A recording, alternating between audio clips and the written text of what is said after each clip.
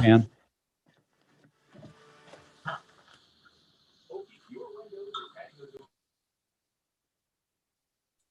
All right, you're good to go. Okay, thank you. Ann? Okay, good morning. After some technical delays, we're getting ready to start today's hearings. I'm going to read the chairman's script. I would advise everyone to remember that all the mics are on. If you have a personal device signed into Zoom, please turn it off or turn off your microphone so we don't pick up feedback. So, as chair of the House ED&A Committee, I find that due to the state of emergency declared by the governor as a result of the COVID-19 pandemic and in accordance with House Rule 67 and the governor's emergency order number 12, pursuant to Executive Order 2020-04, this public body is authorized to meet electronically. This is a public hearing on bills referred to the committee and scheduled in the House calendar for today. An executive session may be held on any bill referred to the committee. Please note that there is no physical location for members of the public to observe and listen contemporaneously to this meeting. However, in accordance with the emergency order, I am confirming that all members of the committee and select legislative staff have the ability to communicate contemporaneously during the meeting through Zoom, electronic meeting platform, and the public has access to contemporaneously listen and, if necessary, participate in this meeting by Zoom platform or telephone. All necessary access information has been made available in the House calendar and through the electronic calendar of the General Court website. The notice for this meeting complies with House rules and RSA 91A. Anyone who has a problem accessing the meeting should call 603-271-3600 or email hcs@leg.state.nh.us. In the event the public is unable to access this meeting, the meeting will be adjourned and rescheduled. Please note that all votes that are taken during this meeting shall be done by roll call vote. Let's start the meeting by taking the roll call attendance. When each member states their presence, please also state whether there is anyone in the room with you during this meeting, which is required under the right to know law. If you could take the roll, please. Representative Allegro. Present. Oh, yeah, still. Okay. Representative Bailey. Present in the committee room. Representative Fellows. Present, home alone. Representative Fontenot. I am present at home in Rochester. My wife and granddaughter are in the house. Representative Goley. I am present at my residence in Bethlehem with my wife Heather in the house. Representative Groda, I'm here home alone in my office. Representative Jurdi. You have to unmute yourself.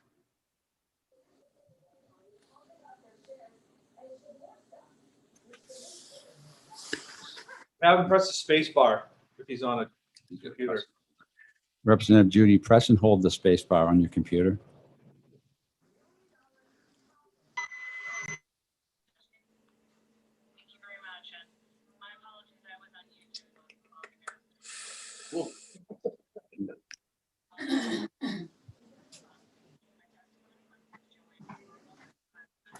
Okay, you hear me now? Yes. Okay, I'm here alone. Okay, Thank you. Sorry about that. that's okay. Representative Lanzara.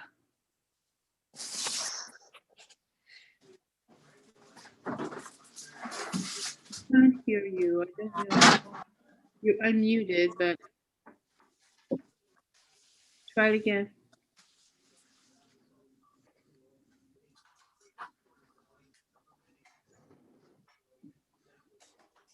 He's here. Perhaps the sound could be turned up. I don't know. I'm gonna just mark you in, but maybe we can try to fix this before, in case you want to ask any questions. Come back to him later. Representative Likas.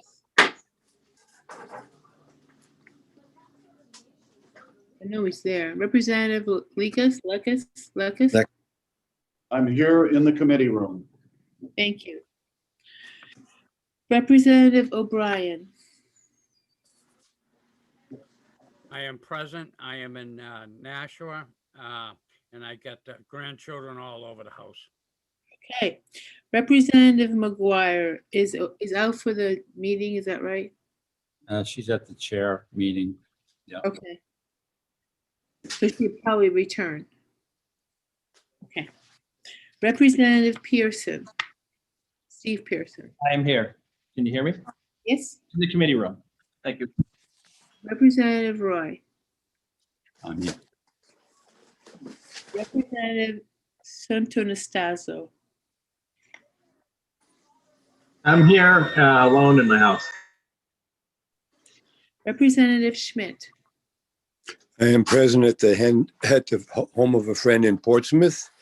She is currently in the room with me, but will not be here for most of the hearing. Representative Schuett. I am present at home and my cat's here, that's it. Representative Schultz. I am at home and my husband will be in and out of the room.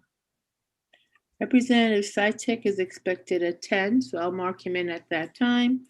Representative Yakubovich. Present at home, alone in the room. Thank you. Roll call is completed.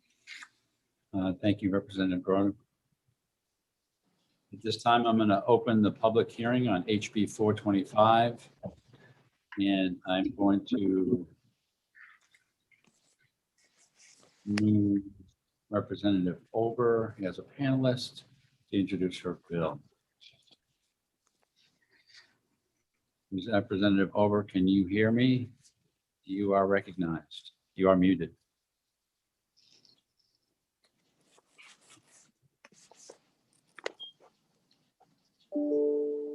Thank you, Mr. Chairman. I can hear you and I can hear committee members.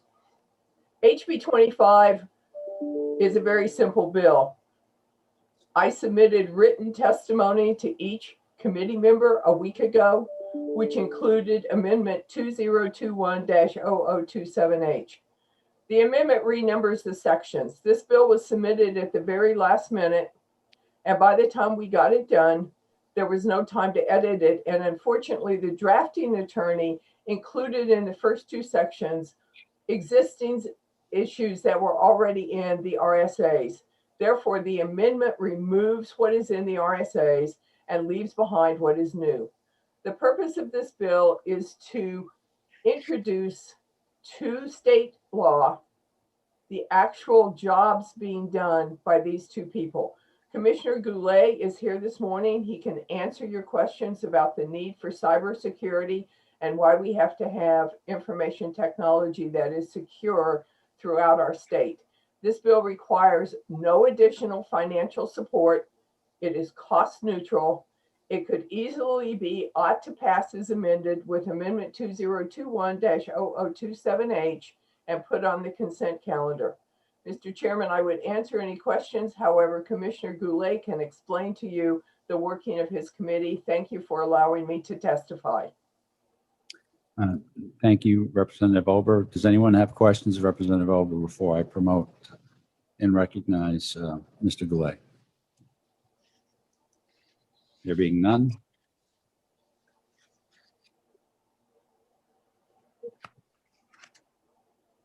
Can you hear me now?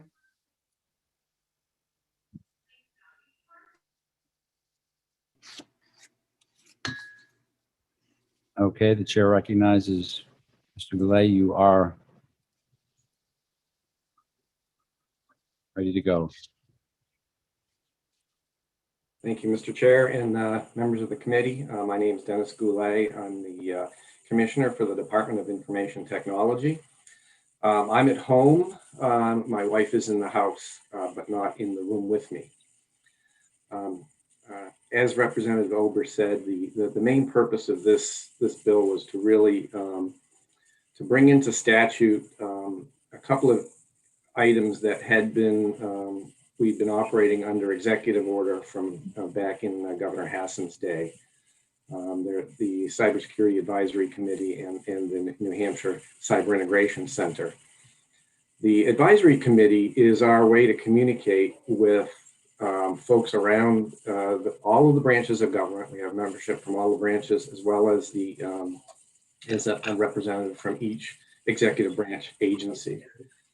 That entity helps us develop cybersecurity policy, but we also communicate and find out the impacts of policy before we implement it through discussion with that group. We then take any new policies that we might be creating through the CAC and bring them to the IT Council, where we could ratify. IT Council is defined in RSA 21R as the governing body for the executive branch IT agency, Department of Information Technology. So it's really a very effective committee that we think we should just continue. So rather having it exist under executive order, we'd like to have it in statute. Similarly, the cybersecurity, the NHKIC, or the Cybersecurity Integration Center, is the hub for watching and reacting to cyber incidents in the state of New Hampshire. It's been very effective over its time, and again, it existed and was formed under executive order, and we'd like to have it in statute. Most recently, the NHKIC, or the Cyber Integration Center, was very involved in watching and managing the very large number of attacks or attempted attacks against state government by foreign entities, both during the election as well as associated with our COVID-19 activities, trying to take advantage of people in this time of emergency. That concludes my testimony, and I'm available for questions.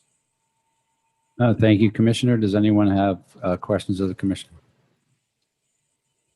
I see Representative Schuett. You are recognized to ask a question. Thank you, Mr. Chair. Thank you, Mr. Commissioner. I'm curious, you say that you actually have people doing jobs right now, these two positions. Are the positions in the current state budget and at this same pay level? Yes, the positions exist and are filled, and have fairly recently gone through the JCEC to level set those positions. They are they're in our current budget, and they're also in the 22-23 budget as proposed. Thank you. You're welcome. Any further questions of the Commissioner? There being none, thank you very much, Mr. Commissioner. Thank you all. Take care. Is there anyone else wishing to speak? I've raised my hand, Mr. Chairman. I have a question. Go ahead. Thank you. Thank you very much. Let me turn my camera on so you can see me. Is the Commissioner still on the line? He is. Okay, so Mr. Commissioner, as you know from having been before us numerous times in the past, this committee has been very supportive, not only of the efforts of your department, but of your oversight.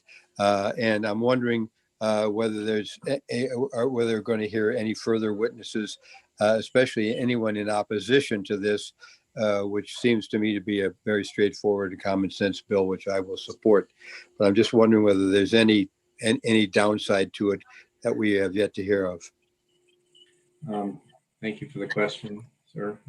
I'm not aware of any. In fact, I think that the folks that have participated in the CAC, the Cybersecurity Advisory Committee, have been very pleased. Historically, if you look back prior to implementing that entity in the way we have it, there were occasions where we would implement cyber policy that hadn't really been vetted as well as we can vet it now. And the real downside to that is, implementing something that's good cyber policy, but also stops legitimate business or state, citizen service activities. So what we really strive to do is have good cybersecurity policy in a way that isn't going to negatively affect our citizen service mission.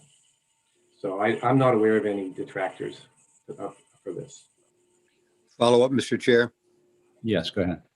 Thank you. And Commissioner, in the past, when you've been before us, we've always asked you what the status of the ongoing attacks against the state are, and are we keeping abreast of the effective defense that we've been engaged in view of the fact that the technology is constantly evolving? Are we holding our own? Thank you for the question. We've been doing a number of things lately, and one of them is we did actually conduct a statewide executive branch cyber risk assessment that was funded with capital that was approved in the current budget, and we've done some mitigation steps there, and we continue to do mitigation steps associated with the findings of that comprehensive cyber risk assessment. We've also done some specific things around activities that have been occurring in COVID. So early in COVID recovery and response, we actually were benefited from guard activation, cyber warriors, they called them. So we actually had some really great expertise come and help us, keep up with things during that large surge of activity that occurred early on. And we continue to see a heightened, an increased amount of activity as it relates to two primary things. One is, attempts to get into the network.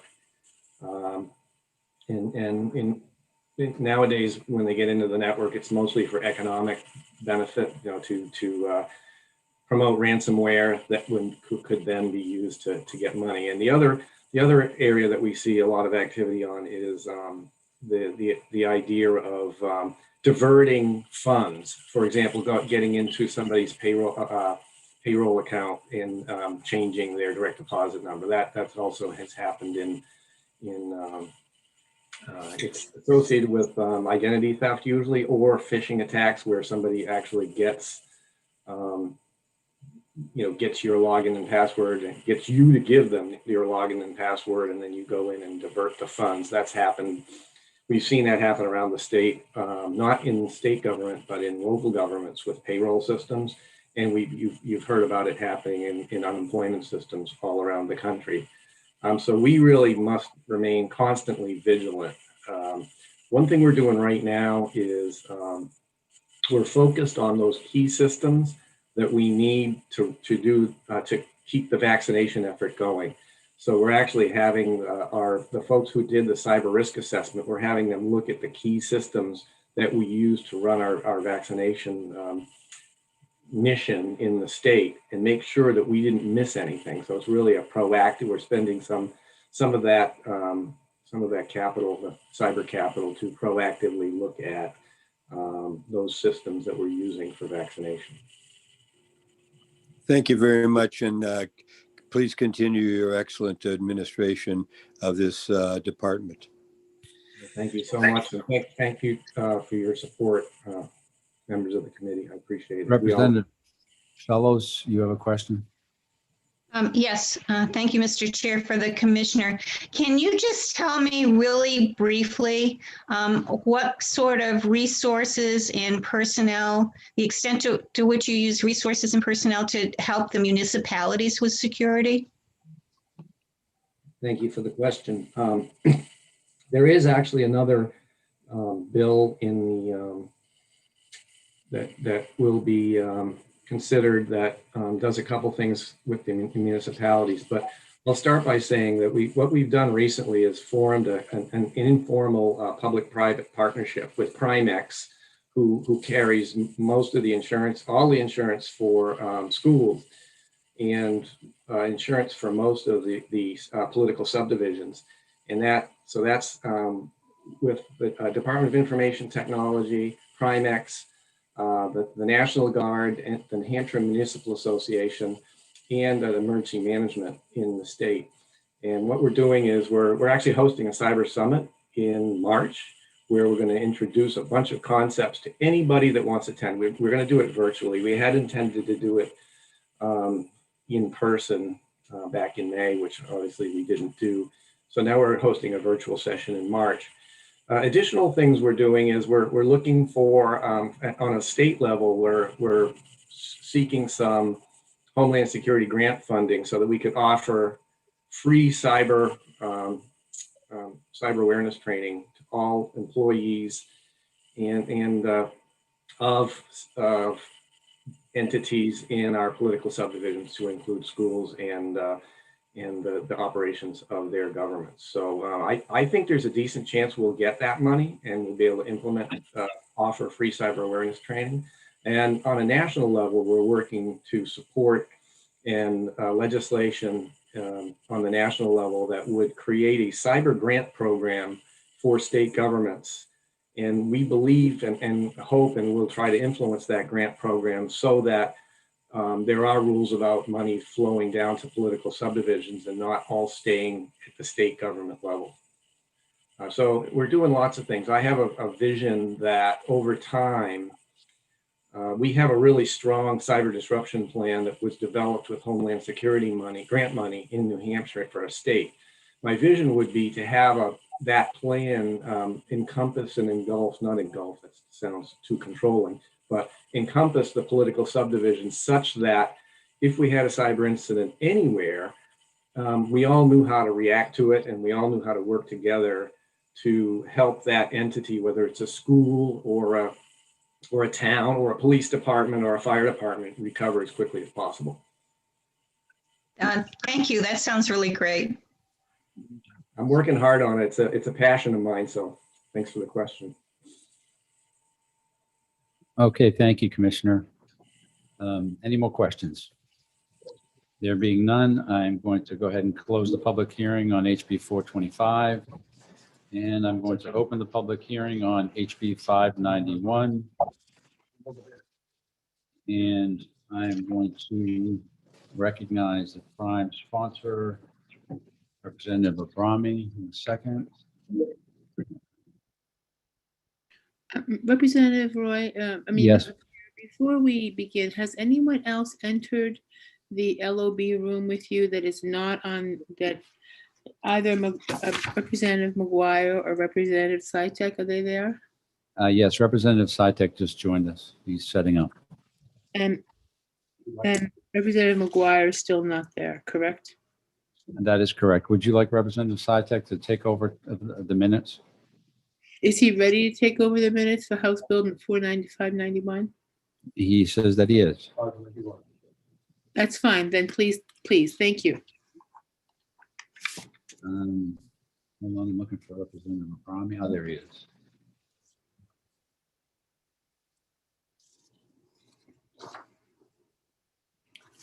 Representative Abrami, you are recognized to introduce your bill. You are muted. You hear me now? Yes, please proceed. Sure. Thank you very much. For the record, Representative Abrami, could you get closer to your mic or something? We can't hear you very well. Boy. Let me just check. I'm going to check my settings on the audio settings here. Give me 1 second. No.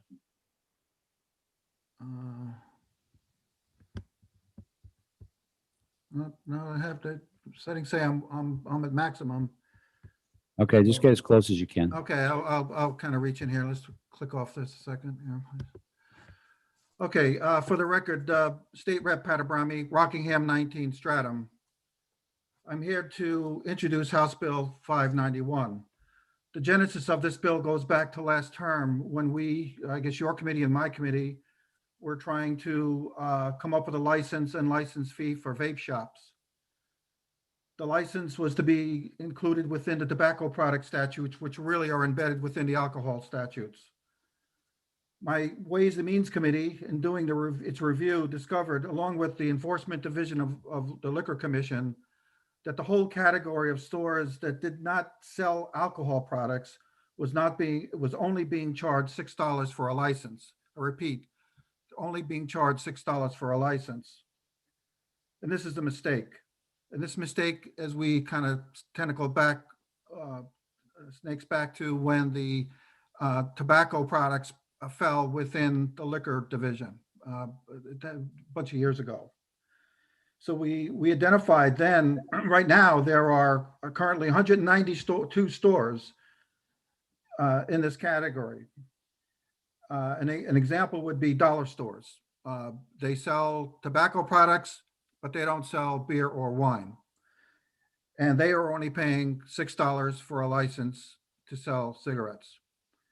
And those 192 are because we were successful in getting the vape shops licensed, but there must be around 15 of those or so. Some went out of business because of the virus, but they are only paying $6 for a license. So we tried to fix this last year, and it died in the Senate when they, all those hundreds of bills didn't make it through the Senate. So you say, why the $6? How did that happen? Well, grocery stores, convenience stores, drug stores, and others who have licenses to sell beer and wine, or beer or wine, pay less, pay a license fee. If they also sell tobacco products, they pay only an additional $6 for a tobacco license. So it turns out the only thing on the books is this $6 for a tobacco license. Nowhere else in the statutes do you find a fee or a fee for a license that's for a store that just sells tobacco.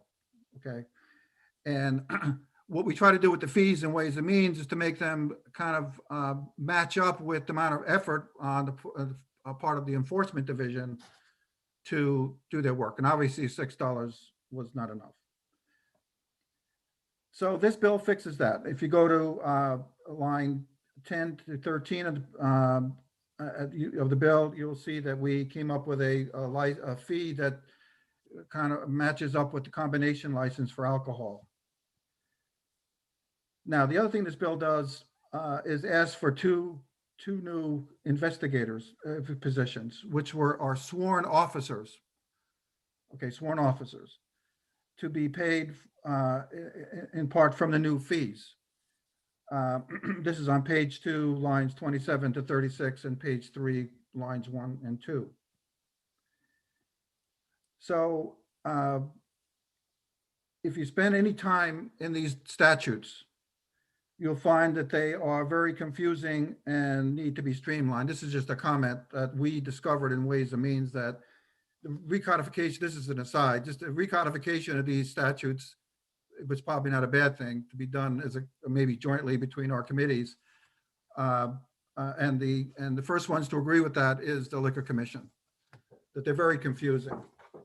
But what we tried to do in this bill is fix one thing, and that's that when we were doing our work, we couldn't match up the license with the fee.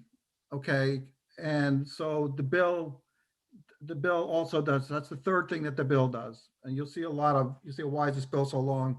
It's because that was our attempt to fix that. So this passed Ways and Means last year. I think we got it from your committee. And again, like I said, it passed a unanimous in our committee in Ways and Means. And this was a casualty of the Senate again last year. So, Mr. Chair, my understanding is that, and I think we got this from Chair McGuire, that this bill is going to be coming to Ways and Means, and that her interest was not in the fees per se, that she would let Ways and Means deal with that if you indeed pass this bill through. So is that your understanding, Mr. Chairman Roy? Yes. Okay. So, but I emailed the committee and Chairman McGuire and the committee an amendment. In the last couple of months, I've been working with the enforcement division offline, because when we looked at the language, let me tell you the 3 reasons for the amendment.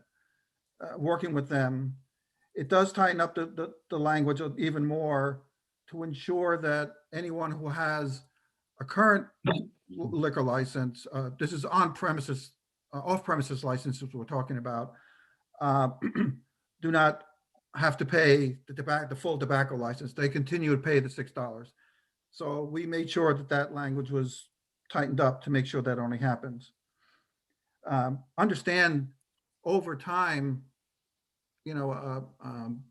convenience stores, grocery stores and drugstores have the combination license, most of them do. But now some of the drugstores don't carry tobacco products because of health reasons. So it's important that we have a separate tobacco license for, well, those 192 stores that we were talking about first, as well as making sure that the $6 doesn't get applied to, you say, well, why don't we just include the tobacco license into the liquor license? No, we can't do that. So, so the second thing it does is it changes the fee in the original bill down a bit to being more in line with the retail wine license. And that was done after consultation with the Liquor Commission folks.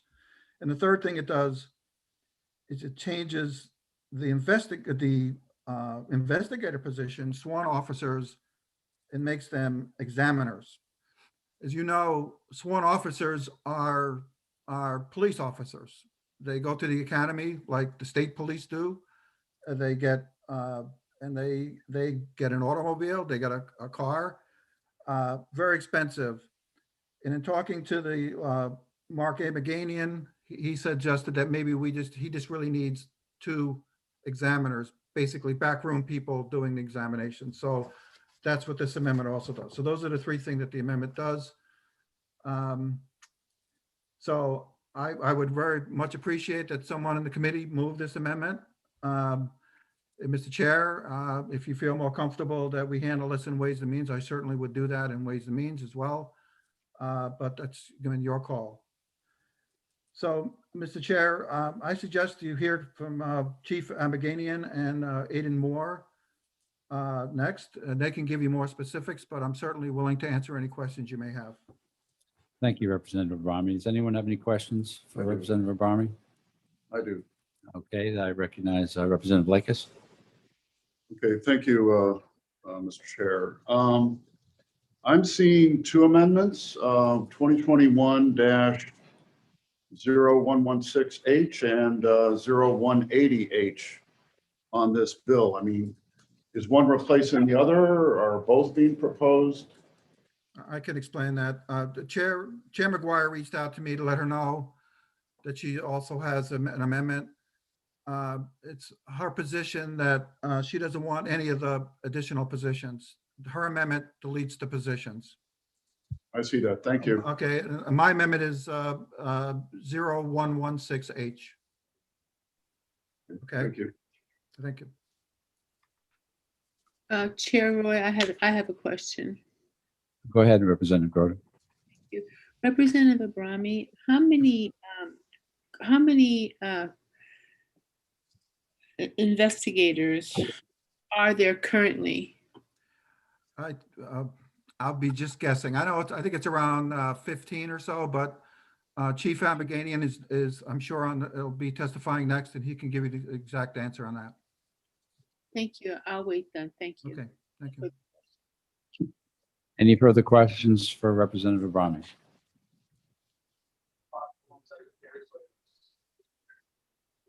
Go ahead.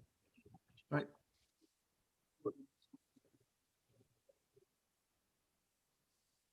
I'm just pausing for a minute for a technical adjustment.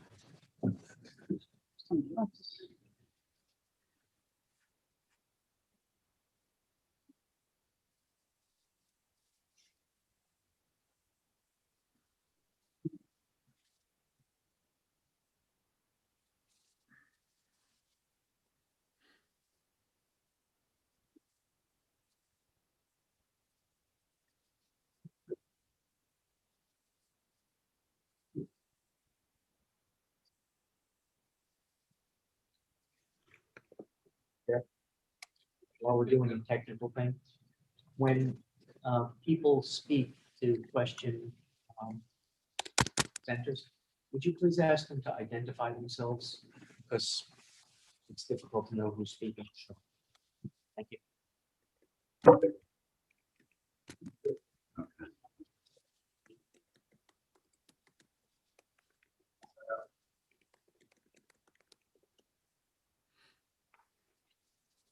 Okay, at this point, I'm going to recognize Mark Armaginian, the Chief of Enforcement. You are recognized to speak. Chief, you just have to unmute yourself.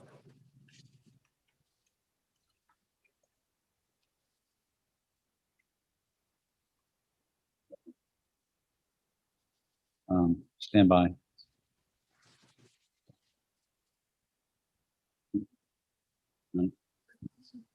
Can someone speak to see if we have sound here?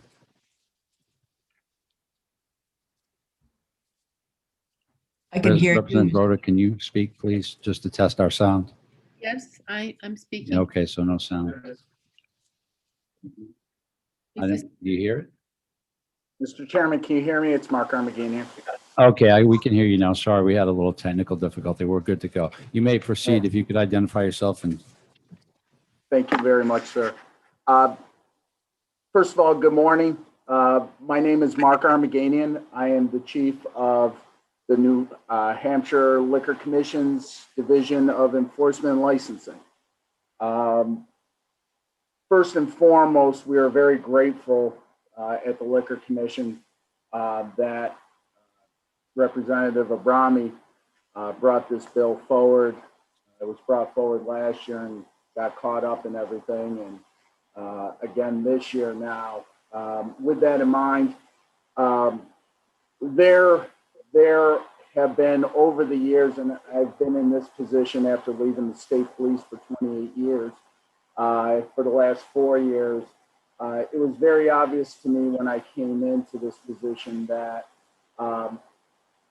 there were a lot of bills that were brought forward over the years that turned into law that created a lot of interweaving between laws and created confusion, like Representative Abrami brought up earlier when you start identifying certain statutes in Title 13. This is the first attempt to clean things up, and there will be more attempts in the very near future. But as it pertains to these positions, recognizing the fiscal time that we're in right now, I can tell you that, and not to float my own boat here for lack of a better term, but I've over these last 34 years in law enforcement been very frugal with the budgetary money that has been graciously earmarked for us in both positions. And it was through the benevolence of the committee, Ways and Means, when we were in front of them, that it was brought up to us that there was a necessity for these two positions to be brought forward. As we have moved into these current times, we all have to get a little bit more creative. And one of the ways that through the work of myself, our legal coordinator, Ada Moore, who is one of my predecessors, and Representative Abrami, came up with this alternative resolution. And that would be to use civilian examiners, which are actually, for lack of a better term, they're auditors, to keep an eye on the books and the taxes that need to be paid by this license type. And it's a substantially less footprint, financial footprint than the sworn investigators that were originally earmarked for this bill. With that in mind, Representative Abrami was correct. 192 of these retailers are in the tobacco only category. And then we look at our off-premise, which is our grocers and convenience store, and there's hovering around 1,450. And I say hovering because these license types are moving targets on a daily basis. ironically, in the world of, we have seen the vape shops not be as successful as they were hoping. Our overall applications are up 667 from the time of inception of the shutdown back in March, and let's use St. Patrick's Day to the current date. We're actually up in licensees, which is a credit to our investigators and the partnership with our licensees. We've taken a different role of years gone past, and that different role is with this partnership, we find success in not only our collaborative movement, but our way that we find that each one of these licensees is actually policing themselves into compliance. That starts with a education foundation, and we have a really robust education foundation here, and moves up to violations if they're warranted. But I will tell you that this group, along with the alcohol side of our house, are being very vigilant themselves in keeping compliance. So we felt that with this in mind, our first step would be to alter these positions into examiner, or like I said earlier, it's easier to keep track of it as calling it an auditor position. As far as the rest of the bill is concerned, I'd like to bring on Aidan Moore, my colleague, who actually can speak better about some of the movement within this amendment and within the original bill, if that's okay, Mr. Chairman. Okay, first, I see Representative O'Brien has a question. You recognize Representative O'Brien? Thank you, Mr. Chairman, and thank you, sir, for taking my question. On these new particular positions, I just want to know if the regular liquor enforcement officer is under any type of contractual agreement, or, you know, under the protection or coverage of a union. And with these two new positions, greatly changed the dynamic of what that basic collective bargaining agreement may entail, and therefore may lead ourselves into down the road of an argument of a situation where perhaps maybe they wouldn't object if these were full-time positions. I just wonder if you could elaborate on that, please. Thank you. I can, Representative. Thank you very much for your question, and thank you for bringing that up. To say right now that we have union harmony in this division is an understatement. Both civilian and sworn here work collaboratively in harmony with no hurdles or headaches. Our civilians are covered, or our members, if they so wish, to be part of the State Employees Union. Our sworn members are part of the NEPDA. We actually have 3 unions within us. Our commissioned officers, bar myself and the deputy chief, are part of a separate bargaining entity within the NEPDA, and that just recently happened within the last month. I will tell you that this, along with a lot of other moves that happen that might create some hurdles between the unions have been talked about, and this endeavor, switching these from inspectors or investigators, sworn investigators, to the auditor positions or the examiner positions, was done with no hesitation and no pushback from either union president. We actually brought them into the room as part of this discussion. Thank you. A follow-up, if I may, Mr. Chairman? Follow up. Are they, are the representative unions, are they going to speak in support of this?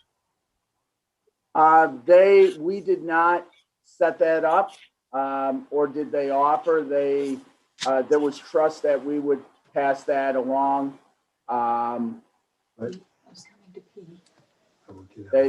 The quick answer to that is I don't see them out there, and there was no discussion of them talking or testifying before you today. I'm getting at it. All right. Thank you, sir, for taking my questions. Thank you, Mr. Chairman. Thank you, Representative. Representative Schuett, you're recognized for a question. Yes, thank you, Mr. Chair. Good morning, Mr. Armaganian. While I appreciate the reality, I have a couple of questions. Number one, are there any current officers, or I don't know if this is the right word, employees working in this position as auditor in your department? Yeah, thank you, Representative. We have at this time 3 people that are working within our auditing department that are working in the positions of examiner, or what I'm going to call for our purposes so we don't create confusion. I hope I'm not creating confusion by saying this, auditors. Currently those 3 positions are actively auditing approximately 2,000 of our out of our 5,600 licensees. Most of it is behind the scenes, paperwork that is being done. There is a hurdle switching this to an auditor, and that hurdle is if there is criminal liability, which is the reason why back in the day it came to fruition that these sworn investigators had law enforcement authority. It would actually create a circumstance that we would have to bring a sworn investigator into the audit of the particular licensee if we had any criminal culpability during that audit. Follow up, Mr. Chair. Follow up. Thank you. Yeah, that leads to my next question. I have known quite a few of your former investigators, or officers, I should say, actually. Unfortunately, they've all retired now, but I'm curious if the difference between enforcement and the immediacy of enforcement of an auditor as opposed to an actual enforcement officer. Thank you again, Representative. There is an immediacy. Very good. I appreciate your background in our division. There is a issue of immediacy when it comes to taking that type of action. That is something that is, I don't want to say an unintended consequence. It is a consequence of, and something that we debated, and it wasn't an animated debate, but we went back and forth on these positions and how they could actually take this action if it did go criminal. It would take some time getting an investigator, a sworn investigator or a police officer to the location, depending on where they are. There could be evidence that is lost. We always are concerned with the exigency of handling a case immediately due to the loss of credible evidence. These auditors would be able to take administrative action, which that was the alternative. But again, there's no alternative to a criminal entity. And I like to say that 99.9% of our licensees are doing it extremely well, and I believe that in my heart. But I know that within that and within my 33 years of law enforcement, somebody's going to trip along the way, and whether they're going to trip because they overserved or they served something or they sold a product that in this state is illegal, and that caused a compound issue, whether it's a fatality on the roadways or we have had altercations that have happened at some of our licensed establishments that criminal action has had to be taken. That does create a void. It 100% it creates a void. It's a very good point. Thank you very much for your honest answer. Thank you. Representative Goley. Thank you, Mr. Chairman, and thank you for taking my question. Just to follow up, knowing how many auditors you have, how many investigators do you have currently? Thank you, Representative. Investigators right now, like I said, we have approximately, as of Friday, I don't have the numbers this morning, 5,661 active licensees. We have approximately 15 investigators that are in the field. That's minus our part-time staff and our supervisory staff.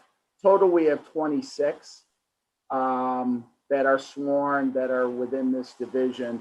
And our ratios are somewhere in the area of 377, 380 licensees per investigator. Thank you. Follow up, Mr. Chairman? Follow up. This next question, I guess, would go towards the original bill was adding 2 investigators, and the amendment came in for 2 examiner positions just to save on costs. Could you really use the investigators versus the examiners? Thank you again, Representative. It did put that wasn't something I brought forward in the inception of this bill. That was something that the committee brought to me. It put a smile on my face because our people, like most state employees, do more with less. And leaving, when I left the other job over at State Police and came over here, I was truly humbled and blessed with the work ethic that goes on here. Could those? Yes, they could. And we could use those positions as sworn. I couldn't give you a barometer on if a audit went criminal, the downtime that was put in and the amount of money that would be spent on that void. I don't have a barometer on that, but I know that just downtime and switching roles, and it's going to cost something. I don't know if it costs the difference. I'm hoping not. Thank you. And just one more follow-up, if I may, Mr. Chair. Follow up. Looking at the funding for the positions, It says shall be funded when determined that the fund has received sufficient additional revenue. Now, can you explain to me, is once the position's in, is the position in? And if revenue goes down for a year or so, you don't lose those positions? Or can you explain how that wording affects those positions? It was my understanding, thank you again, Representative. It was my understanding that once those earmarks were met, the position was in place as a permanent position. I didn't think about that being a position in jeopardy. I guess the way I read it, the way I read it was that position was in place, and it was just to get, those were the earmarks that were set just to get that position into place. Thank you. Thank you. Representative Fellows. Thank you, Mr. Chair. Mr. Armagani, I'm interested in the revenues that'll come in from these new fees. So you told us about the number of off-premises and the tobacco-only places. Can you tell me how many places on-premises liquor licenses also are paying this $6 fee for the tobacco? Yes, And, thank you. Go ahead. and did, I'll answer that. If you answer that, I'll follow up on the other questions. Thank you. Thank you, Representative. Right now, all inclusive, I don't have the breakdown individually. On premise, we're looking at just under 2,000 licensees. Off premise, like I said earlier, it's, right now it's 1,450. And then you have the 192 as the standalone retail tobacco. Of that, the division brings in for license fees just under $4 million, $3,916. The way I have it written out in front of me right now, I'd like to verify those numbers, and if I could get back to you on that, just to make sure that I'm giving you the most up-to-date numbers. And I could do that before the end of the day today, actually before lunch. So follow up. Follow up. Okay. Thank you. So the other part of my question was, are these the fees that are in this bill? Are those, it says license fees, are those annual, or is it a one-time with a renewal? And also, did the agency give any consideration to suggesting higher tobacco fees for those on-premises places? Thank you, That's Rosie. my. Sorry about that. I got a little feedback here. So the second part of your question, was there consideration to that? I think it was very, there was very quick consideration given to that. A reason being, a couple of years back, I say a couple of years, probably further, it was not during my term, with the previous chief. That was attempted, and it fell pretty quickly. The industry had concerns. There were a lot of representatives that we went in front of at the time that had grave concerns over it. And at that point, it didn't go anywhere. So we decided not to even attempt to go down there.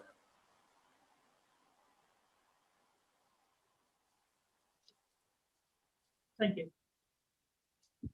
Are these annual fees or? Yes. Oh, I'm sorry. I'm sorry, Representative. Yes, they are annual fees.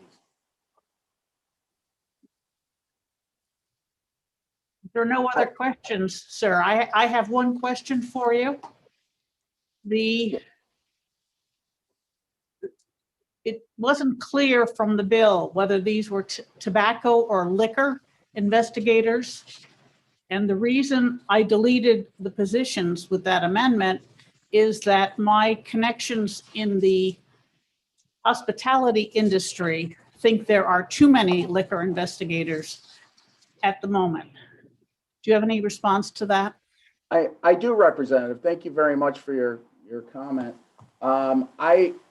We just, twofold. First of all, the information I have on the latter that you said from our licensees, it conversely is the opposite. And that's even in our Google surveys that we do on a daily basis. Management and ownership, when they're not in their establishments, want to know that their business is being done right, and want to be good in their heart that their businesses aren't being run in a fashion that would create liability for themselves. Since I've come in, the only thing I have heard from our licensees is that that they want us to have more people, not less. This is actually the first time I've heard this in 4 years, that they want us to have less investigators.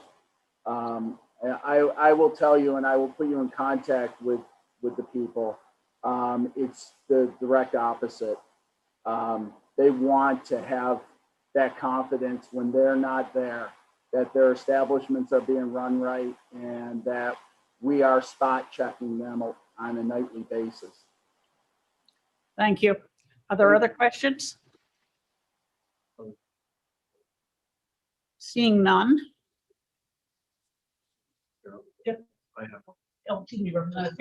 Representative Pearson, please. And I'll try to use this area mic. Can you hear me, sir, Mark? Yes, I can. Thank you. So you mentioned a ratio of 380 to 1. Am I understanding that correctly? The last numbers I have, of course, please understand that these licensees' numbers move daily. I get it. The last number I have is actually 377.4 to 1. Close enough. Yep. All right. How does that compare to even the New England region as far as some of the other states go? What do they typically see averages between licensees and your office in that ratio range, or is it something else? No, it very typical, sir. Thank you very much for that question. And that's nationally, not just in New England. There are several states that actually are set up identical, and some are even more robust than us. Washington State has, I think in the area, the last I checked, 80 investigators, sworn investigators. For this region, we're very similar to a colleague and good friend of mine, Chief Schuyler Janess over in Vermont. We run very similar to them, extremely similar. Thank you. Thank you. Other questions? Seeing none. I call Catherine Frey.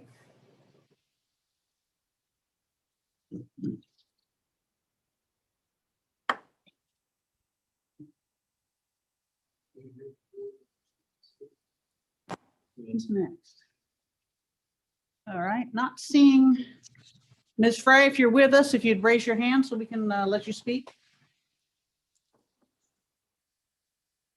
Okay, no action. In that case, Aiden Moore. I'm sorry, Kate Fry is at the top of the list because she raised her hand.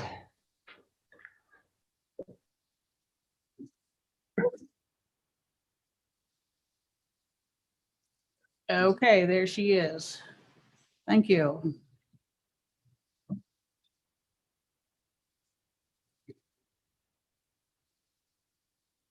I have the ability to do it. Please do it. Okay.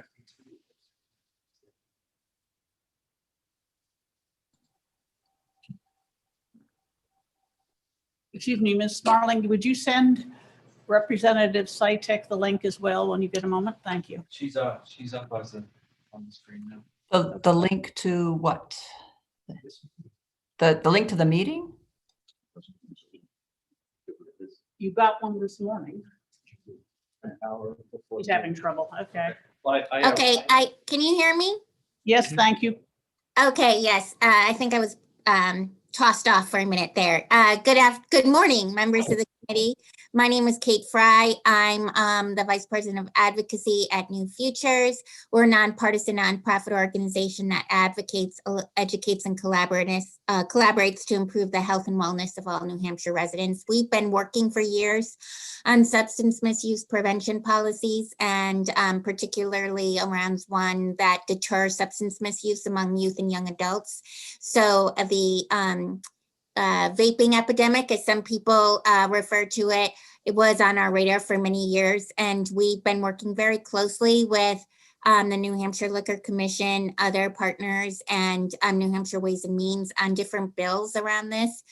So I will be very brief and just say we are supportive of HB 591. There was a lot of work that went into it with the Ways and Means Committee. We are very supportive of the Liquor Commission having the resources that they need to support it's the somewhat new responsibilities they have around tobacco and vaping and the enforcement at age 21. So I would ask the committee to pass this bill and pass it on to Ways and Means, where they have had a lot of experience with looking at the revenue of this bill and the need. And that's really all I have to say. We ask the committee to support this, and thank you for your time. Thank you. Questions? All right, seeing none. Aidan Moore.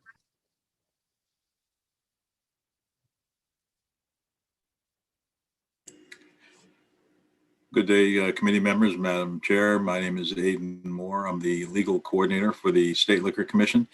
Are you able to hear me all right? Yes. Thank you. I have been working with Representative Abrami, and I guess I have a question. We have the original Bill 591, and I believe this morning he introduced Amendment 21-0116H. So I'm not sure which of these bills you would like me to address or that you would like me to speak to. I know. I'm afraid, excuse me, sir, you'll have to address both of them since not all of the committee has actually received that amendment yet. Okay, thank you very much, ma'am. The original bill, I think, was, as Representative Abrami mentioned, brought when his committee last year looked at the whole issue of vape shops. There was quite a bit of legislation that came through around e-cigarettes and the licensure of those businesses that were selling vape products and who were at that point in time unregulated.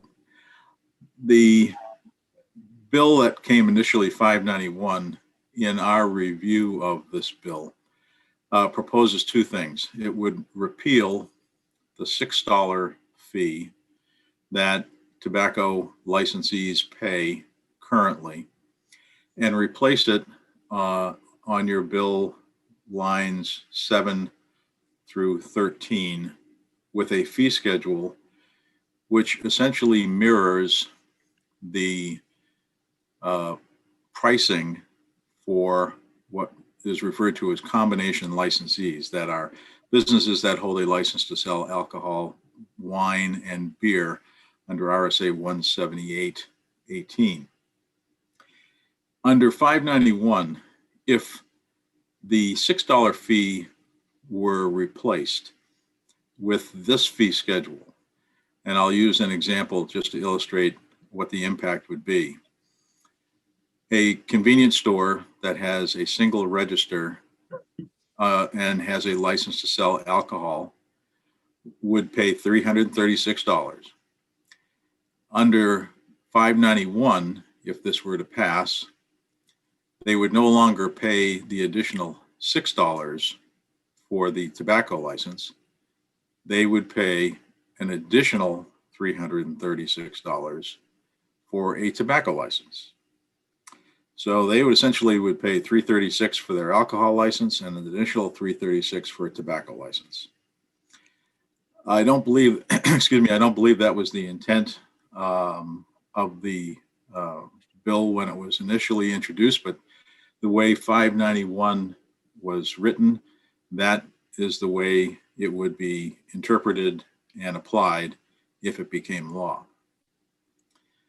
With that information, we sat down and also, excuse me, before I proceed to the amendment, 591 also has the 2 investigator positions in it and has as its required milestones the requirement that the establishment of the 2 positions is linked to revenue that is brought in as a result of this fee change. If you were to look at the bill as it's written, where by my example, a business would pay $336 for a alcohol license and an additional $336 for their tobacco license. And that's also a business that has just 1 register. You can see in the initial bill that there is a scale that increases the cost of the licenses based upon the number of registers. The legislative policy, I believe, was to say the bigger the business, the more registers you have, the more you're able to sell alcohol, therefore your fee should increase. So if you looked at 591, it's very possible that those milestones could be achieved because the revenue that would be coming in would be significantly greater than what exists currently. It seems unlikely that there may be an interest in increasing those tobacco fees for a business that holds a license to sell alcohol already to this new level. And therefore, we worked with Representative Abrami to bring about what we believe was probably the intended consequence, to leave the increases, the new fee schedule for those businesses that do not hold a license to sell alcohol. And if, Madam Chair, if it's possible, could I direct I know everybody does not have the amendment. So I guess my question was, how would you like me to address what is included in the amendment and how it is distinguished from the original 591?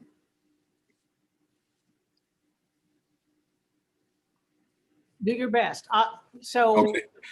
do I understand you correctly to say that instead of simply doubling the alcohol fee, the amendment gives you gradated tobacco fees for tobacco-only businesses?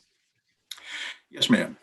You would see in the amendment that Representative Abrami was bringing that we have now included language that would say to the business that holds an alcohol license. I'll use the same example. The convenience store that has a license to sell beer and wine for $336. Under lines 11 through 13 of the amendment, any business that holds a license to sell alcohol would continue to pay only $6 for their license. So the unintended consequence of 591 would be dampened, and the only businesses that would be paying the adjusted fee would be those businesses that are tobacco only. And in this, you'll see that 591, for example, has as a single registered fee of $336 under Representative Abrami's amendment that would drop to $216. And the rationale behind that is a combination beer and wine licensee is essentially paying a license for a license to sell two products. So if they were not going to sell two products, we do have a model in a license type that we offer called a wine retailer, where a wine retail license would only pay a reduced amount because they're only selling one product. So we felt that that was a fair comparison and a fair approach.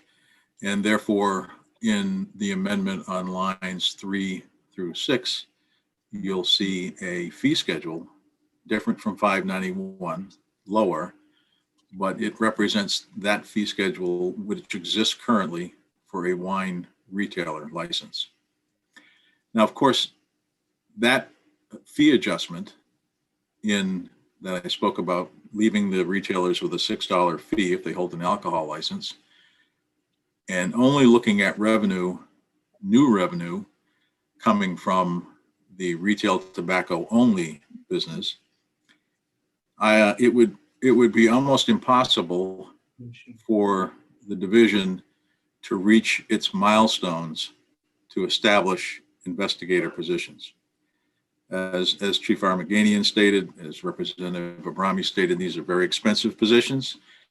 I think in last year, we provided his committee with fiscal worksheet. In those positions were going to be approximately $130,000-$140,000 each, as opposed to what would be the cost to establish a civilian examiner position, and the fact that these positions are really often focused on ensuring compliance and revenue collection, and that therefore the more positions there are to ensure the revenue is coming in, the greater likelihood that nothing slips through the cracks and that all the revenue that the state is due is collected. I believe Chief Armaganian has looked at some costs associated with examiner positions versus investigator positions. And so I would defer certainly to him if you have additional questions on those costs. But I hope I've done a credible job of trying to distinguish the challenges of 591 and what we believe the cure would be that would come through with Representative Abrami's amendment. And Thank you. I'll take any questions. Okay, I see Representative Abrami wishes to speak. Is there anyone else with questions? Sorry, Representative Fellows. Yes, thank you, Madam Chair. I just wondered, it would be a lot easier to understand if we had a little handout with examples of the different kinds of establishments and what they pay. Representative Fellows, you're Yes. absolutely correct. That is, however, the province of Ways and Means. We are to look at the general policy rather than the details of the fees and the revenue.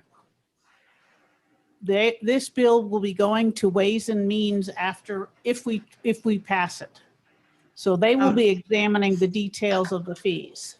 So, Madam Chair, I was interested, my perspective was the impact on those local businesses. That's why I was interested in seeing that.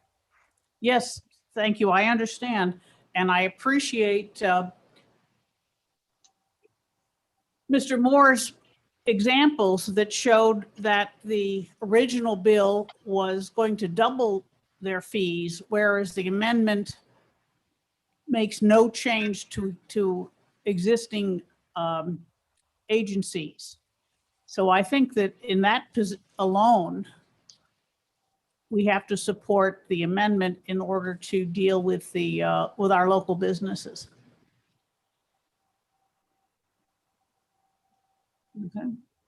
Okay. I'm still, we've got the original bill and the amendments, and so I'm just not clear what happens what the fees turn out to be under the different scenarios. Fine, we will discuss this further in executive session if you don't mind. Certainly. Representative Abrami? Yes, thank you, Madam Chair, for allowing me to speak a second time. Reverend Fellows, go to RSA 17829, Roman 2, and you will see the fee schedules currently. Actually, it's actually, if you look at the whole section, there's 3 pages of fees that are all over the place. So it's an interesting view. Madam Chair, I just wanted to comment about the trigger in the bill came from finance. I can't exactly remember the sequence of events last term, but we did our work, and then when it came to the new positions, our bill was not scheduled. The bill was not scheduled to go to finance, so we called finance in, and they gave us that language about the triggers. Just so you know, actually, when it comes to these positions, technically, ED&A or Ways and Means, this is really a finance question, if you want to be technical about it. So, and I think, again, there's really only one thing in this bill that has to do with ED&A, and that's, is there a retail tobacco license? And everything else in this bill is either a Ways and Means question, as the chair has mentioned, or a finance question. And there is. Thank you, Representative Abrami. I was wondering why this bill showed up in this committee in the first place. I agree, and I talked to, when I saw the bill. With the person with the dog, please mute themselves. Right, Go on, Representative Abrami. Yes, technically, this is a Ways and Means bill. As a matter of fact, we were surprised when we saw it in ED&A. And I know Representative Major contacted you and you said, well, maybe we got the bill, so we're going to deal with it. So hopefully you'll pass one version of this. If you want to deal with, Madam Chair, if you want to deal with my amendment, that'd be fine. If not, I can deal with it when hopefully you pass the bill so we can correct this. Again, in the intent, the reason for the major reason for the amendment is that we really wanted to tighten the language up. After we re-looked at it, I was contacted by Aiden and Moore and Chief Amaganian, and I worked with them for the last month on going through it and coming up with this amendment to make sure that the current licensees with liquor licenses aren't going to be double charged for having the tobacco license. We're now convinced that now the language is correct. So that's what this amendment does for the most part. Thank you. We will be studying that amendment prior to executing this bill because clearly it's an improvement over the original. Yes, thank you. And I did forward that amendment through what I thought was the proper way, which was through the testimony thing that they created. And I know you got it because you emailed me that you had received it. So thank you. Okay, I will have to speak with our assistant on why the rest of us didn't. Is there anyone else who wishes, excuse me? Yeah, no, it says to the committee, it says to the committee on the, when you click on. I understand. It's, Okay. the error is probably on our side. No, who knows? Is Nancy Vaughn with us?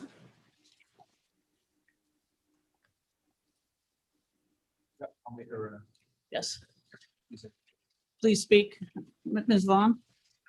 Yes, good morning. I'm Nancy Vaughn, Government Relations Director for the American Heart Association. And I just wanted to comment that as we were last year, we are in support of this bill and in the continuing good work of the Liquor Commission in helping to enforce tobacco sales laws. And I just wanted to, I did submit written testimony and I really just wanted to to point out one paragraph of my testimony. I don't know if this is the appropriate committee for this, but I think it is definitely something I would like to start a conversation on.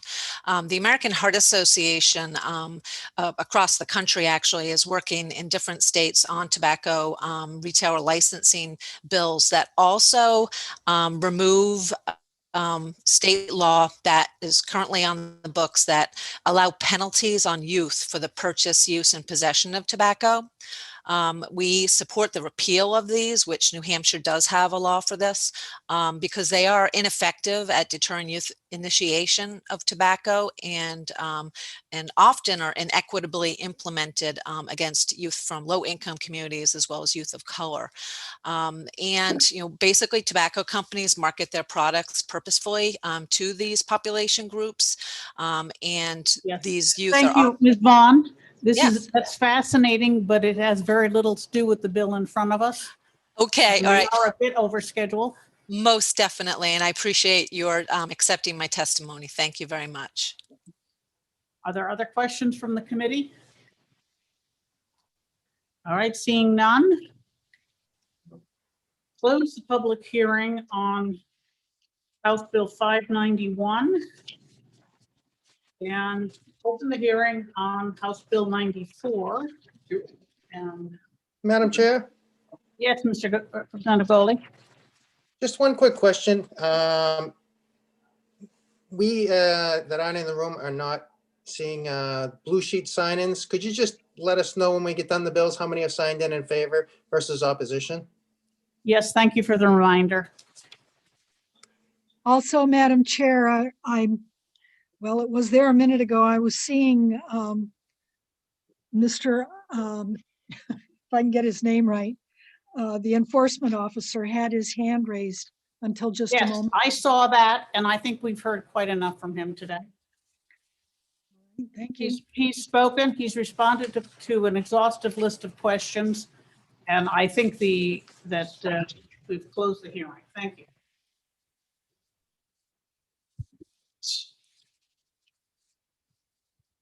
Okay. I'm going to open the hearing on House Bill 94. And I'm going to call Representative McGuire, who's the lead sponsor of that bill.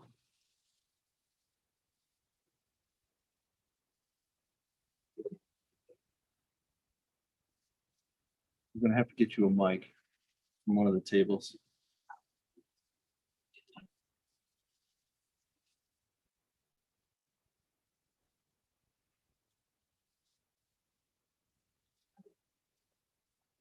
Thank you, Mr. Chair. Now that I've established the trip hazards, I'm Carol McGuire, representing Merrimack District 29, which is the towns of Allenstown, Epsom, and Pittsfield. I'm the sponsor of House Bill 94, which was a request by the Office of Professional Licensure and Certification. What it does is it establishes that all of the licenses are 2-year rather than 1. And they expire on one's birthday, the month's birthday, rather than at a specific date. Some of the boards were all expiring in May or just January, whatever, and that's much less efficient.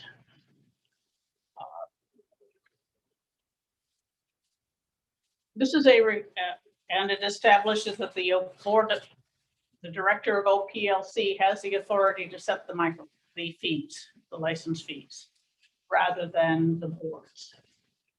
They still have their technical authority, discipline, and so forth. They do not have the fee issue. Essentially, this bill cleans up some old language and is an efficiency improvement for the OPLC.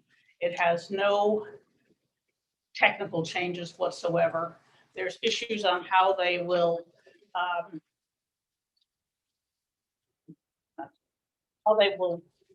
phase out the old licenses and renew them. They have partial fees for the partial years that they will be renewing, and that's it. If you have any questions, I'll try to answer them. Any member of the committee have a question for Representative McGuire?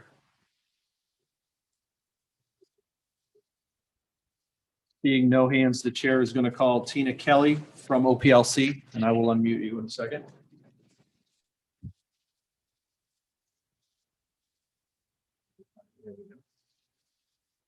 Ms. Kelly, you should be able to speak.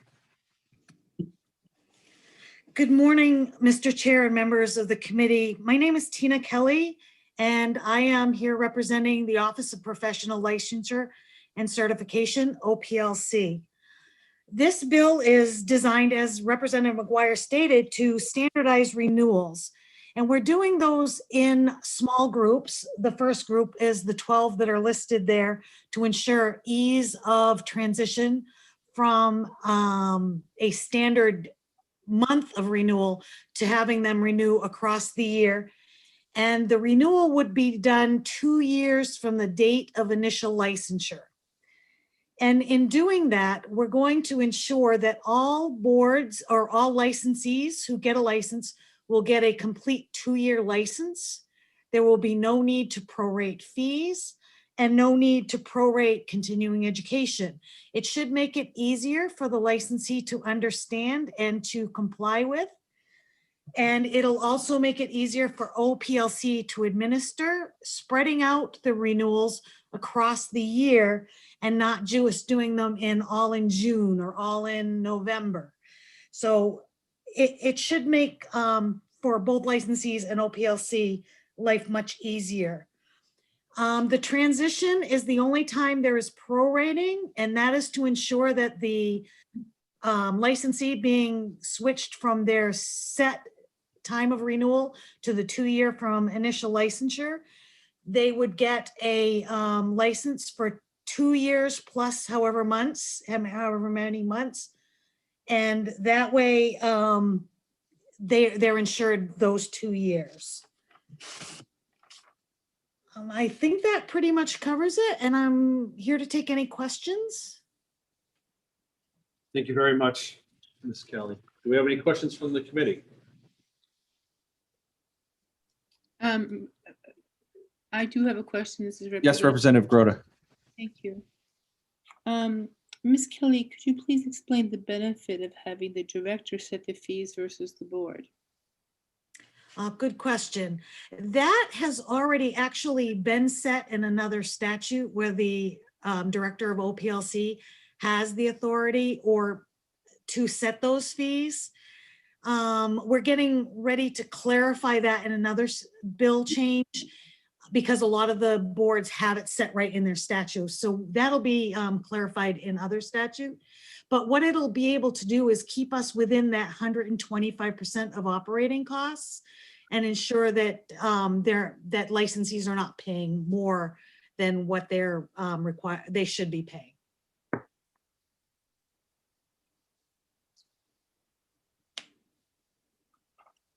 Okay, do I have any other questions from the committee? And I have no questions currently from attendees. Representative Goley.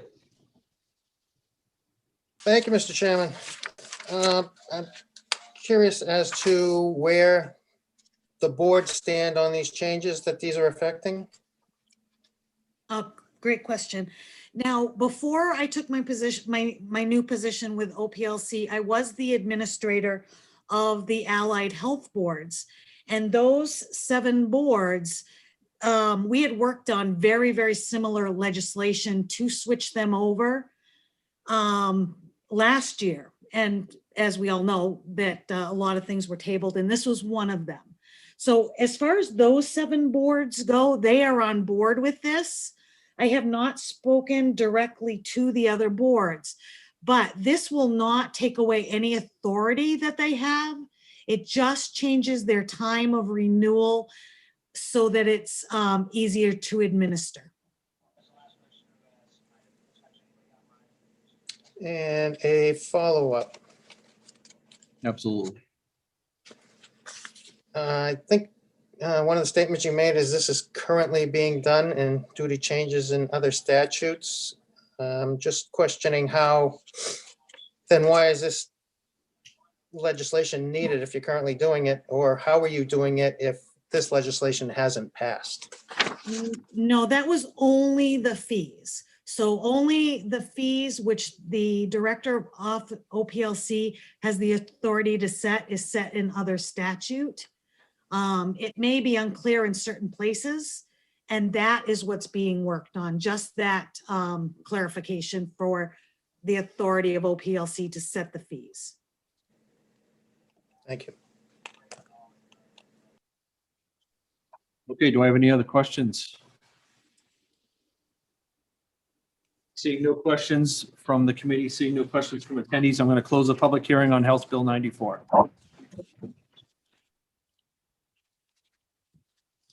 Technical timing on your part.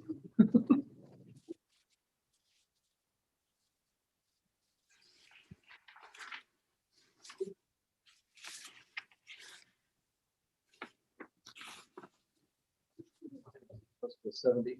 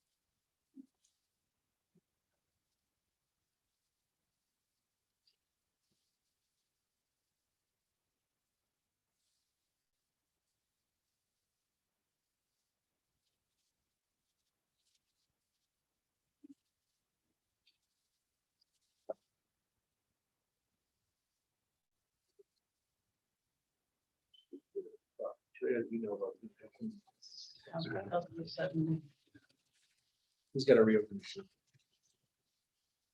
And if you do, man, you may not be a panelist. You can redo that. And I can do that from here if you need.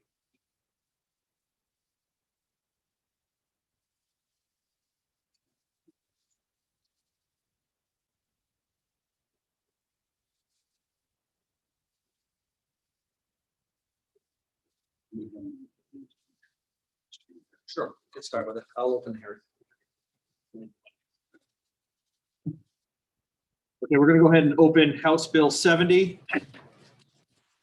The chair calls Representative McGuire to introduce the bill. Thank you, Mr. Chair. The House Bill 70 is a repeat of a bill that passed the House last year on consent, in this committee on consent, and died in the Senate due to one thing or another. Microblading of eyebrows is a permanent makeup technique that is considered tattooing because it involves breaking into the skin. It is a very simple version of tattooing. And right now, this cosmetic procedure requires a complete tattoo artist license, which requires a minimum of 1 year apprentice. Some people want to do this with less than that.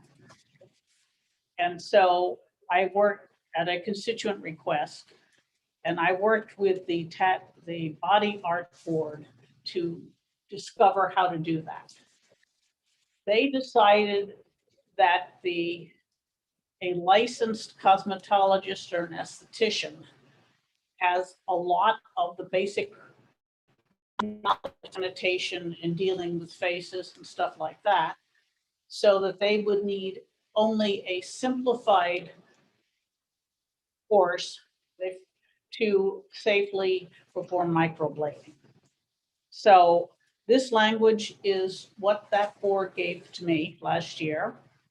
And it authorizes a certificate, which is an addendum to the esthetician's or cosmetologist license, that this person has attended the class and passed the test and meets the Board of Body Arts requirements for sanitation and proper performance of this technique. The bill gives them the rules to apply the forms, performance standards in work, and disciplinary requirements. There is no additional effort required on the part of the Board of Cosmetology. They have their regular ones, and that's all I have to say. If you have questions, I'll try and answer.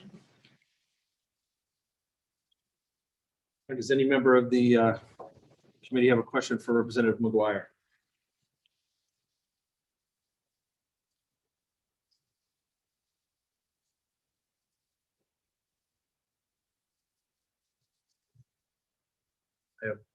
Seeing no questions from the committee, I have a question from an attendee, Ryan Olette, and I will bring you up so you can speak. Mr. Olette? Hello, can you hear me? Yes. Good morning. I'd like to start by thanking the committee for this time to speak on issues related to public health and safety in our state. My name is Ryan Willett. I have been a licensed body art practitioner and business owner in New Hampshire for over 20 years. In addition to running my business, I am also a member of the state's Body Art Advisory Board, which supports the Office of Professional Licensure and Certification, the OPLC, with supervision of tattooing and body piercing services here in New Hampshire. In July of 2019, I was tasked with writing and delivering a presentation about the risks of microblading for state legislators and members of the OPLC. Since microblading is a relatively newer service, it has not yet clearly been defined by the state of New Hampshire. We are understanding of those outside of the body art industry looking to offer a potentially lucrative service such as microblading. But through the lens of what we do as licensed body art practitioners, the service commonly referred to as microblading is very clearly cosmetic tattooing. Presenting microblading as a service under the umbrella of cosmetology or other professions that do not primarily work with broken skin or blood may misrepresent or underscore some of the risks involved. In body art terms, microblading clearly falls under the definition of tattooing, which in New Hampshire is any indelible mark made upon the skin through use of pigment or scar tissue. The term microblading refers to a service where the skin is broken by a device with a sharp edge and pigment is inserted. The sharp implement is very fine and can replicate the look of a sculpted eyebrow hair. I feel the need to clarify that this procedure does in fact break the skin, which can produce bleeding and all of the safety concerns caused by a bleeding wound. While I understand and respect the investment of time and training undergone by those in the cosmetology and esthetician fields, including their general hygiene practices, I do have concerns that their existing training does not sufficiently prepare them to perform services involving broken skin and bleeding on a daily basis. HB 70 lays out a type of certification exemption for cosmetologists to add microblading to their services. Unfortunately, that certification is the make or break factor of this issue. Without a clear standard of acceptable certification in New Hampshire, our concern is that much of the available training for microblading falls into the weekend seminar or expedited learning category, and service providers may not receive a sufficient level of training to protect the public health. For contrast, those in the New Hampshire body art industry have undergone a minimum 1-year apprenticeship to offer services that involve broken skin. While a certification may offer sufficient training to offer microblading, without knowing the standards of that certification, the Body Art Advisory Panel cannot support this bill as it is written. So my current position is to oppose HB 70. This statute would, in a way, deregulate cosmetic tattooing by allowing it to be performed by those outside of New Hampshire licensure and supervision for body art. We understand those looking to offer a service in demand. However, my first concern must be to protect public health and safety in New Hampshire. The Body Art Advisory Board continues to research microblading and its available training and will continue to advise the OPLC on this matter. For input or questions related to microblading, practitioners in either cosmetology or body art can contact the Office of Professional Licensure and Certification through oplc.nh.gov. I thank you for your time and consideration on this matter. Thank you, Mr. Willett. Does anyone have any questions for Mr. Willett?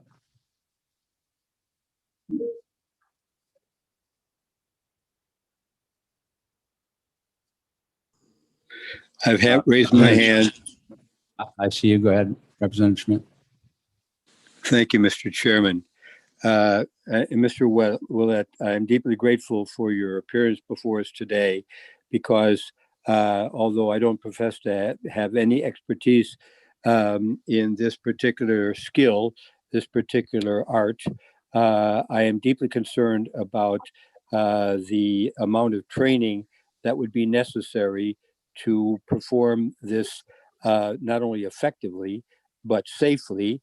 And as a member of this committee for now 15 years, I have seen examples of members of the public who have been harmed by inexpert treatment of some aspect of their face. And I'm very concerned. So your testimony is very insightful to me with regard to the amount of training that would be required for someone who is as much skill and training as involved in cosmetology and esthetician services. The extra aspect of breaking the skin and involving blood is of considerable concern to me. So can you expand on the amount of additional training in terms of time and coursework that you believe would be required in order for someone with a cosmetology or esthetician basis to be sufficiently skilled in the additional aspects you reference and I'm referencing in my question in order to do this safely, but also effectively, because this is not just a tattoo on an arm, a back, or whatever, but it's very close to the eye, and it would be extremely visible. And its disfigurement is something that I'm also very concerned about. I think with your background as a tattoo artist, that you're uniquely qualified to speak to this issue. So could you please help us with this? Yes, sir. Unfortunately, it's kind of a state-to-state issue by what certification means. There are some states that might not be very engaged in the process at all. They might allow someone to take a simple weekend seminar and then start offering these services immediately.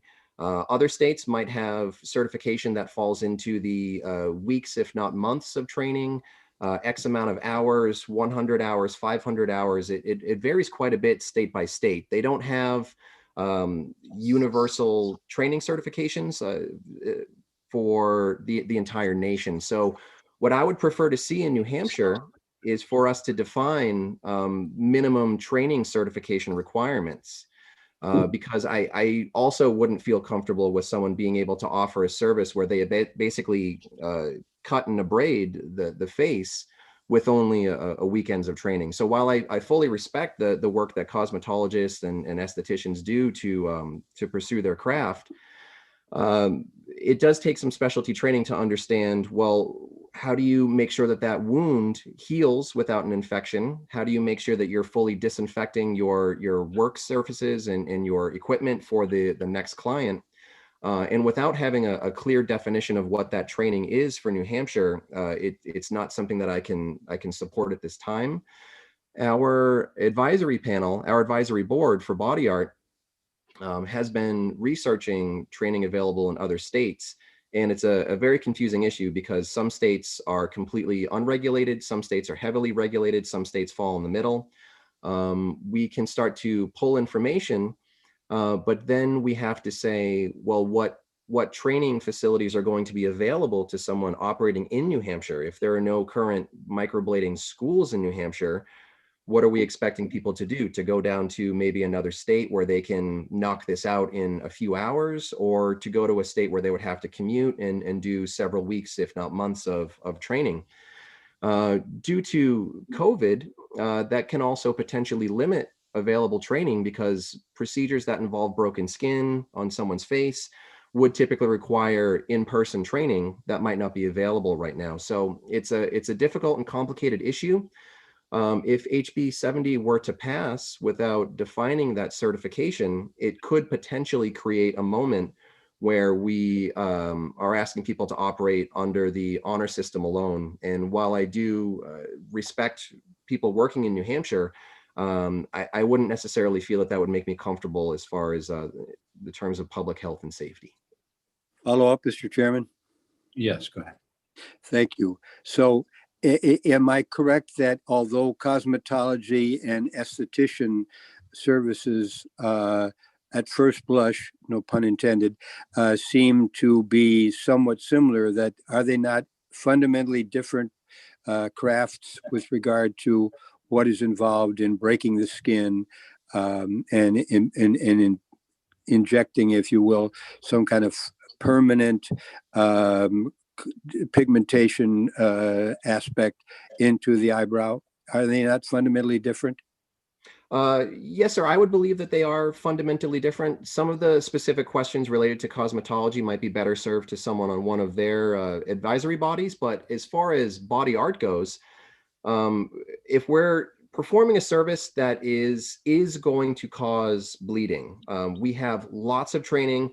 Our entire studios are designed to be able to manage that bleeding safely, to prevent infections. We have entire sterilization rooms in our studios. If we're not working fully disposably, we have a very specific setup, very specific criteria for disinfection training. And that's all done through a one-on-one, face-to-face apprenticeship process. So someone observes for X amount of hours, someone performs under supervision for X amount of hours. This isn't something that's being done in an expedited fashion. So I would certainly urge the cosmetology governing bodies and advisory panels to also get involved in this conversation. But as someone whose background is clearly rooted in body art, I very firmly see microblading as tattooing, and then I start to see all of the issues that would arise offering a safe tattoo service. And I wouldn't feel comfortable offering some of those services with potentially just a weekend's worth of training. Just one quick follow-up, Mr. Chairman. Mr. Willett, would you be available to this committee for future reference and guidance on this very complex subject? Yes, sir. I'm always happy to answer any questions for anyone related to state legislation or anyone related to the Office of Professional Licensure and Certification. Thank you very much, sir. Thank you. Representative Schuett. Thank you, Mr. Chair. Good morning, Mr. Ouellette. For my poor memory, I know we dealt with this bill in the 2020 session, but my memory of our hearing on it is rather dim. Did you or anyone from the Body Art Advisory Board testify on that bill? To my knowledge, no one from the Body Art Advisory Panel was part of that hearing. There may have been someone from the Cosmetology Board. We do share one member on the Body Art Board with the Cosmetology Board, so it's possible that they might have been involved in one of those conversations, but I myself was not. Thank you. Thank you. Any further questions from Mr. Willett? For Mr. Willett? There being none, thank you, Mr. Willett, for your testimony. Thank you. Next, I would like to recognize Laura Smith.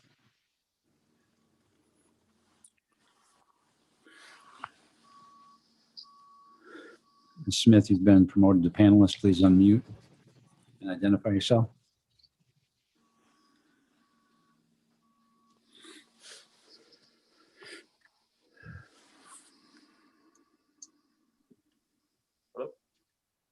Good morning. Sorry about that.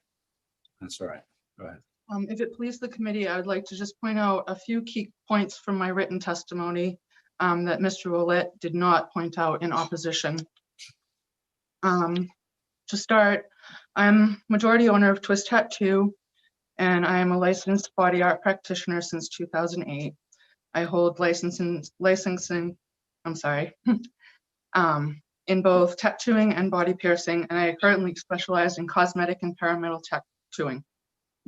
I have over 230 hours of training in paramedical tattooing, as well as 3,000 hours in both my apprenticeship. This proposed bill has the potential to greatly interfere with the livelihood of many tattoo practitioners who are licensed to microblade and already offer this technique. As also, and equally important, it also poses a certain threat to the public, as Mr. Ouellette did bring up. Microblading is a tattoo technique in which a tight grouping of inline needles are used to open the skin at the level of the epidermis to place pigment. The technique has associated risks that include, but are not limited to, cutting too deep into the dermis, which can cause not only severe scarring, but also blurring of the tattoo line work. These two things combined can lead to the disfigurement of a client's face. Proper depth is something that tattoo practitioners are well trained in knowing and feeling. However, it can take a long time to establish this skill through proper tattoo apprenticeship and a lot of hands-on training. In earlier language used by the Body Art Advisory Board at a meeting on 12/5/2019, I quote, "The board generally agreed to permit an exemption for estheticians to perform microblading with a powered machine only. This is concerning as microblade is not performed with a machine. This is an example of how easy it is to mistake microblading for other tattoo techniques. Eyebrow tattoo techniques. Microblading is performed with a manual hand device only. In most US states, cosmetologists and estheticians are not allowed to affect living tissue. The microblade tattoo technique, like all tattoo techniques, does directly affect living tissue. Changing regulations for a single tattoo technique will require establishing new regulations for medical waste, including sharps, containment, and disposal, bloodborne pathogens training, disinfection, sterilization, and record keeping for release and waiver forms. Changing regulations for a single tattoo technique will cause hardship for tattoo practitioners who are already safely providing quality microblading tattoo services for their clients. Changing regulations for a single tattoo technique will cause hardship for clients who won't be able to receive finishing and touch-up procedures from their chosen tattoo practitioner, and ultimately they would be forced to seek out less qualified individuals to perform services for them. In closing, to protect the health and safety, I wanted to mention one more thing. On 1/20/21, I began an online petition, and in only 11 days, we gathered 137 signatures. This would indicate the public shares our concern. In closing, to protect the health and safety of the public and to prevent certain hardship for affected licensed tattoo practitioners, as well as their clients, I would like to reiterate that microblading is just another name for one advanced technique of cosmetic eyebrow tattooing, and it should remain regulated as tattooing. It should remain to be performed only by licensed tattoo practitioners who have completed the state-required 1,500 hours of tattoo training through a licensed body art practitioner tattoo apprenticeship, as well as cosmetic tattooing and microblade specific training and certification. Thank you for hearing my testimony. Thank you, Ms. Smith. Will you take questions from the committee, please? Yes. Representative Schmidt. Thank you, Mr. Chairman. And Ms. Smith, thank you for being with us this morning. Where is your establishment located? In Nashua, New Hampshire. In Nashua. And would you also be available to the committee or possibly to a subcommittee to guide us with regard to safely, legislating in this field? Yes, I definitely would. Thank you very much. Thank you. Representative Fellows. Thank you, Mr. Chair. I just have a quick question. So the sterilization and equipment that would be required to do this procedure already exists within a tattoo parlor. But can you tell me if these, the required equipment and what that might be are currently what you would find in a beauty salon? Sharps containers would be one item. In some cases, an autoclave to sanitize equipment, although a lot of equipment is single-use and Single-use. disposable at this time. I apologize, I wasn't prepared for the question. Let me go back. That's okay. I mean, you can, if you think of more, you can send us an email. Okay, thank you, I apologize. Representative Goley. Thank you, Mr. Chair, and thank you for taking my question. In looking at the bill, there's a list under what's going to be done for rulemaking, and one of those is the standards of hygiene for performing microblading. Wouldn't that be considered in rulemaking, what you're discussing here, into Yeah. sharps containers and things such? Yeah, yes, thank you. Thank you. Any further questions? There being none, thank you, Ms. Smith, for your testimony. The chair would next like to recognize Kathy Desjardins, but I don't see you. I see a Kathy. If that is you, please raise your hand.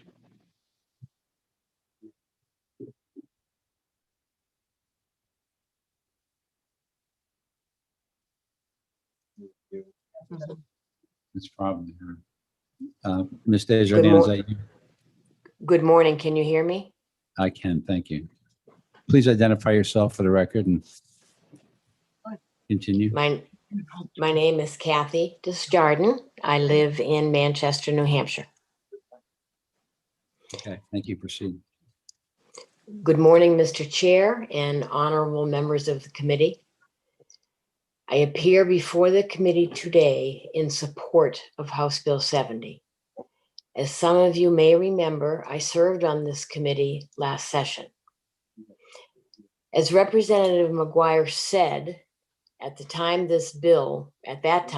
the bill was heard before the committee and was reported out as ought to pass.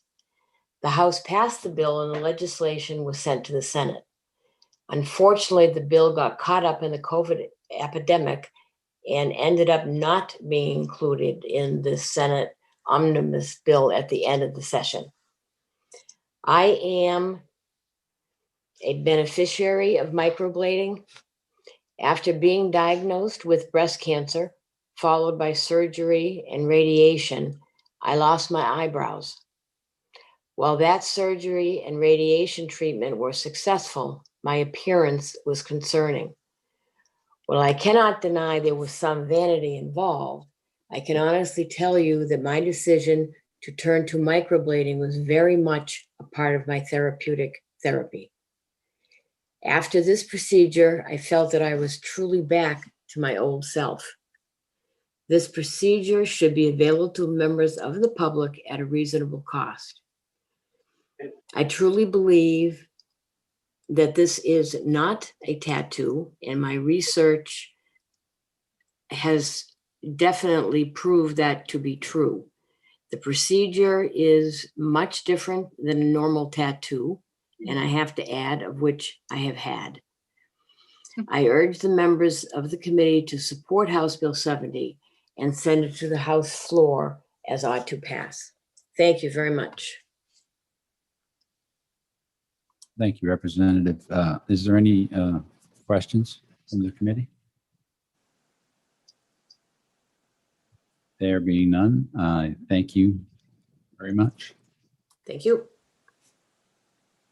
And next, I do not see on the list, but I see someone named Holly Rodriguez requesting to speak from the attendees. Mr. Chairman, may I ask a procedural question? Absolutely, go ahead. Thank you very much.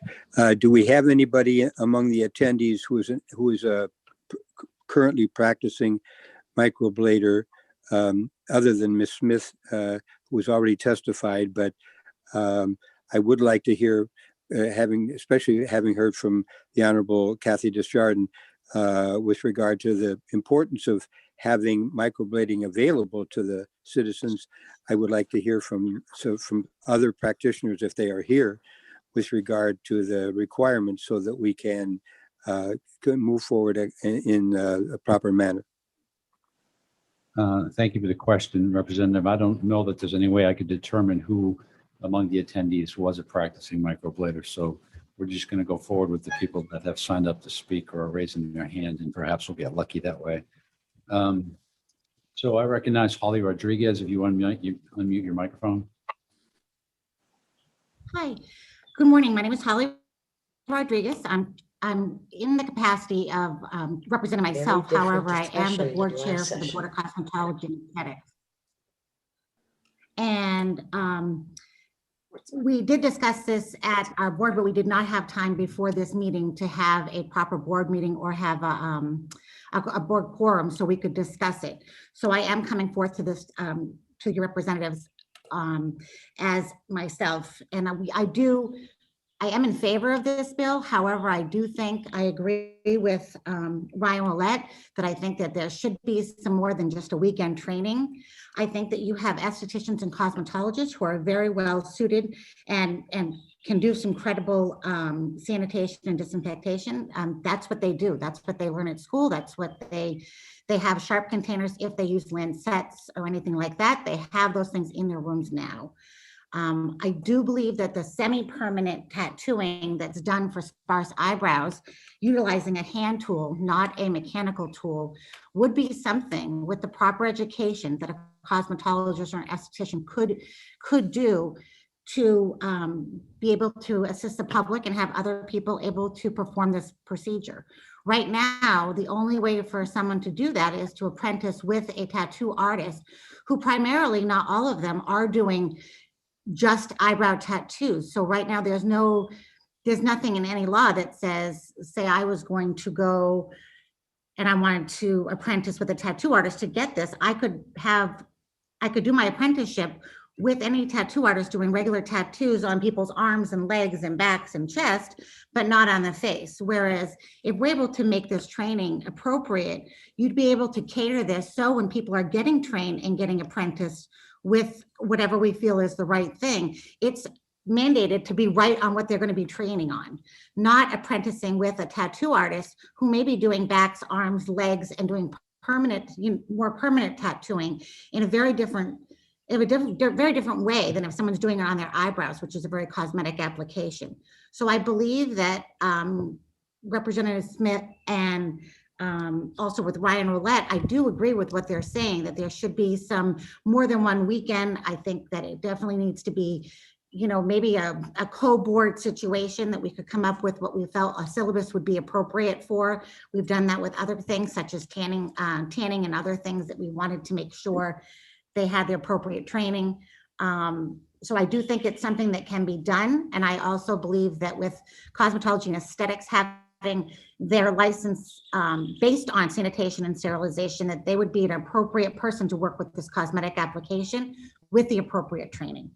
So I am in favor of the bill, and I'm happy to answer any questions if you have it. Thank you. Representative Fellows. Thank you, Mr. Chair. Ms.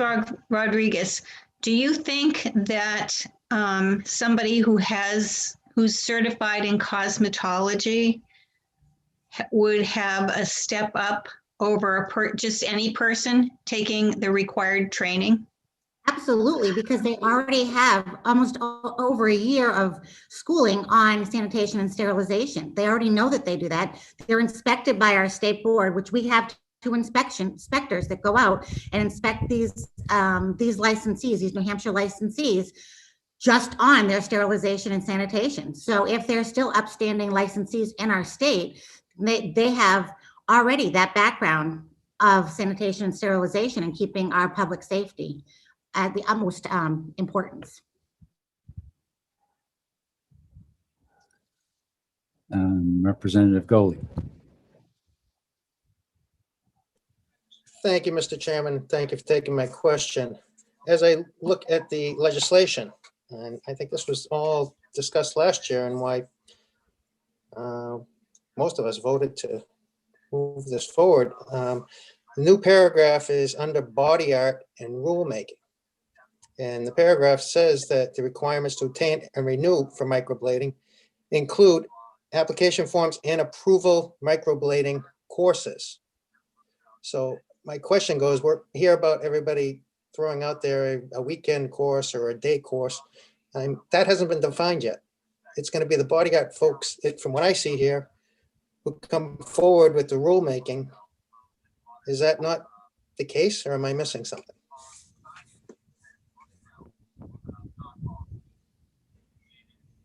It was my understanding, Representative Goley, that because we do have one of those members on our board as well as a public member, and that they were actually making the syllabus of what they felt was appropriate once this was as an ought to pass, and what they thought was an appropriate syllabus for it to be followed by aesthetic and cosmetology licensed in the state of New Hampshire. So that's why we didn't have a meeting before, because we thought that that was already kind of figured out. So I'm coming on here representing myself, but I too had already thought that that was the way it was going to be, that they were going to mandate what they felt was the most important and what needed to be followed in that syllabus. And it wasn't a timeline, it was more of what needed to be followed. Thank you. And just one follow-up. I agree. And wouldn't you agree that also the other requirement, standards of hygiene for performing microblading, writing rules on that procedure too would be suffice to cover what we're looking for here to make it safe?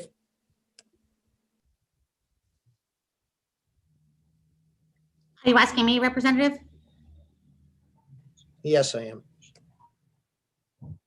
Yes, absolutely. I think that is something that these licensees already have in their practice, and just that's something for them to expound on and grow on, and they already have that as their base of their license as it is, if they're already an upstanding licensee. So it's something they're already practicing. Thank you. You're welcome. Thank you. Any further questions for Ms. Rodriguez? Representative Schmidt? Thank you, Mr. Chairman. Ms. Rodriguez, thank you very much for being with us this morning. I respect your position as the chair of the Cosmetology Board. And so I noticed that in the statute and in the bill that this is under body art and not under cosmetology. The question I have for you is that the work that cosmetologists and estheticians do is that permanent changes to the facial features of the client? Representative, it is a semi-permanent application, and it's done with a hand tool. So it is a little bit different, and it definitely does require more education, which is what the Board of Tattooing was implying that they were putting together. But it is more than one step process, sir. So it's not just one time. It's, usually it's a multiple times. They do the first treatment, and then within 6 weeks or so, they get a second treatment. And then that is not a permanent thing. That's something that needs to be touched up, but it definitely is a craft that needs to be acquired as with any other artistic craft. Follow up. Thank you, Mr. Chairman. So what I'm getting at is that women like frequently to change their hairstyle or their look for an evening engagement or a party or a big do, a wedding or something like that. But they, that might not be their everyday choice for their look, as I say. So the estheticians and cosmetologists are capable of changing a woman's style. And so the work they produce is not necessarily permanent. Is that correct? I don't believe that's true, Representative Smith. I think if somebody was to bleach their hair or turn it red, it can take up to a year to get that out. So if somebody does use a wrong color and I'm speaking as a non-cosmetologist, however, I do know from personal things that I've done with my hair that it doesn't always go back right away. So I think that there are a lot of things that they do that could cause more permanent issues, not semi-permanent issues, the same way, meaning that it would take a long time to turn that around. So if someone bleaches their hair right out, not always can you go back to your original hair color right away. Okay. No, I'll leave it at that. Thank you very much. Thank you. Okay. There being no more questions for Ms. Rodriguez, thank you very much for your time. This time I'm going to recognize Tom Broderick from the OPLC.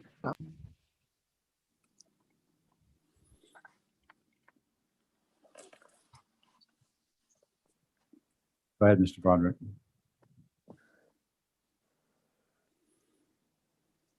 Good morning. I'm sorry. My computer had an issue for a second there. So good morning, members of the committee.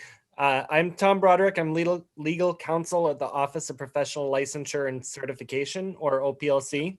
So the OPLC provides administrative and clerical support, record keeping services, and business processing for the 54 licensing boards, commissions, and councils under our umbrella. There's 2 OPLC boards here that are affected by this bill: the Board of Barbering, Cosmetology, and Aesthetics, and the Body Art Advisory Board.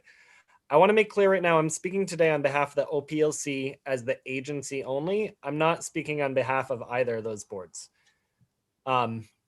OPLC is not taking a formal position on this bill, but I wanted to provide the committee with some background on the bill and the work the agency has done to date. So first of all, I was going to go through a bit on what microblading is, but you have heard from individuals with far more expertise than I, so I'm going to skip that part. But several years ago, I believe in 2018, cosmetologists and estheticians sought to be able to provide microblading to their clients and were contacting the Board of Barbering, Cosmetology, and Aesthetics about this. The Board of Barbering, Cosmetology, and Aesthetics began working with the Body Art Advisory Council, or Advisory Board, to come up with a language that would work. Several legislators were very helpful with this process, 2 of which are on this committee, Representative McGuire, and I believe Representative Schmidt was involved as well, though correct me if I'm wrong. Representative McGuire and Schmidt, along with Representative Oxenham and 2 senators, sponsored an identical bill last legislative session, HB 1416. It was unfortunately tabled in the Senate, as you've heard, due to the pandemic. But at that point, I believe both boards were in favor of HB 1416 last legislative session. So knowing that this was a priority for both boards at the time, OPLC had worked on behalf of the boards this year to make sure this bill was refiled. And it had been OPLC's understanding that both boards remained in favor of this bill to date, although it sounds like some of that has changed. So as I mentioned, OPLC is not taking a position on the bill. I'll note that if the concern is public protection, the bill was structured with public safety in mind.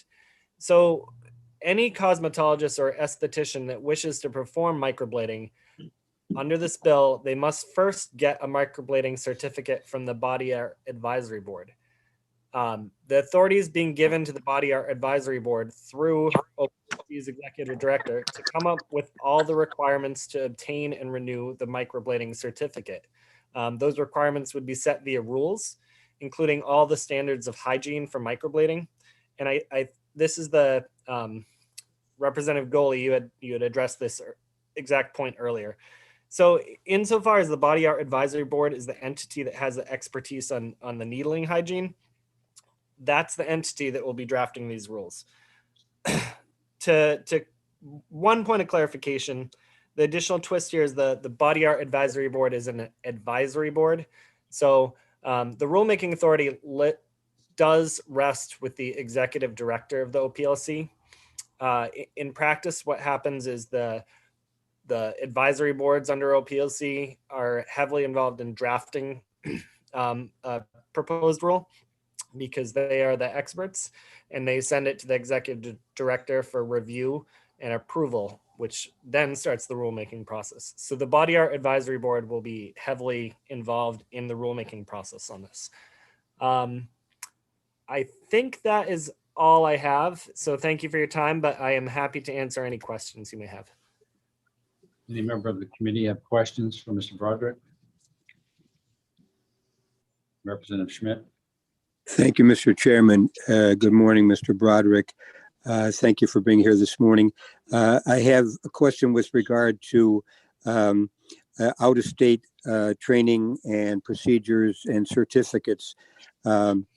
I have been given to understand that there are some procedures or some trainings in other states that seem to me to be questionable in terms of their adequacy. And can you speak to the, because I know we have worked on this committee at great lengths with regard to doing reciprocity with other states. And this is something that I would be concerned about because the issue of safety has certainly come up as a result of the testimony of Mr. Willett and Ms. Smith. And I'm wondering, can you speak to that issue? Because to the degree that we might have neighboring states which do not have processes which we would find acceptable, but are producing certificate trained or provide people with certificates, let's put it that way, and might try to come into New Hampshire and use their certificates here. Can you talk to that? Sure. So I think you're touching on several different things there. The first point would be that anyone that comes into the state to do microblading under this bill would need to be either a licensed tattoo or licensed body artist under the Body Art Board, or under this exception, could be a cosmetologist or esthetician with this certificate issued by the New Hampshire, So they couldn't use their Massachusetts license to just come in here and start practicing. The requirements to get that certificate are set by rule here, and the Body Art Advisory Board can come up with however strict requirements they want for that. It's under their authority. As far as reciprocity, I would have to double check, but I do not believe the Body Art Advisory Board has a specific reciprocity statute. There is a general reciprocity statute. I think it's in 332, chapter 332G.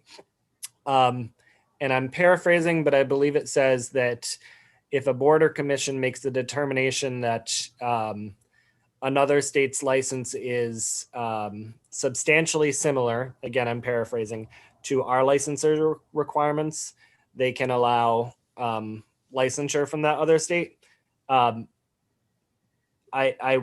the hypothetical you posed, I think the board could determine that the other state is not substantially similar and thus would not be required to issue a reciprocal license. Thank you. That answers. Any further questions, Mr. Broderick? There being none, thank you for your testimony, Mr. Broderick. I do see two people in the attendees list requesting to speak. They're not signed up to speak. I'm going to allow it, but it's going to be short because we're on a time crunch here.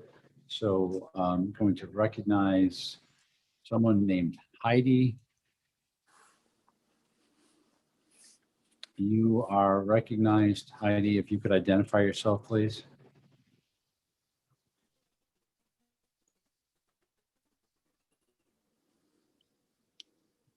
And She has to unmute herself. she has to unmute herself, but I think she's disappeared. I don't see her any. Good morning, can you hear me?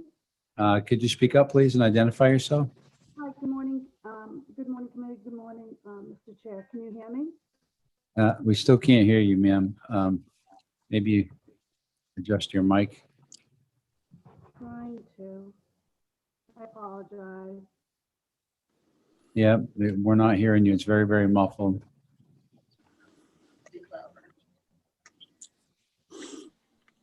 Try it one more time. Okay. Can you hear me now? Barely. If you get as close as you can and talk as loud as you can. Okay. All right, there you go. Identify yourself, please, and tell us what you'd like to say. Good morning. Can you hear me? Yeah, go ahead. Barely. My name is Carmen. I am a licensed practitioner for permanent cosmetic, and I am a microblader.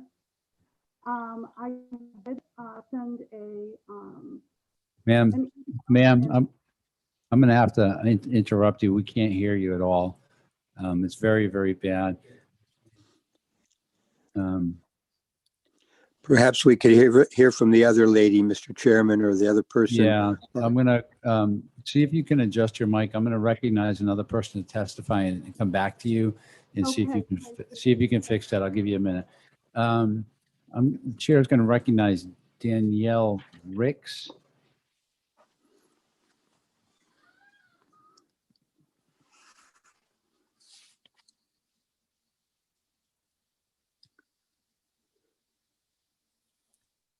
Ms. Ricks, you are recognized to speak. If you unmute yourself, identify yourself, please. Hey, Representative, can you hear me okay? I can, thank you. Please identify yourself and go ahead. Sure. My name is Danielle Ricks. I'm a licensed tattoo artist, and I own and operate the Browtician out of Key, New Hampshire, and I've been in business since 2017. And all I do is microblade eyebrows, and I also do a technique called powder brows, which is a cosmetic tattoo technique that's done with a machine, and it's basically the same as a tattoo machine. I know you don't have a lot of time, so I just wanted to go over a couple key points that maybe someone didn't mention before. But when I did my training, I actually did my training in Connecticut. It was a 4-day microblading training.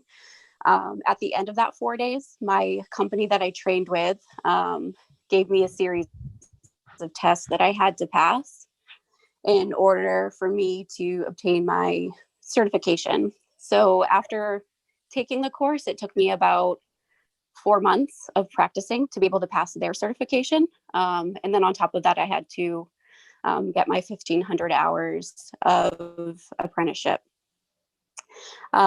Before I did this, I also was a makeup artist, and I just wanted to make a point that because of that background, and also my husband is a licensed tattoo artist. He's been a tattoo artist in the state for almost 20 years. In no way did those things make it easier for me to perform microblading. I think a big misconception is that it looks a lot easier than it actually is. But it's very technical. It took me quite a while to feel comfortable to be able to do this on people's faces. There's absolutely blood involved. You do have to know cross-contamination and have the proper setup. And I also wanted to make the point that it is not semi-permanent, despite the terms being used. It is called semi-permanent in some cases just because touch-ups are needed over time to keep the complete look up, but it's very possible that some pigment enter into the skin will remain over time and it may never go away. So those are just a couple of key points that I wanted to make, but if you have any questions, please let me know. Thank you, Ms. Ricks. Could you tell me if you are for or against the bill? I don't think you've actually said that. Yeah, sorry about that. No, I'm actually against it. I am happy with how the law stands currently, and I don't think cosmetologists and estheticians necessarily have any kind of advantage to doing this technique, other than maybe, knowing about cross-contamination or sanitation procedures. But I apprenticed with my husband, who doesn't do tattoos on faces. He does, like regular arms and legs. But doing an apprenticeship with him was actually very beneficial because I learned about cross-contamination and bloodborne pathogens and color theory. So while it wasn't eyebrow specific with him, there's many things that I learned. And I feel like a tattoo apprenticeship of some kind is absolutely necessary. Great, thank you. I appreciate your testimony this morning. Are there any questions? There's seeing none. We're going to go back. I appreciate it, Ms. Ricks. I'm going to go back now to Heidi and see if we can get her mic is working or not. Okay, try. You got to unmute yourself.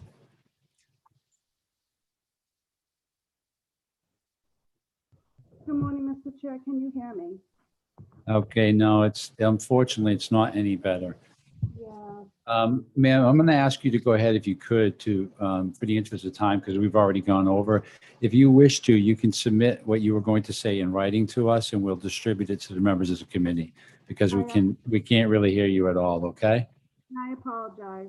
No, that's fine. It's very challenging for everybody to figure out how this stuff works. But please do take a minute and put it in email and send it to us.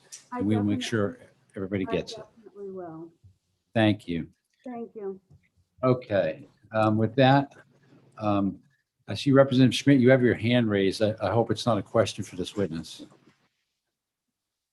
It is not, Mr. Chairman. I think you've made the right decision because even though I could hear the young lady somewhat, the volume was not sufficient for the committee to be able to make use of her testimony as she was attempting it. But I believe this is a lady who has written to us. She is I believe that she's a practicing, Michael will pay attention to the written document that you'll. Okay, thank you, Representative Schmidt. You're actually breaking up now as well. So with that, I am going to close the hearing on HB 70, and we are going to break for lunch until 1 o'clock. So thank you all very much.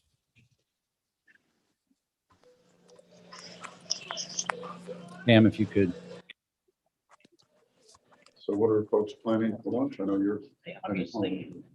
Concerned about time, knowledge.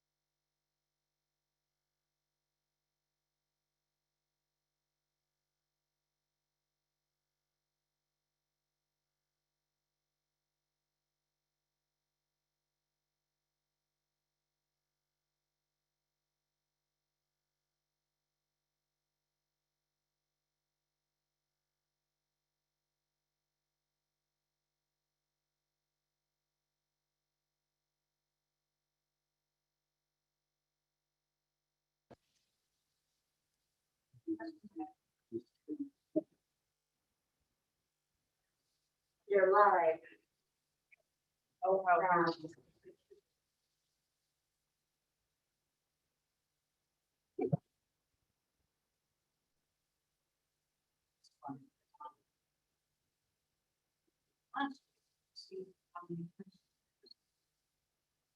And she made you and she made you a co-chair.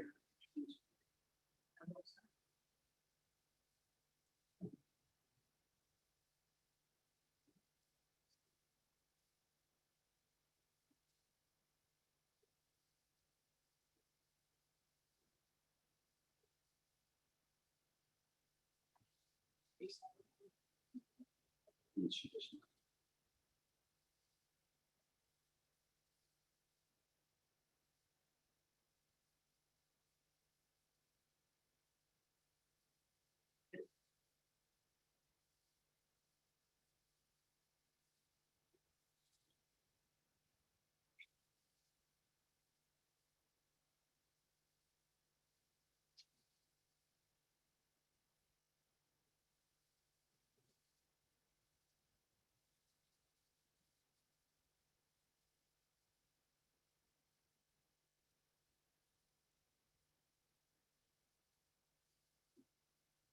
Pam, could you promote me to being a co-host, please?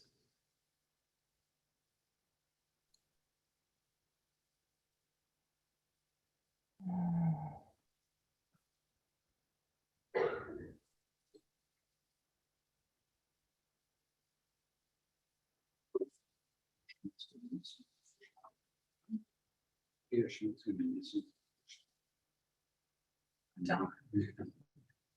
That medical appointment. Sure, it'll be yes.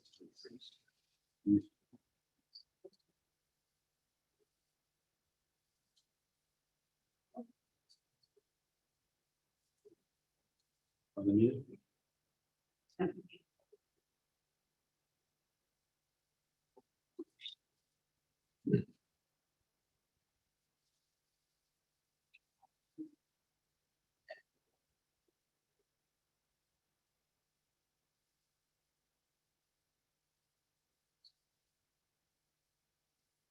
Looks like most of the committee is here. Before we start the afternoon hearings, I will report on the blue sheets white today. From this morning. On House Bill 425, there were 3 people who signed in, all in support. House Bill 591, there were 7 in support and 5 opposed.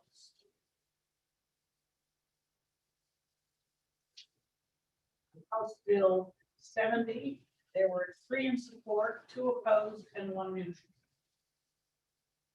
On House Bill 94, there were 3 in support, none opposed. Excuse me, Madam Chairman, could you mute your personal device? I think that might help the sound on our end. I could hear you, but it was not as clear as earlier. Is that better? Say a little more.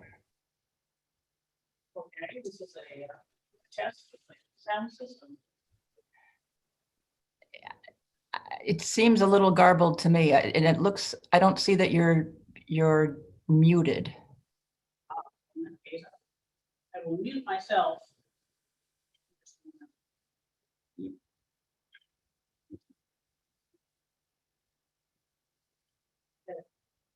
I am muted. Is that a more better sound?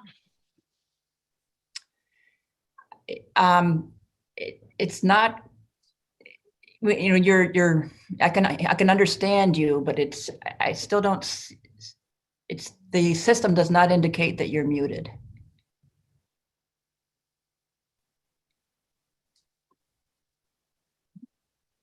Okay, well, I haven't even joined in the audio device. Huh. Let me see if I can mute you. Makes a difference.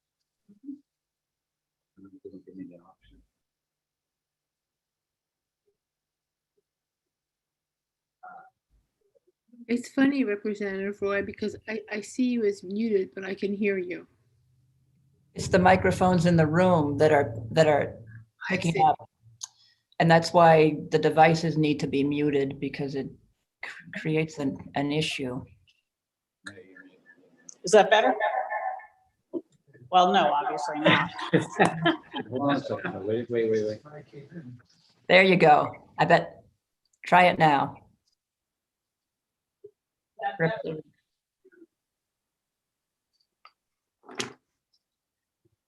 Is the Yeah. microphone near your mouth? Are you speaking near the microphone? 'Cause I think this happened the last time when you were speaking away from the microphone. Into the microphone. Is that better? Yes. Yes, that's better. That's the magic combination. Okay, I will hope that Representative Roy will be able to promote people I believe I can. in that case.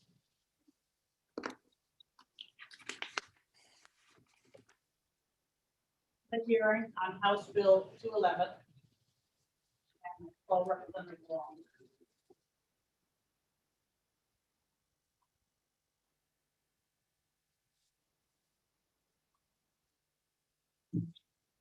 Representative Long on mute. Thank you, Madam Chair, honorable members of the committee. I'm Representative Pat Long, representing Hillsborough District 10 in the city of Manchester. House Bill 211 is an effort to increase the time frame with which we meet our accrued liability. And it affects no current employees. They remain at their current levels of pension and contributions. And this bill will take effect January for employees after January 1st, 2022. The only issue I have is, and I'm not sure that it matters, but in the analysis, it mentions after January 1st, 2021, which should read 2022. I'm sure they recycled the analysis from the bill from last year. Right, okay. And Mr. Flory, who's the executive director, retired Friday, but was kind enough to articulate these both bills better, I believe is also here. And I thank you, and any questions? I have one question, and that's really, why is this coming before the legislature if it's purely a city of Manchester issue? I mean, we need to make sure that your retirement system is run fairly and trustees are fiduciaries. But other than that, why should we be involved? And I'd love to hear from you, Snow White. Yeah, Mr. Fleury could address that. My understanding is that it's tied into the state and we need this approval to change it. Are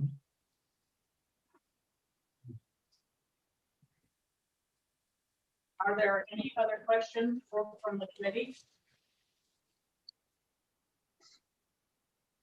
Madam Chair, I have my hand up. Oh, thank you, Representative Foley. Please speak. Thank you, Madam Chair, and thank you, Representative Long, for taking my question. And this bill increases rates for new hirees to pay the city's unfunded liability. At this time, do you think that's prudent to be doing when I believe the city's having a tough enough time filling some of the positions it has, to ask those that they are trying to recruit to pay more so that they can pay off some of the unfunded accrued liability that the city itself has obtained? Well, thank you, Representative, for the question. And personally, I don't, again, those employees that are currently in the system have no changes. This would be for new employees that would agree to the conditions set forth in this. And frankly, as a 24-year-old getting into a union, I was looking for what goes in my pocket. I really didn't study the pension or other benefits. So I don't believe this is going to deter people from wanting to be hired. In looking for what's going into your pocket when you're going to be getting less going in because you're paying more towards a retirement cost for an unfunded liability that you didn't have any part in. Wouldn't that be part of the money going in your pocket, saying you're making that much less than those hired before you? Yeah, no, I agree. As being a little more mature, I would be looking at that, but in my 20s and 30s, what's going in my pocket, I don't know what's being taken out yet for dues or whatever. However, I look at what's going in my pocket, so I don't really believe that my understanding in the determined from people being hired is the salary, which the city of Manchester addressed. Thank you. I have a question. It's as much a comment as it is a question. So you're proposing that it's not hurtful because they're not looking at what's coming out of their paycheck. Is that satisfactory? Thank you for the question, Representative. I don't believe that somebody looking for a job knows exactly what to look for with respect to benefits, what they're paying for benefits. However, I do know somebody who accepts a job will accept these conditions on their pension. A follow-up, please. So in a time when people are needing jobs, it sounds to me like the proposition is that if we can take advantage of them, we will. And I'm sorry, but that cuts right to the chase of it, in my opinion. Well, I disagree. Thank you. Representative Lekes? That clock's about 3 minutes early. We got here just on time. I apologize if this has been covered, and I don't know who to address it to, but my question is the Manchester pension system completely separate from the state? Yes, it is. Okay, thank you. This applies to the city of Manchester. It does not apply to police, fire, teachers who are in the state retirement system. Thank you. Representative Wright? Can you hear me without me unmuting?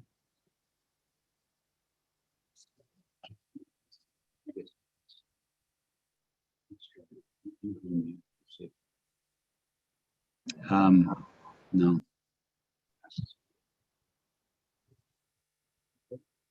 Thank you. Just a quick question. Does this have any collective bargaining implications?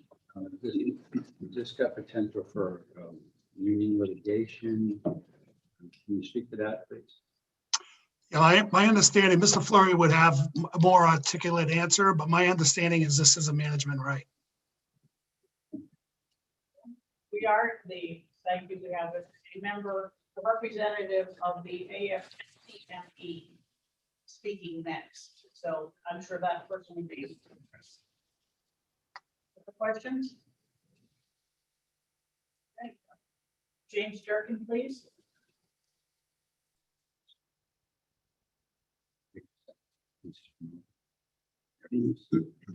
Hi, Madam Chair. Can you hear me okay?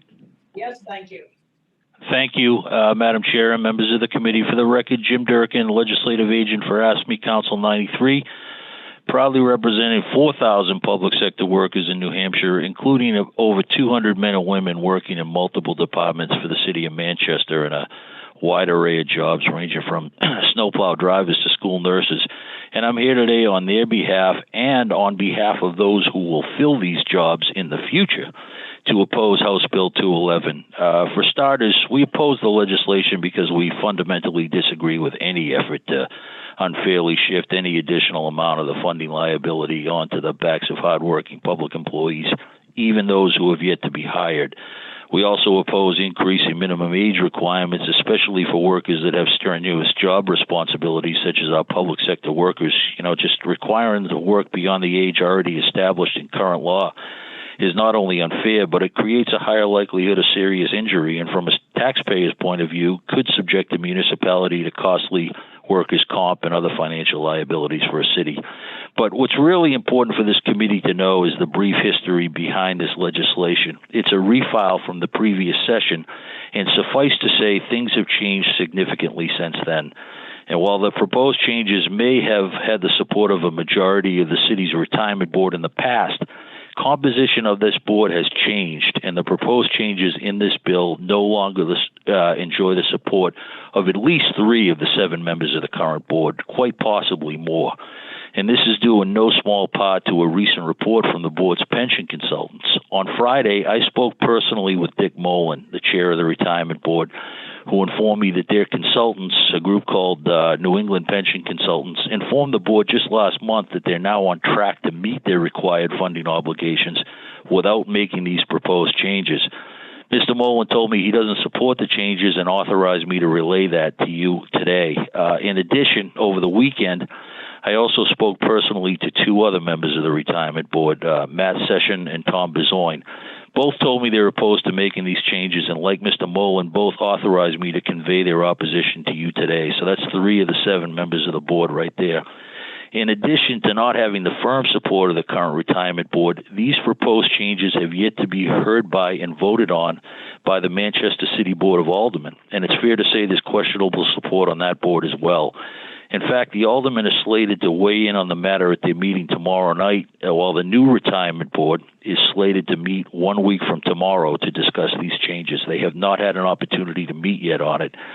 As stated at the onset of my testimony, we oppose the legislation on its merits or lack thereof, and we ask that you support us in this opposition. However, given the aforementioned change in support at the retirement board, the positive report from the board's experienced professional consultants, and the uncertainty of the pending action of the aldermen and the retirement board, we would respectfully request that at the very least this committee refrain from any further action until at least such time as the retirement board and aldermen have had a chance to act and deliberate on the matter. Finally, in closing, I also spoke this morning with Manchester Mayor Joyce Craig, who, as an ex officio member of the retirement board, would cast a vote in the event of a 3-3 tie. And she said I could convey her request that you delay action on this bill until the new retirement board and aldermen have had a chance to weigh in. So I thank you for your time and consideration. I'll do my best to answer any questions that members of the committee may have. And Madam Chair, I wanted to be under 3 minutes out of respect to the committee, but if I could add one more thing based on what I heard prior to my testimony. Thank you. Rep. Goley, I believe, mentioned the problem of recruitment. I can tell you from talking to our members up there that recruitment is a problem, and this will exacerbate it. They mentioned one position in particular, an electrician's position that's been posted for several months. And, you know, it used to be that the municipal jobs may not have paid too much, but the benefit in getting there and sticking there was the benefits and the retirement. And under this bill, you're asking them to pay almost double what the contribution rates were. You're asking them to work longer, and you're basing the pension benefit now on 5 years average earning as opposed to 3. So by reducing this benefit, you are gonna create a recruitment problem. But most importantly, really, you know, we would urge you to you know, this is a local bill, as was pointed out. It's local changes. The alderman and the new retirement board and the new alderman really should have a chance to weigh in on this and convey how they feel to this committee before the committee acts. Thank you again. Thank you. Did I hear you correctly to say that the Manchester City retirement system is properly funded or on track to being so? That was relayed to me by Mr. Mullen, who's the chair of the board, and that was based on a consultant's report that they received, I believe, just last month. And the group is called New England Pension Consultants. They're a reputable organization. They've been in business for almost 35 years doing this kind of work. Thank you very much. Are there any other questions for Mr. Durkin?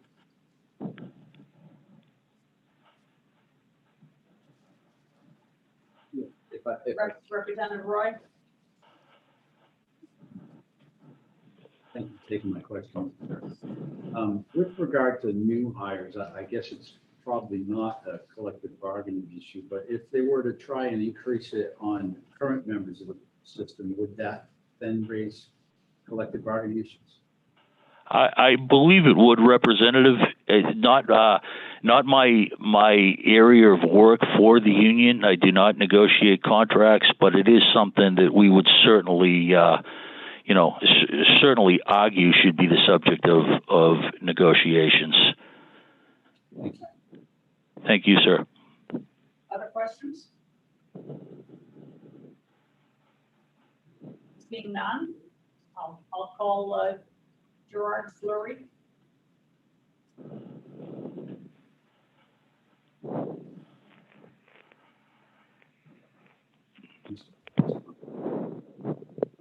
Mr. Fleury?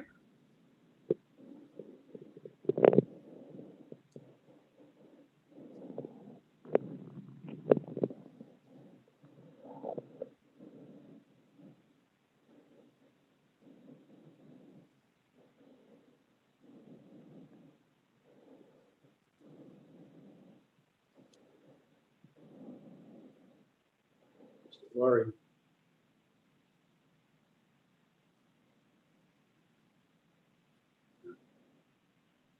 You might have to unmute yourself, Mr. Fleury. I'm working on it. How are you? Can you hear me now? Yeah, Madam Chairman, can you please acknowledge that you can hear me? Yes, I can hear you. Thank you. Please speak. Thank you, Madam Chairman. For the record, my name is Gerard Fleury. I am the Executive Chairman Emeritus of the New Hampshire, the Manchester Employees Contributory Retirement System.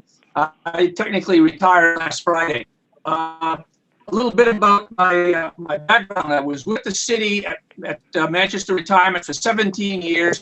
I was with the New Hampshire Retirement System for more than 25 years prior to that. And my expertise in this area is extensive. I'm here to speak in favor of the legislation and to perhaps address a few of the questions that I've heard come up in testimony prior to this. One of the questions is, why is this before the legislature?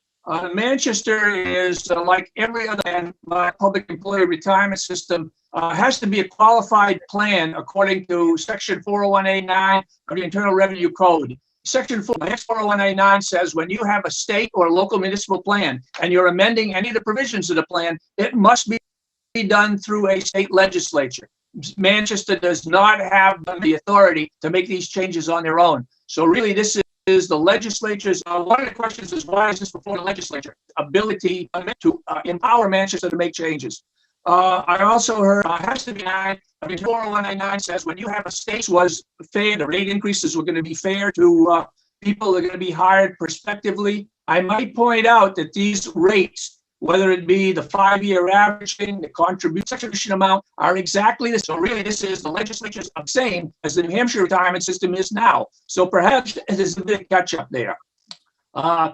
The plan was studied for a period of of years through Manchester, empower Manchester to make changes. Our actuary, Gabriel Roder Smith, and the trustees at the time were very concerned right now for whether this was an increase in pace and make an additional 30 cents. The board was concerned that if that number grew much larger, that the plan might not be sustainable.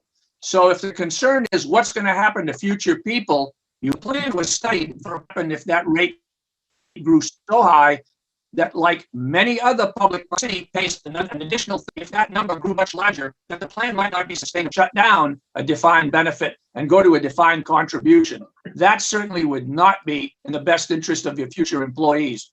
In fact, it was the opinion of the board up until the recent election that the retirement system really helped to attract and retain. So perhaps there's a big collection that places in the public sector where you can still find a defined benefit plan, one that will pay you the kind of benefit and reach. The trustees at the time, now for every dollar in wages earned, the changes were essentially to lower the normal. The board was concerned that the normal retirement is 62. in the 17 years I was there, like many years I was there, I can tell you that there are a lot of people that worked right beyond the normal retirement age. And they did so for other reasons. It's true that if you have people that are in very stressful, demanding positions, going to 62 would be more difficult. That was a dilemma the board had to cope with, and it did consider that.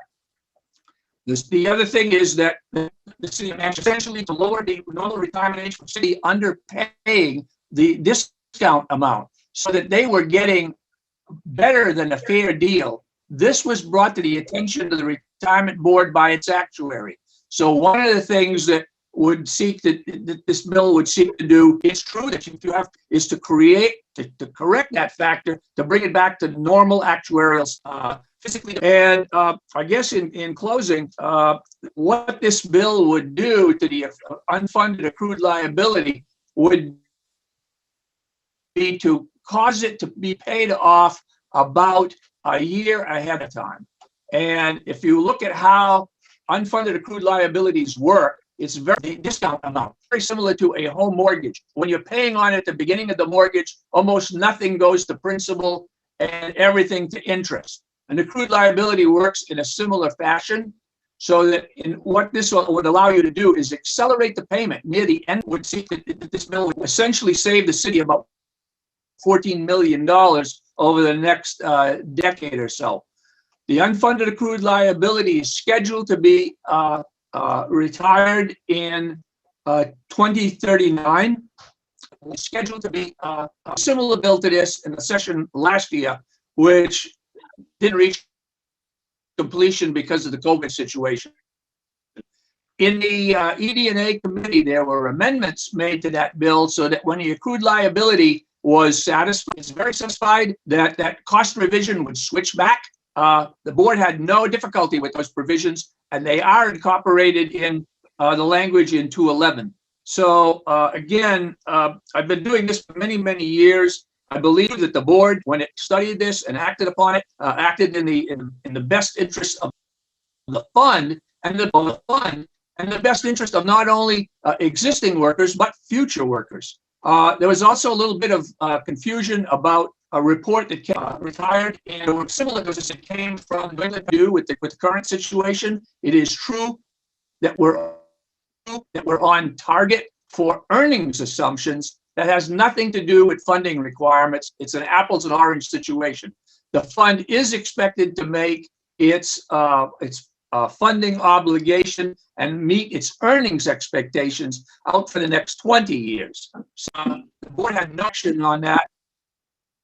That is so. Again, the committee would want to place emphasis. One thing that is acted in the best under normal circumstances, this would have gone to the board of mayor and aldermen earlier than this. And we would have been able to come to you with something that had a log of the vote of the BMA. It has almost nothing. Fortunately, to wait a time for earnings assumptions scheduled until tomorrow night, it would have been far preferable if we had been able to do that earlier. And I could have come to you today saying, this is how the board of mayor and aldermen felt about the issue. This was their vote. Unfortunately, again, that schedule is funding obligation, just a measure of correction. But again, in closing, I was asked to speak on behalf of the bill. If you have any other questions, I'd be glad to answer them. Thank you. Earlier than this, and it had a log of the vote of the BMA that's scheduled until tomorrow night, saying this is how the board. Thank you.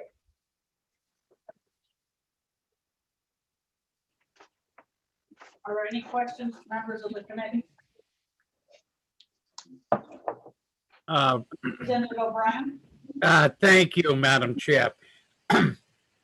Mr. Fleury, you gave in your testimony, you recited, is it a federal statute or a state, the 401? Could you give me that? And is it state or federal? So I could do the research on that, please. Yes, certainly. That's section 401A9 of the Internal Revenue Code. And in order for any public fund or municipal fund in any of the 50 states to meet the standards of being a qualified plan, And this, in essence, that means that the income tax is exempt for the pension fund on any of their investment earnings.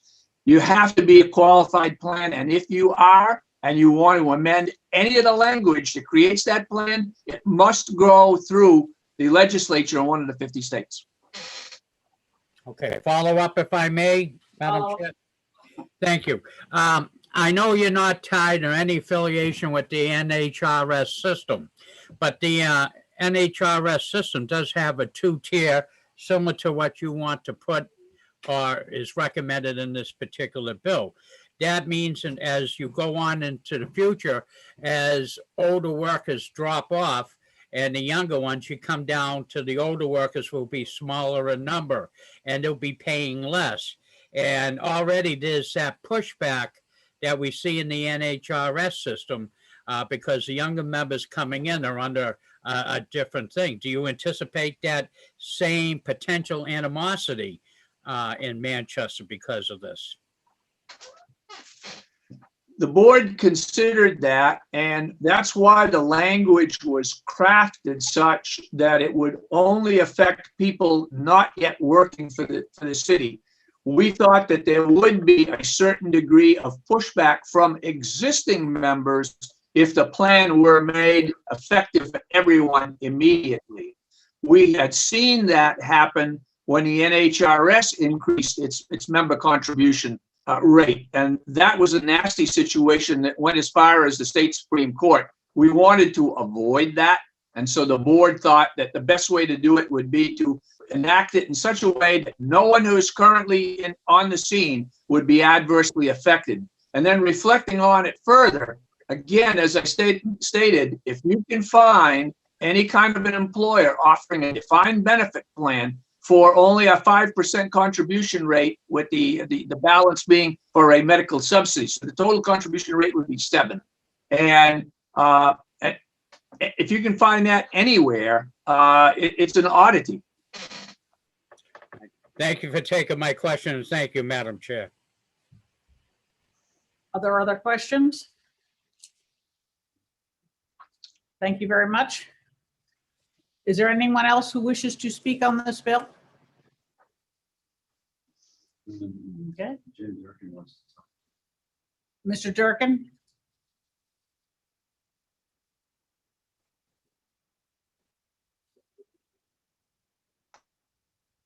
Mr. Durkin, you're on.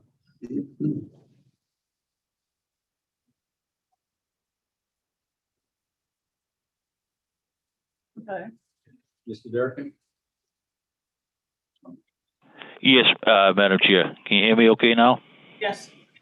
I just would like to reiterate. I apologize. A lot of the stuff, bad connection. I couldn't hear from Mr. Flory, but just I think it's common sense and logic that given all the unanswered questions, and again the conversation I had with Mayor Craig this morning, the chief executive for the city, we would respectfully ask no action be taken on this until the aldermen can work on this and discuss it tomorrow night.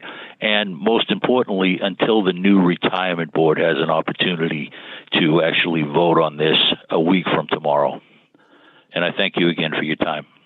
Thank you. We will not act on it today, that's for sure.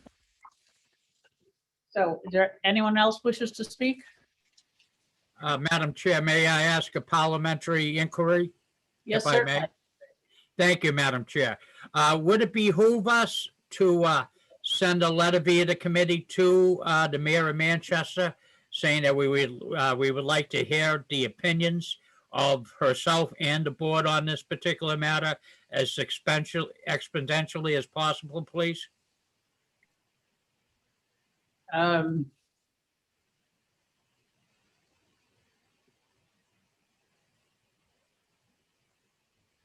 Good idea. I'll do that. Thank you, Madam Chair.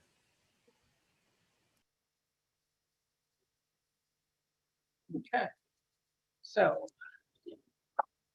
opening the hearing. There were 3 people signed in favor and 2 opposed. open the hearing on House Bill 356, which is also relative to the Manchester retirement system, and I call Representative Long.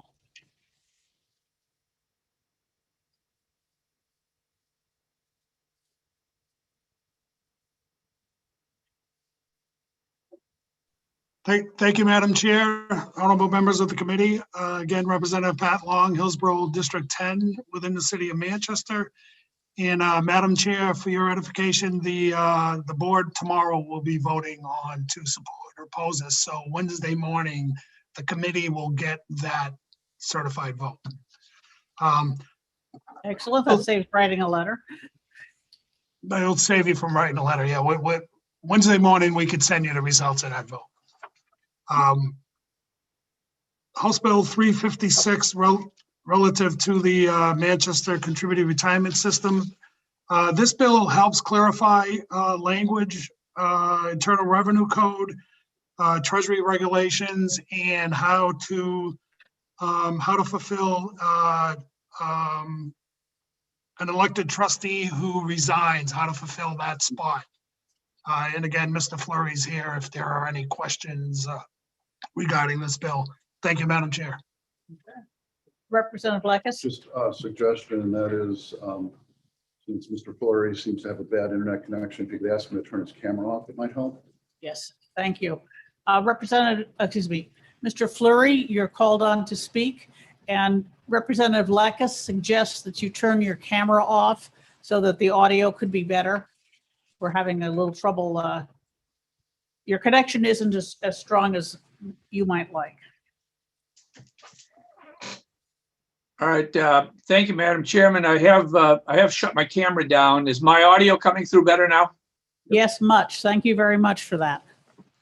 Madam Chairman, members of the committee, for the record, my name is Gerard Fleury. I am the Executive Director Emeritus for the Manchester Employees Contributory Retirement System. I'm here today to testify in favor of House Bill 356, which is before the committee. Similar bill was submitted last year under HB 390 of 1293. Made it as far as committee with an ought to pass, and then halted when the bill was tabled because of the COVID situation. HB 356 is purely administrative in nature. One of the situations that has troubled the Board of Trustees in recent years at City of Manchester is that if a trustee for any reason is unable to finish their elected term, that they're short of holding a special election, there was no provision to be able to fill that gap. Generally, it's a small board. A lot of important decisions are made, and it seemed normal that there ought to be some form of authority whereby the trustees could appoint an individual to fill a vacancy until the next regularly scheduled election. That's common practice in a number of cities and towns, other organizations throughout New Hampshire. So in order to be able to do that, a statutory amendment to the plan was required, and this bill would accomplish that. The other thing that this bill does is to help with compliance and ease compliance with federal reporting requirements. Anytime that the federal authorities engage in revised rules or regulations dealing with public plans, it's normally required that plans come before their local legislatures to seek compliance. Sometimes those are very minor matters. It could be the order in which things are filed and or the like. In getting a private letter ruling in 2017, we were able to negotiate with the IRS, and they agreed that rather than have to come before the legislature for minor housekeeping items, that we could do it through rulemaking within the city. And whenever something like that would happen, a rule change would be posted for 30 days. There would be a public hearing on it, and then the board could act to amend the tax reporting aspects of the plan in order to stay in full compliance with the IRS. But again, in order to be able to do that, we needed an item of empowerment from the state legislature that would allow us to introduce future items strictly related to federal tax law so that it could be handled locally through rulemaking. And that's what this bill would do.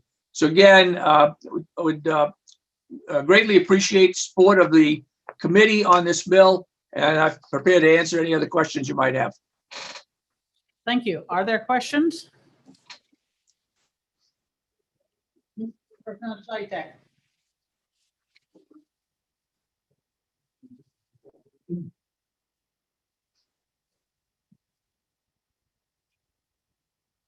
You said till the next election.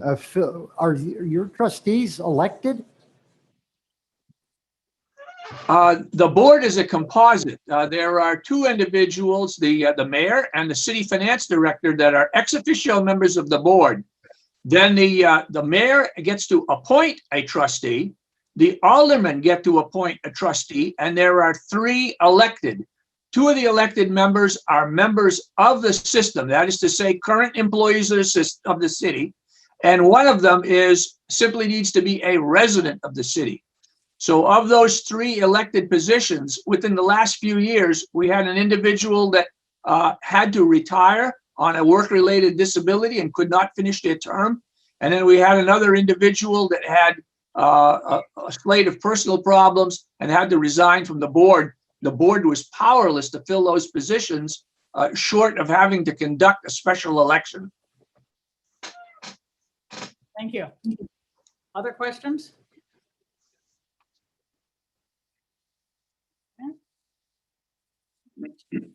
Thank you, Mr. Fleury. For the committee's report, there are 3 people signed in, all in support. And is there anyone else who wishes to testify on House Bill 356? Okay, seeing none, I will close the public hearing.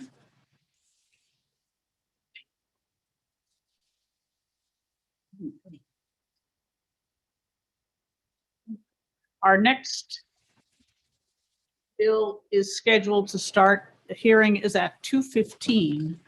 So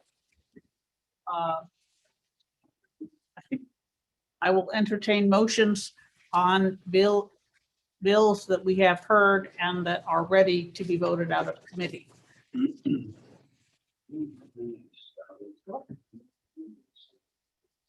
We're still debating, yes. So the question is, everybody on the committee here? Or? Everyone on the committee has signed in today. Representative Judy now has video.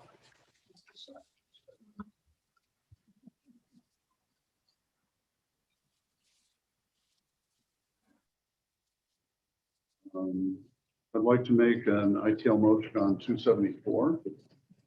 All right. That's all right. Okay.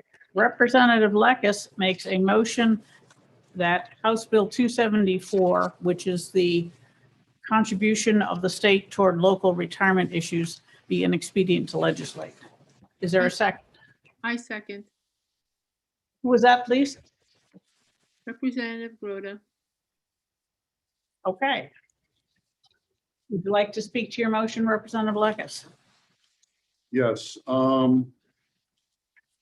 So let me make sure I this is, as I understand, this is the one that has the state paying 5%. Mm-hmm. Exactly. No, I don't. This is the one where. Actually, I have the wrong bill. I'm sorry, I'd like to withdraw that.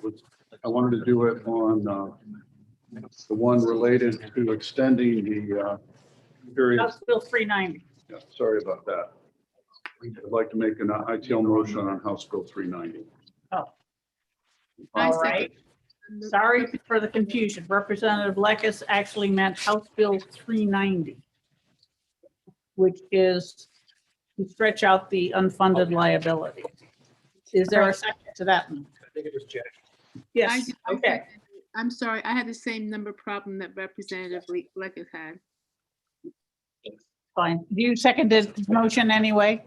Yes, I do, Madam Chair. Okay, thank you. Representative Electus, would you care to speak on your motion? I would. I mean, the downside to this is that it's going to cost the taxpayers an extra 1.4 billion over time. It's, we've heard it's going to cost $2 for every dollar that's deferred in the short term. And the issue is there's almost always financial pressures. I mean, that's sort of the nature both of people's personal budgets and certainly those of government. There's always pressure for more services and people don't want their taxes raised. So there's always going to be temptation to do this. But it's, in the same sense as people putting everything on their credit card bill, you end up paying dramatically more in the long run and to push out the time in which you're actually having fully funded.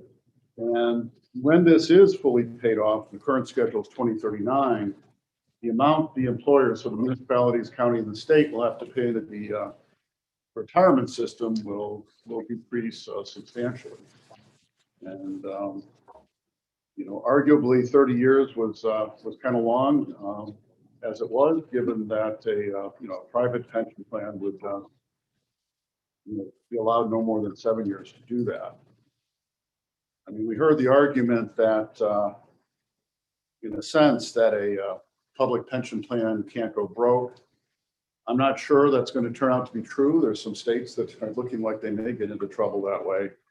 But even if it were true, it's still charging, making taxpayers pay a lot more. And the worst part of that is that money is going to come from people in the future. We're already talking 19 years out. I mean, so you're going to have people who are children now, or potentially a small number who are not yet born, who are going to be stuck paying this money because we don't want to, make up for past mistakes now. So I'd argue we should, it's not right to be pushing this further out. Thank you. Representative Broder, would you like to speak to your second? It sets an unwarranted precedence and it is an unwise use of the taxpayers' dollars. Thank you. Does anyone else wish to speak? Representative Saitek? I'm not sure this is worth it, but let me say it briefly. I was here in the 90s when I saw some of this mischief unfolding, and it hurt to see it then, and it hurts to see it now because the pain of Nashua is real, but the medicine will be worse than the disease. So this is just very unfortunate all around. Does anyone else wish to speak on House Bill 390?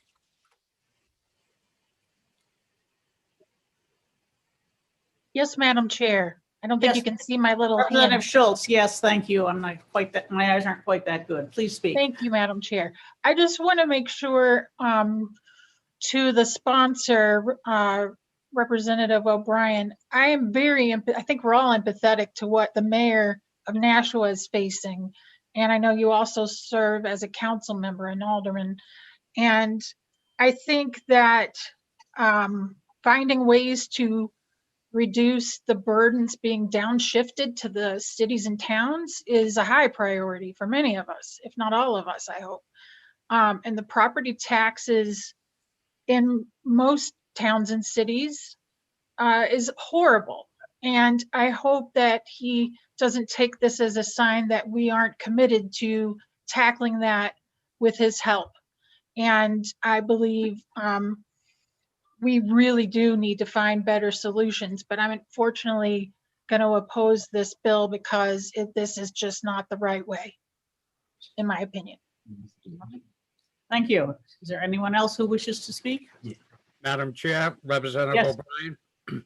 Yes, Representative O'Brien, please. Thank you. And I would really like to thank Representative Schultz and thank the whole committee. I'm smart enough to realize when I'm shoveling sand against the tide here. But the thing is, I want to express to you, the city of Nashua did not ask for this. This was handed down by the state legislature, okay? and it was left to Nashua to come up. And it's not just Nashua. May I offer, you need to talk to each and one of your own representative on your town councils and everything. If you have one employee into the NHRS, you are suffering what past legislatures have done to this. I feel content. I, try to come up with a solution, but I feel content that I have identified a legitimate problem that most certainly needs to be resolved. I'll hold my breath and hold my hopes, maybe for 274. I hope that may meet the standards of this committee, but I really like to thank you all for your careful consideration on this matter. And even though I will vote in support, I just love being on eDNA now. Thank you. Thank you very much. All right. Any other comments, questions? I have a question. Yes, Representative Schmidt. I've just returned and I take it we are in executive session, and do you want me to vote or not? If you are here, I want you to vote. Okay, Okay. Is there any other comments, questions? Seeing none, the motion is inexpedient to legislate on House Bill 390, and the clerk will call the roll. Representative Roy, Yes. clerk votes yes. Representative Pierce, Yes. Representative Yakovovich, Yes. Representative Lekis, Yes. Representative Electra, Yes. Representative Manning, Yes. Representative Lansara, Yes. Representative Sanchez Esposito, Yes. Representative Foley, Yes. Representative Schiller, Yes. Representative Judy, Oui. Representative Schmidt, yes. That was yes. Representative Schultz, Yes. Representative Fellows, Yes. Representative Alfonso, Yes. Representative Groden, Yes. Representative O'Brien, No, and no minority report. and the chair, Yes. 18-1. Do you object to consent, Representative O'Brien? Not at all. Thank you, Madam Chair. All right.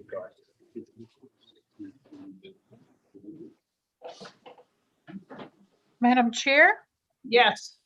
I would like to move HB 536 relative to the death benefits, one-time death benefits for public works employees ought to pass. Second by Schmidt. Thank you. I believe we had a motion on that one already. Sorry, I didn't hear that. I understand. We were discussing 536 last time. And I actually don't no, think we had discussion, but we did not have a motion. So the motion is from Representative Schultz is ought to pass. Second by Representative Schmidt. Okay, Representative Schultz, would you care to speak to your motion? Yes, ma'am. This had almost by unanimous consent before COVID. It was 15-4. It passed in the House before on a voice vote, and this is one of those. But for COVID, it would have succeeded. So I hope that you will support this bill. It is an unfortunate thing that we need it at all. I do believe that these public works employees at the town and state level are first responders and have very risky, dangerous jobs. And I think this is the right thing to do. Thank you. Representative Schmidt, do you wish to speak to your second? Thank you. I do, Madam Chair. Briefly, this is a situation, these people are at enormous risk darting in and out of traffic with regard to their jobs. It's a miracle that we don't have more injuries and fatalities, but maybe they just learned to dodge bullets. So let's protect them. As rare as it is, let's protect them when it happens. Thank you. Is there anyone else who would like Representative Pearson, please? Thank you, Madam Chairman. Chairwoman, we haven't even Madam discussed. Chair, Okay, please. you want to be a chair. All right, you got it. I sat on the original subcommittee last time with Representative Schuett and one other. I think it may have been Representative Fox. I can't remember. But this is bringing back language from that subcommittee work last time. I've worked with the Department of Transportation and other folks on the highway for over 20 years in my fire service career, and I am going to be supporting this bill. It's a rare event. It certainly is financially devastating to the families. They would certainly much rather have their loved one on top of the loss of the paycheck and all that. So I think this, to me, is an easy one. So I'm just rendering my support. Thank you. Other members of the committee? Comments, questions? All right, in that case, the motion is ought to pass on House Bill 536 by Representative Schultz, seconded by Representative Schmidt. The clerk will call the roll. Representative Roy. Yes. Clerk votes yes. Representative Pierce. Yes. Representative Yakovovich. Yes. Representative Lycus. Yes. Representative Allegro. Yes. Representative Bailey. Yes. Representative Lanzaro. Yes. Representative Santo Nastasso. No. Representative Goldie. Yes. Representative Schuler. Absolutely. Representative Judy. Oui. Representative Schmidt. Yes. Representative Schultz. In the memory of the man who inspired this bill, yes. Representative Fellows. Yes. Representative Ludlow. Yes. Representative Broden. Yes. Representative O'Brien. Yes. And the chair. Yes.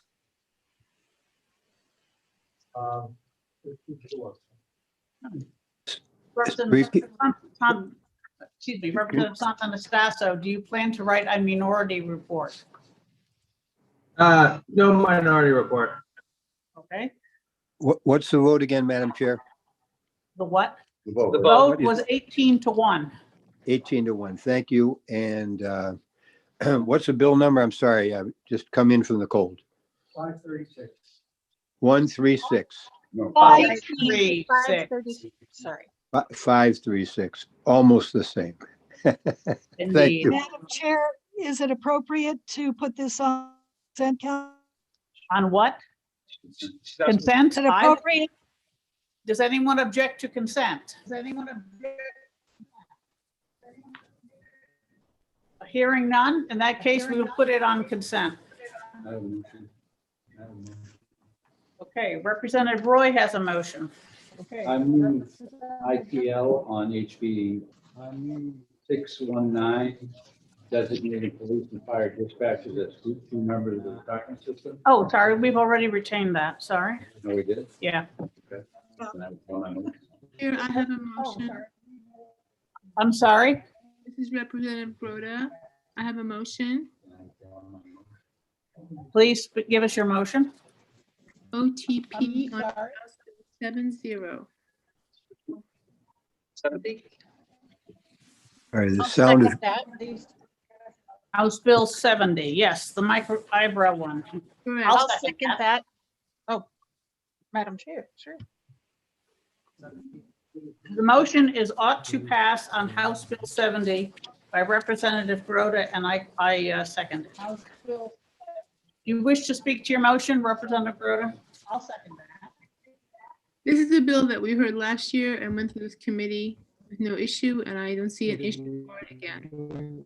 What was the motion? I don't see it. I think it's fine the way it is. Thank you. Thank you.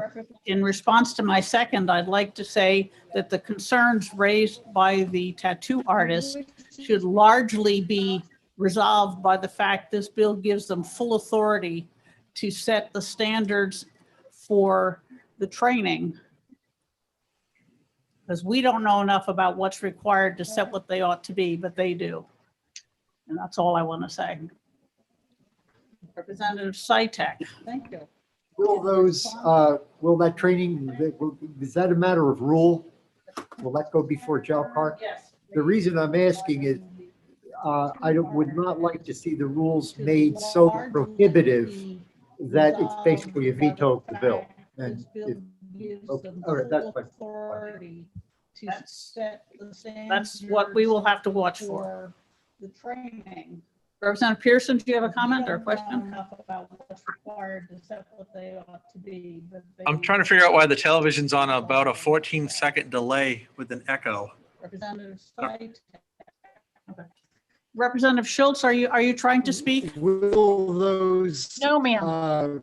Will that training, is that a matter of rule? Will that go before JALCAR? Yes. Yes, The exactly. reason I'm asking is, That's history. would not like to see the rules made. Step back in time. There are quite a few people that aren't muted. That would probably fix it. Let's try that. Okay. Is there anyone else who wishes to speak? I No, do. but we asked Representative Schmidt. Thank you. So as much as I would not like to have this procedure done on me, I'm not fundamentally opposed to the practice if it's done by somebody who knows what the hell they're doing. And so I think it behooves us. I haven't decided whether I'm going to vote no as a protest against not as a warning against the possibility that the rules will be too weak. I don't want it to be prohibited either, but this is not some weekend course for somebody who's a cosmetologist or esthetician. This is serious business to be but to be operating on a woman's face or a man's face for that matter, with something that's effectively going to be permanent. So we have to, it behooves us to make sure that these rules really do require the necessary training, and it won't be brief. Yes, thank you, Representative Schmidt. Representative Blackus? So is my understanding correct that actually the rules for tattooing are not set down in statute, but are actually generated by the board, and it's the same board that would be coming up with the rules for this microblading? You are correct. Okay, then The only requirement set in statute is the minimum 1 year of apprenticeship. The only requirement Thank you. set in statute is the. Representative Goley? 1 year of apprenticeship. Thank you, Madam Chair. I just want to state that I will be supporting this. My concerns that have been raised to me, I no longer have. Looking at the requirements that will be done by recommendations made by the Body Art Board, along with the approval of the courses and any of the health issues, because the standards of hygiene for performing microblading will be part of the rules process. So I will support this. Thank you. Is there anyone else who wishes to speak? Representative Pearson, do you wish to speak? No, ma'am, I am in support. Thank you. Anyone else? All right, then. The motion is ought to pass on House Bill 70 by Representative Grota. The clerk will call the roll. Representative Roy. Yes. Thank you. Is there anyone else who wishes to Representative speak? Pearson. Yes. Representative Yakubovich. Yes. Representative Blackus. Yes. Representative Allegro. Yes. Representative Bailey. Yes. Representative Lanzaro. Yes. Representative All right, Santos then. Basso. The motion is ought to pass on House Bill Yes. 70. By Representative Gold. Yes. Representative Roy. Yes. Representative Schuett. Clerk votes yes. Yes. Representative Pierce. Representative Judy. Oui. Representative Yakubovich. Representative Lakis. Yes. Representative Allegro. Representative Bailey. Yes. Representative Lanzara. Representative Santo Nastaso. Oh, I thought it was already called. Yes. Yeah. I'm not. What, on- it's an echo of Representative the Foley. video. We should all mute ourselves till our name is called, is my suggestion. What? There's no microphone on that computer, so yeah, that's why. I just Who was calling the roll? It wasn't Representative Seitek. It was a replay of his earlier roll call. Representative Judy. Yeah, there's a delay. It's like 30 seconds. All right. Continue, Representative Seitek. Representative Peter Barrett Schmidt.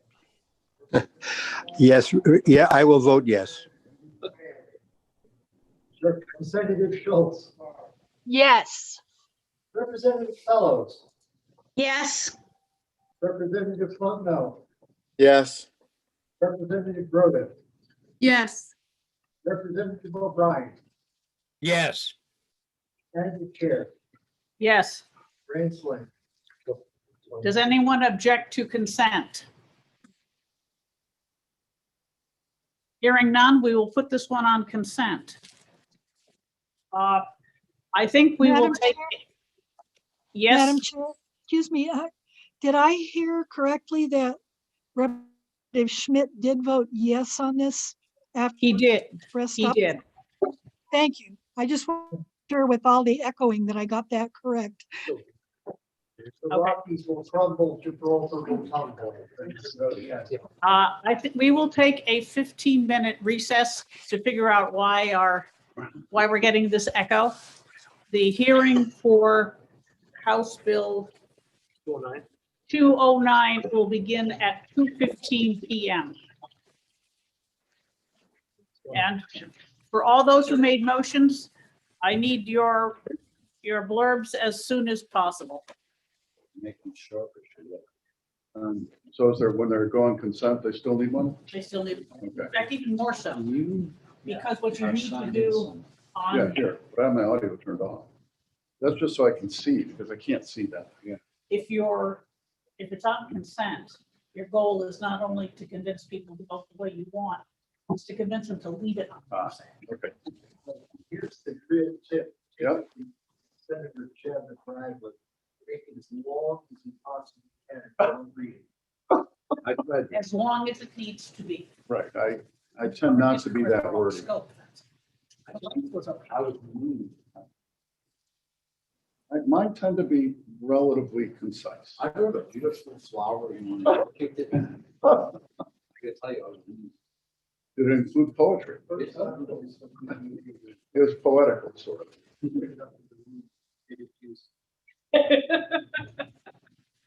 That happens.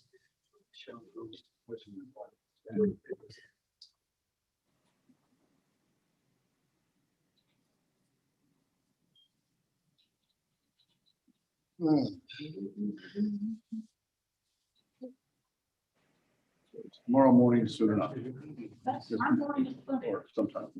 Tomorrow is a snowmageddon. We don't absolutely need it for 2 weeks, but No, I'm not gonna go longer than that. Did they even figure out yet how we're gonna meet? no, but they're thinking. I've heard rumors that maybe it'll be sort of like the hockey rink. Not necessarily there. Most likely, Maybe the Sununu Center? yeah. That would be appropriate. Yeah, I think so. First they're debating the executive power. If we get there. Actually, that.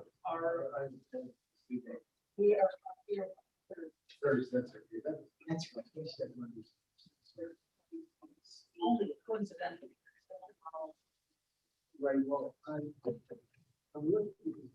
minutes and I think I'm going to wind up in the hearing side, so I get a little better feel than I have. And I don't want to get Thursday. That's the and these tables and oh, it's in the account. No, I don't want it. I want it to be fun.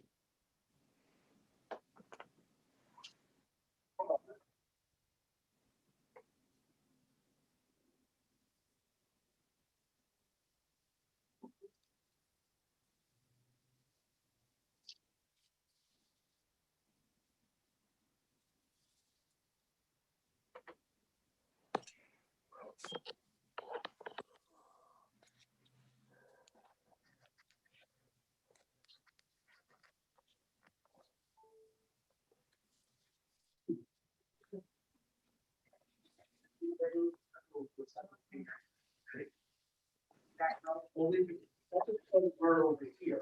I was just in Richland County, and there's people, more people. But I think that just getting that forward helps with the, because these purifier things are left. And can you do all the blurb on us? I don't know why that necessarily has to exist. It always has spot.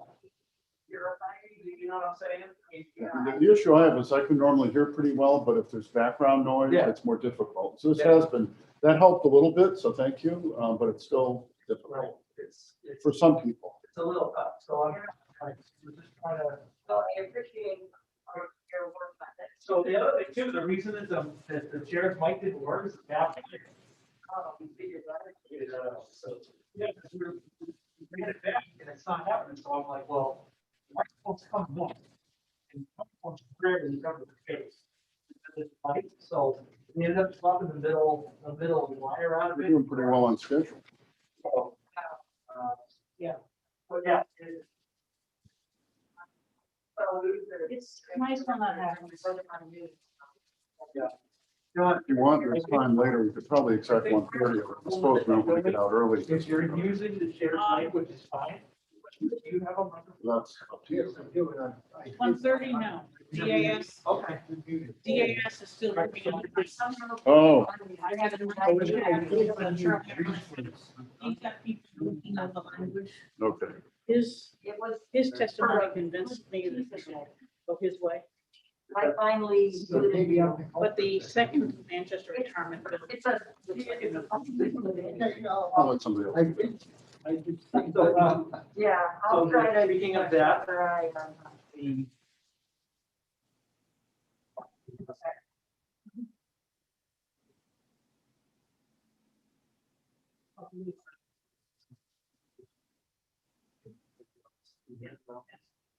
So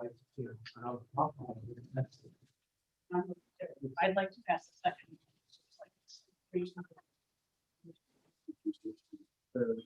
The second one is. retirement bills. the one about someone leaving office and their ability to.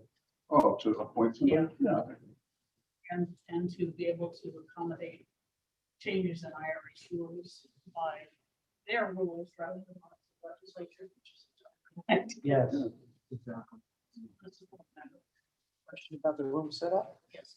If it's possible, would it be easier to help with both viewing the screen and also with the audio? Since, as long as there's only 5 or 6 or 7 of us in the room. Yes. Can we move it up? And then when the room fills up, we've got to go back there with it. That's a good idea. My only one. I'm not going to touch it today, given. No.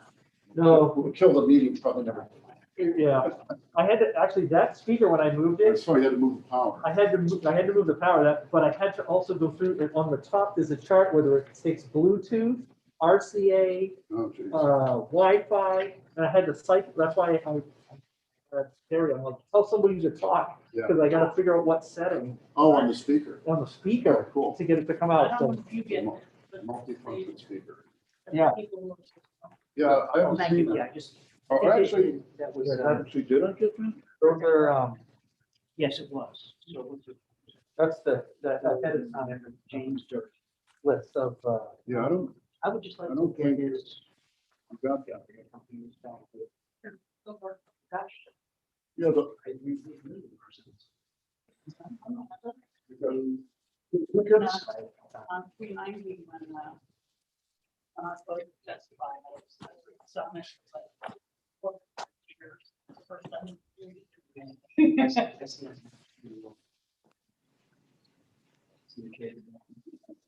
No, you can't see that. It's a good day for me.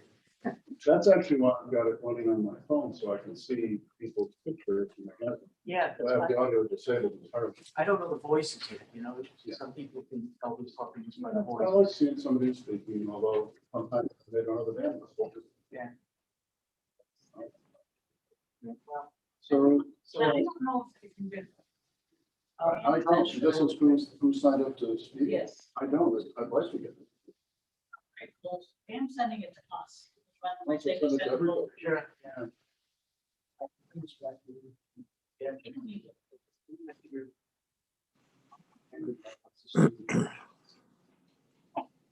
People can be as offended as they choose. It's a great day. So that's okay. I say nothing I can't justify later, but it is, in fact, needs to be answered. But always. Usually I'm much better. Yeah, he's always. Recent people. Oh, yeah. Yeah, because they can't, so like, when.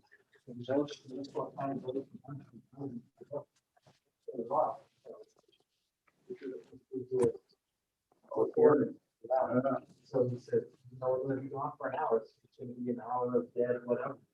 You know, but Yeah, it's like when the recording of session, lunchtime, Right. picture. people just talking amongst themselves and whatever. Well, they're not going to be much. Yeah. They're still working on trying to get us to such a location for the end of the month. Yeah, I heard something about the veteran support center chairman. that's a big, the big indoor. There's one there too, but there's huge. I'm sure. Closer to the highway. Yes, I'm sure it is. The one at Dairy's. Not that far up for, but yeah, the veterans. Fine with me. Yeah. Man. Yeah, I have a lot of associated with something in the neighborhood, I sold my property. No. Hudson, I bought my. I'm associated with mansions. I don't know anything in Manchester either. I just deal with them when they burn down. Might be an issue. I've got, I think it's Fort Gulf Central, it's an abandoned building next to it. I own that, now it's next door, it's abandoned with some squatters, there's been a fire in it, didn't get outside the building. That was a while ago. Is it marked? Does it have a big red X? I With a white X? don't remember. I haven't looked. Yeah. Yes, just one. Oh, no. That's No, like no, no. running Mount Washington. No. just one. Yes, exactly. It's not just, Yeah, I know. I've seen once. This many emails. Oh, this is the music therapy? one? Yeah, 68 people signed up to support and 9 votes. How many to speak? I think it's 6. 2, 4, 6, 9. All in support? No, there's, the speech language pathologists are pros, the PLC is neutral. and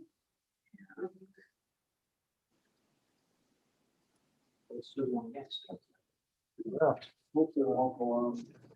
It was too long because we're racing. Oh, no, it's just snow on the highway. started your storm.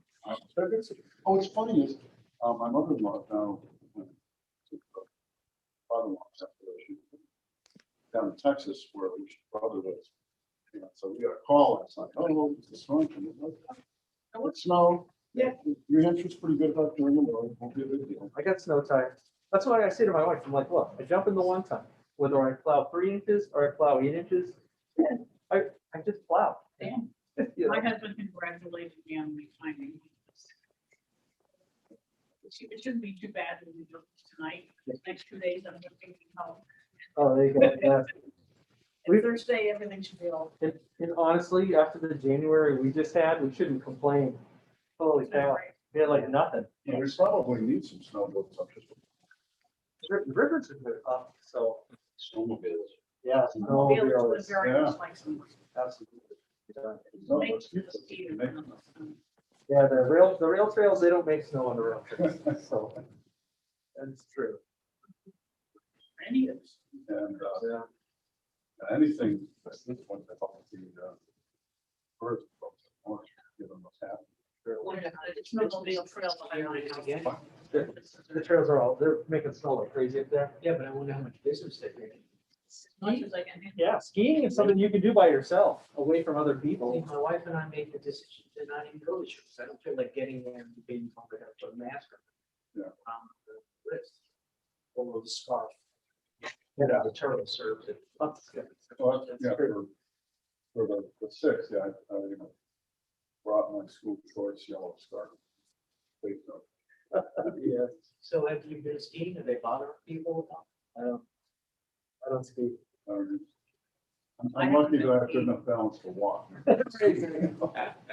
Actually, my left leg's almost an inch shorter than my right. So I'll just- Well, that means you're gonna. on one side. Start on the, just start on the right and you'll just work your way over by the time you get to the bottom and you'll be I good. wish I walked together holding hands, and I'm kind of going up and down my gates a lot. You should move to West Virginia. Or- remember that old one? No, I think it's shorter. Just get some heels. I could, I don't like, I did that, and what happened is one of my legs, my left leg stopped growing before my right, for some bizarre reason. And so growing up, I had to wear left circles of heels, so my back didn't grow for me.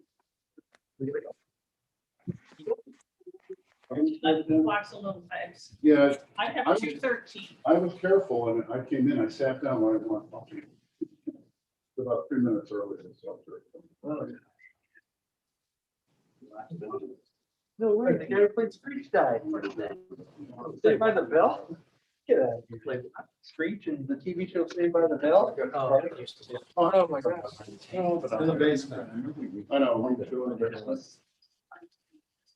Yeah, mine stopped working sometime last year. They canceled most of them during the shutdown, so the state house was closed. Well, regard, I mean, when I came in back from lunch, I actually had to beat on the door to get them to come to it, and he said, "Don't you have a card?" And I said, "Mine doesn't work." He said, "Well, get down to the They'll reach office." out. Yeah, I went. But mine stopped working before COVID, and I just hadn't gotten around to going down and getting it fixed. Yeah. I'm not sure that is, because I didn't use it. So I was wondering, or use a ton. It's hard to get into the state house. It didn't work out. All right, no more executive session. So I can put these away. Campaign finance. Normally we would, they would be scheduled for a day and bang it out while we do it. Yeah. This is a very. Thank you very much. Okay. We're back. I hope the system has calmed down. I'm opening the hearing on House Bill 209, and I call Representative McGee, who's the prime sponsor.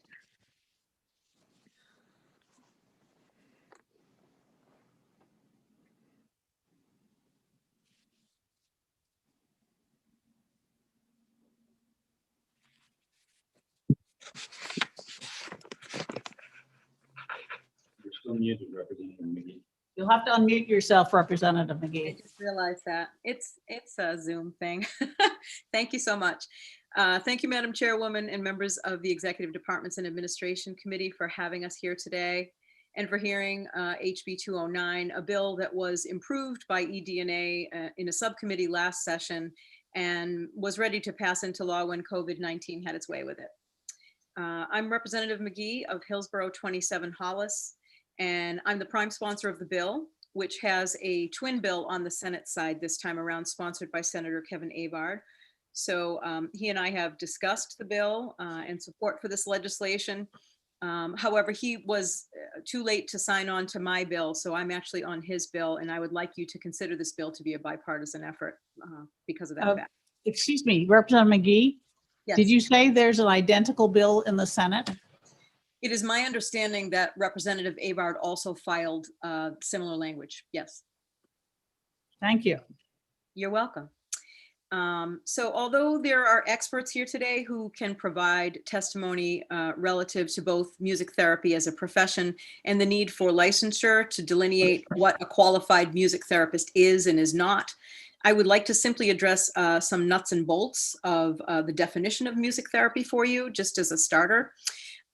Music therapy is an allied health profession similar to physical, occupational, or speech therapy. A board-certified music therapist utilizes music-based activities to address social, emotional, physical, communicative, and cognitive domains on an individualized basis. Research in music therapy supports its effectiveness in many areas, such as overall physical rehabilitation, facilitating movement, increasing people's avenues for communication that can be helpful to those who find it difficult to express themselves in words. Research in music therapy supports its effectiveness in many such areas, such as overall physical rehabilitation and facilitating movement, increasing people's motivation to engage in their treatment, providing emotional support for clients and their families, and providing an outlet for, again, expressions of feeling. Examples of music-based activities include songwriting, lyric analysis, instrument playing, music and movement, and/or improvisation.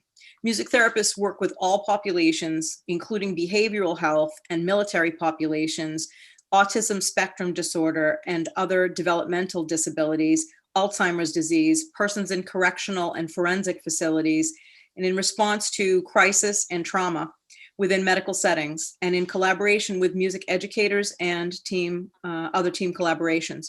On a personal note, my family actually had an 18-year-old member who broke his neck diving into a pool this past summer.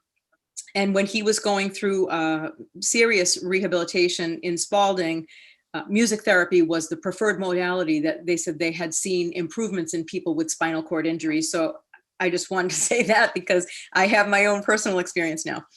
RSA 328F, governing allied health professions, would be modified by this bill to include licensed music therapists in accordance with the language that was modified by members of this House committee.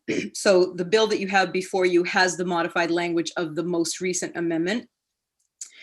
First and foremost, that is the aim, is to recognize this well-established profession in the state of New Hampshire for the therapeutic benefits it provides, and to allow health providers to include this form of therapy in their allied health professions list for the purpose of insurance reimbursement. In the last session, when I learned about the objections of the chair to the idea of adding another qualified form of therapy to approved insurance systems lists, I really didn't know how to respond to that concern in any meaningful way, because I think she was concerned that insurance rates would go up by adding this additional modality. However, it appears that having the option of a particular modality in addition to what is already in that list doesn't mean that a patient will use more services. It merely means that they will have the freedom to choose the appropriate modality for what it is they have as a condition, for their particular condition. So in this way, music therapy has been proven to work in cases where other therapies do not. And these results are scientifically based. It's not merely someone playing a guitar or recording music without goal setting and a purposeful expertise behind it. It is supporting a trained therapist in defining a treatment plan that leverages the power of music to meet patients where they are to achieve specific goals against stubborn impediments. The fiscal note mentions the cost associated with having to add a person who administers this program for the state. There would be an offset to that cost based on the existing and future licensure fees collected every 2 years that would contribute to the cost of music therapy licensure administration. I believe an objective to this salary should be met with the understanding that the other salaries now paid for other allied health professions are no more worthy than music therapy. If you have any questions for me, I'm happy to answer them. Otherwise, I would be happy to pass the baton to licensed music therapist Marissa Scott for the next portion of the presentation. Are there questions from the committee? Representative Blackus. Just if you don't know offhand, could you give us the Senate bill number? If not, could you please send it? I'm not able to find it on the search. Thank you, Representative Lekis. Yes, I don't have it at hand, but I will get it and forward it to you. We've been having some trouble finding it, which is why I was a little equivocal about whether there is one. I have heard that he did file it, so I'm when I find it, I will send it along. Thank you. Thank you. Before we hear from anyone else, I'd like to call Ms. Tina Kelly from the OPLC to give us some administrative data. Thank you. Thank you.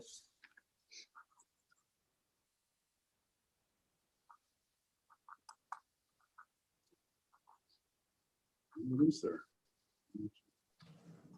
Sorry about that. I am here now. I just had a little glitch with the internet. Good afternoon, Madam Chair and members of the committee. I'm Tina Kelly from the Office of Professional Licensure and Certification, OPLC. The Office of Professional Licensure and Certification does not support nor do they oppose this bill.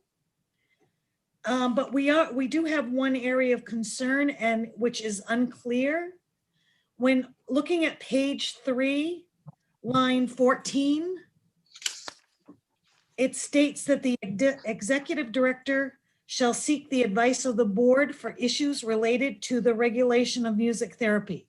Now, all of the boards under Allied Health are independent boards and are not advisory boards. This line is a little confusing because we're not sure whether it's an independent board under Allied Health or an advisory board to the executive director. And the only other thing is that I want to reiterate that on page 4, we're asking for a full-time labor grade 15. And in order to move forward with another board, it would be imperative that we have an individual to help with the licensing, the administration of the board, and all of those types of duties. With that said, I'll take any questions. Thank you, Representative Pearson. Thank you, Madam Chair. You gave me a great segue here. On page 4 about the Program Assistant 2 position. Would the anticipated number of folks looking to become licensed music therapists be sufficient enough to cause the workload in the office to require another person? Or could this realistically just be absorbed into the current folks that OPLC is using? They're a very good question. And what I would say is that right now, with the number of people and the number of licensees and the growth of those licensees, current staff at OPLC is stretched actually to their limits. So in adding another board and more license types, that's another set of regulations. We would definitely need that full-time position. So if I could paraphrase, the person is not necessarily full-time in order to support this particular board, but to also support the ongoing activities of OPLC. Well, in a way, yes. But with this particular board, there would be somebody would have to administer the board. And the way OPLC is restructuring, they have a renewal section. They have an initial licensure section. They have administrators to administer the boards. So the work of boards is more spread out, but even with the addition of that, it's going to put more strain on the already overburdened staff. Thank you. Can I follow up? Follow up, Representative Pearson? the funds necessary to establish this position are going to come solely from the licensing fees from the music therapists, or is this going to require other licensing fees to go up a little bit to generate enough revenue to make this position happen? Okay, I do not anticipate that that would happen. What I anticipate is we're still working out the fee structure and how the fees are going to be administered at OPLC. But currently, because they be under Allied Health shares all those costs. So even though they wouldn't bring in enough to cover everything because of the way the way Allied Health is structured, all of those fees go in together to be utilized across those boards. With that said, OPLC is changing that fee structure. So OPLC determines the fees. And I would have to get you information from Lindsay Courtney on how exactly that new structure is going to look. Thank you. Representative Allegro. Hi, thank you for taking my question. I have a question about one sentence in the language, but actually, I just want to go back and clarify the answer to the last question. Was that a yes or a no? On which question? Sorry. On where the resources are coming to pay for the employee. I'm not sure if that was a yes or no. I would not anticipate that fees would be raised. Okay, and now if I may get to the question that started me. There's a sentence that reads, the bill prohibits the practice of music therapy without a license, but there is no penalty. And it's an interesting sentence. It causes me a little bit of concern from two sides of the coin, two opposite directions. One is that there's no penalty. So if someone is breaking this law, why should there be no penalty? And the other side of that really same question is this going to bar the way for an approach to well-being that right now is accessible to everyone and their acquaintances by making it necessary to go to a board-certified individual to enjoy the advantages, to benefit from the advantages of involvement in music? Could I answer that? I think that, yeah, someone else other than Ms. Kelly would be best to answer Sure, that. thank you. Yes, Thank you please so do much. answer it. I believe that in the last session, this question came up as well, that people were concerned that folks who use music as a way to do all kinds of good things would be in some way prohibited because of the acknowledgement that if someone is purporting to be a licensed, or certified music therapist, that they actually have to be certified. And I think they're pretty much mutually exclusive. We're not talking about somebody who knows how to play guitar coming in, or Senator Avard coming in when the fourth graders come up to Representatives Hall and playing guitar for them. They're not the same thing. Music therapy is a very particular modality of therapy, and so I don't think those two things would ever cross. No one who is a board certified therapist would ever be concerned that somebody was using music. It's if someone is representing themselves as someone who has the training, credentialing, and expertise that they do not have, that they would be concerned. And I think that's why they want the profession recognized for the skills that it brings that are separate from just someone who's a musician. Thank you. Representative Allegro, you follow up? Yeah, a follow-on to that. I'm not concerned about the example that you use either. I know that the police aren't going to be kicking down the door for someone playing the guitar, but there's a lot of gray area I'm concerned about. A person who needs a release, a relief, a diversion, and an acquaintance or a professional acquaintance says, pick up the guitar.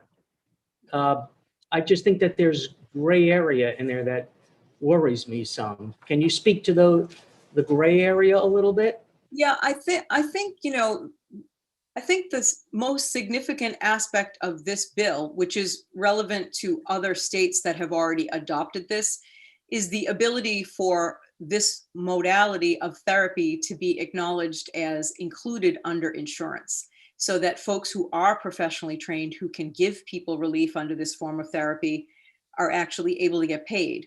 Somebody who doesn't have that certification and is not acknowledged as a licensed and certified therapist would not be able to qualify for that payment. So I think there are probably other people on the call who have more familiarity with it, because I'm not I'm not in the profession.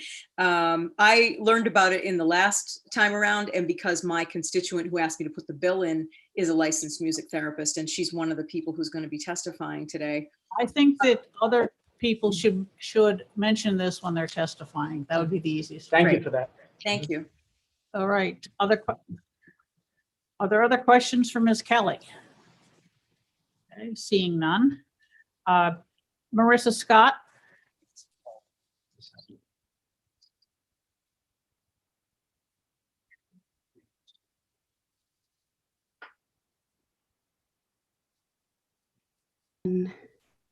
Hello. Hello. Okay, just making sure that it worked. Thank you. Chairwoman McGuire and members of the committee, thank you. I'm Marissa Scott, and I speak to you today as the New Hampshire Music Therapy Task Force Chair, a female business owner, a board-certified music therapist, and a New Hampshire citizen. With 5 employees in my business providing music therapy to over 2,500 individuals in New Hampshire, I would like to highlight 2 important points on the necessity of this bill. First, increasing access to services and protecting consumers from harm is the second. People seek music therapy for many reasons. I've helped a child with cerebral palsy learn to feed himself, and also through the combination of a therapeutic relationship and songwriting, I've helped a teen with depression cease and prevent himself from continuing acts of self-harm. But many people face bureaucratic barriers preventing access to music therapy services. You see, private insurance companies require the provider's license number on the credentialing form for reimbursement. And despite hundreds of calls, I've been told repeatedly that we can't bypass this request for a license number. Medicaid has the same requirement, and with over 27,000 disabled individuals enrolled who can't access services from unlicensed providers. And that number doesn't even include abused and traumatized children placed in foster care. Yet referrals from licensed doctors and social workers who know the efficacy of music therapy continue to come in for patients in need who can't access our services. I'm not asking you to advocate on our behalf to private or state insurances or even get involved in the reimbursement process. Insurance reimbursement is not the intent of this legislation, but it is imperative that you know the barriers that New Hampshire consumers face. To my second point, it might seem hard to understand how music could cause harm, but I will explain. Music therapists are explicitly trained to observe and respond to a person's responses to music. We continuously assess responses and adapt our approach in the moment to refrain from contraindicated practices. Given the diversity of diagnoses we work with, comprehensive and rigorous clinical training and experience are necessary. And anyone attempting to provide music therapy without the training and credentials may pose serious risks to consumers. An example of this harm is using music that's too complex for the person's neurological system, resulting in agitation, dysregulation, and even possible seizure. There's also the potential of music to be triggering for clients who've experienced trauma and disorienting for clients with Alzheimer's. Ineffective or lack of trained therapist response can lead to short and long-term psychological or even physiological harm. And in New Hampshire, we have individuals claiming they provide music therapy to these vulnerable populations, yet they're not educated, clinically trained, or board certified. And no one regulates their compliance with safety standards that board music therapists are required to comply with. Creating a state license mandates individuals meet both state and national standards when identifying themselves as a music therapist to consumers and protects your most vulnerable citizens.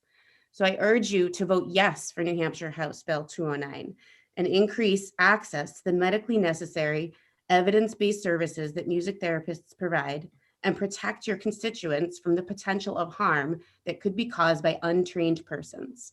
Thank you for your support. Thank you. Are there questions from the committee? Yes, Representative Pearson. Thank you, Madam Chair, and thank you, Ms. Scott, for taking my question. I've been an EMT in New Hampshire for 20 years. I got a simple question in regards to your statement involving adverse reaction. To what level does a certified music therapist intervene medically in the event of not a psychological trauma, but actually more of a physical reaction to something that occurs beyond just activating the EMS system? I mean, depending on the event, we would call 911. We are not medically trained professionals. Follow up? Okay, so if I'm understanding you correctly, then the extent of this training would be to simply recognize that something bad is happening and that the person needs to call 911. Is it simply that? Is it really that simple?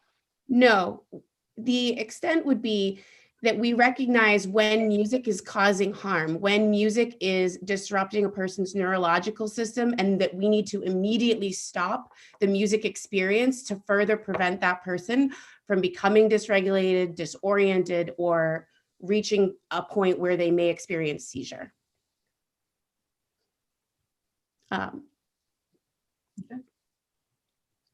Other questions? Representative Roy. Can you hear me? Yes. Thank you. Thank you for taking my question. If you can you give us a ballpark of what a music therapy session might cost a consumer currently out of pocket? Sure. Roughly about $80 to $100 per session for a 1 hour session. Okay. Thank you. Okay. Any other questions? Yeah. Thank you. Representative Pearson? If you don't mind me piggybacking on what Representative Roy just asked, that current cost that you just mentioned, the $80 to $100 an hour, that's a cash deal, or is that what is billed to insurance companies in states that do license? That would be cash. Okay, so the fee structure for insurance carriers would be different? No, it would be the same. Excuse me, Madam Chair. This is Representative Jean. Yes. How much is it, please? Can you repeat it for me, please? Yes, the average would be for New England music therapist would be between $80 and $100 per session. 80. Okay. All right. So thank you very much. I have a second question, Madam Chair, if you don't mind. Yes. What type of instrument? That person have to choose an instrument, or you going to give that person an instrument to play? Well, music therapy is a very active music process. So both the client and the therapist are making music. Clients of music therapists don't need any instrument background, or there's no specific instrument that we would always use. It's really client preference. It's based on client need. The music therapist assesses what the goal for that person is, whether it's a motor skill or whether it's working on self-expression or social emotional skills. The music therapist would choose what instrument and what kind of music and how fast or slow the music should be. All of those elements of music are decided by the music therapist, and they're based on the client's need. So it's dependent on the individual we're working with. All right. So thank you very much. You're welcome. Representative Roy, you had a question? I do. Thank you for taking another question. If everyone else on this committee is like me, we're between somewhere picturing, a couple people playing bongos and someone listening to Beethoven. And I imagine it's somewhere in between. Is there a video or a link anywhere you could send us where we could actually see a music therapy session so we kind of understand what we're talking about? Yes, actually, WMUR has an amazing chronicle segment on music therapy in New Hampshire. That would be a really good example. I can send that link to the House email. Yeah, Yes. that would be great. Thank you. Thank you very much Sure. for that. Okay, other questions? Okay. Is that a question? Okay. In that case, thank you very much, Ms. Scott. I call Rebecca Gildia. Hello. Yes, there you are. Madam Chairwoman, members of the committee, my name is Rebecca Gilday. I'm a board certified music therapist living and working in New Hampshire, and I thank you for the opportunity to speak in support of HB 209. Today, there are at least 40 music therapists working in the state of New Hampshire.